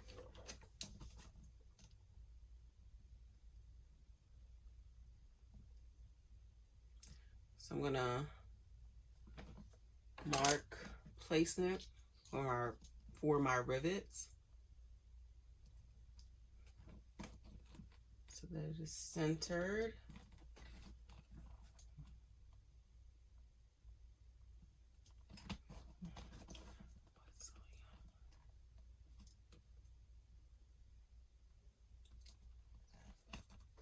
Gonna punch my holes.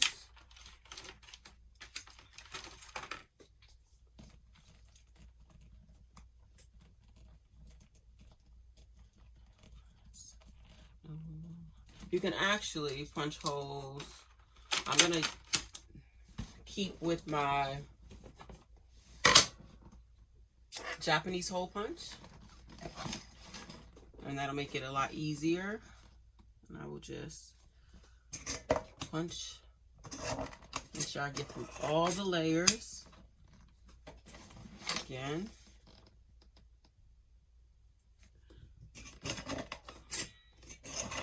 Like so.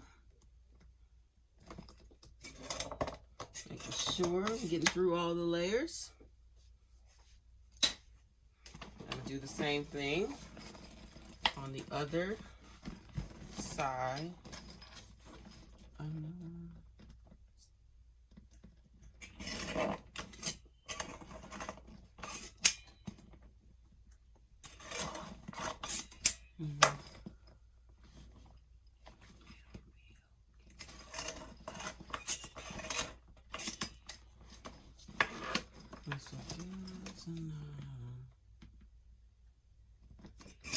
It's the final hole.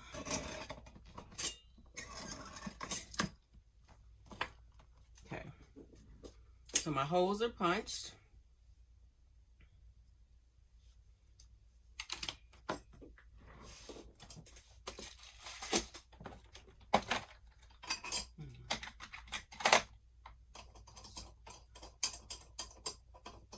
Now I'm going to add some rivets.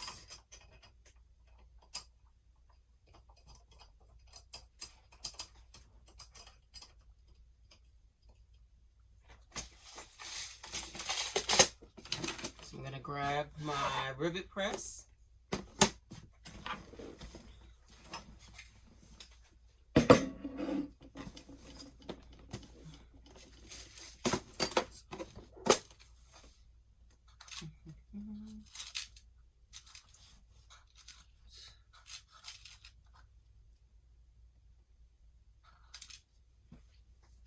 I'm going to place through, snap my cap on.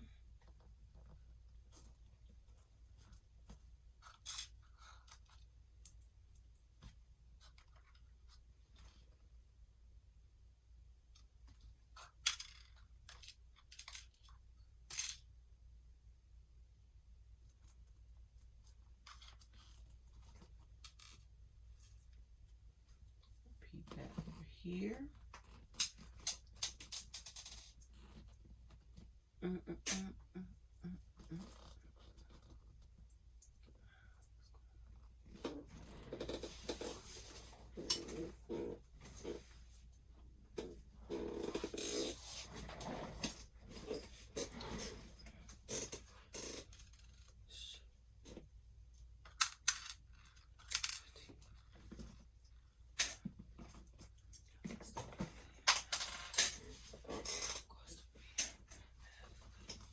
So then I'm just going to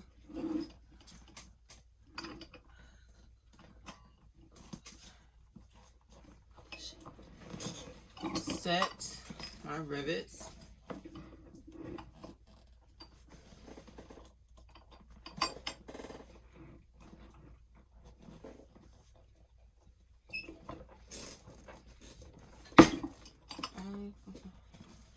So there is that one done.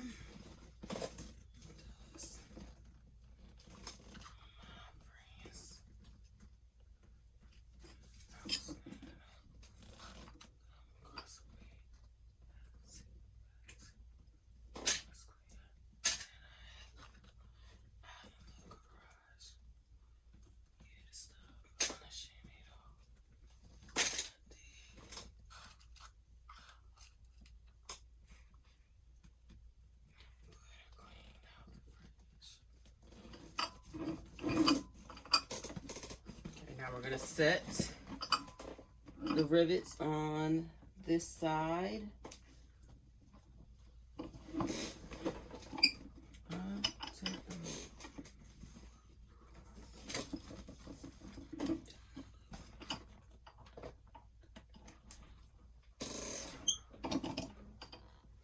Yep.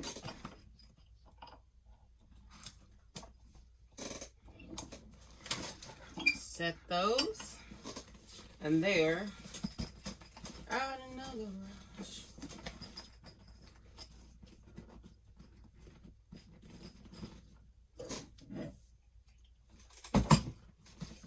Here is your completed bag.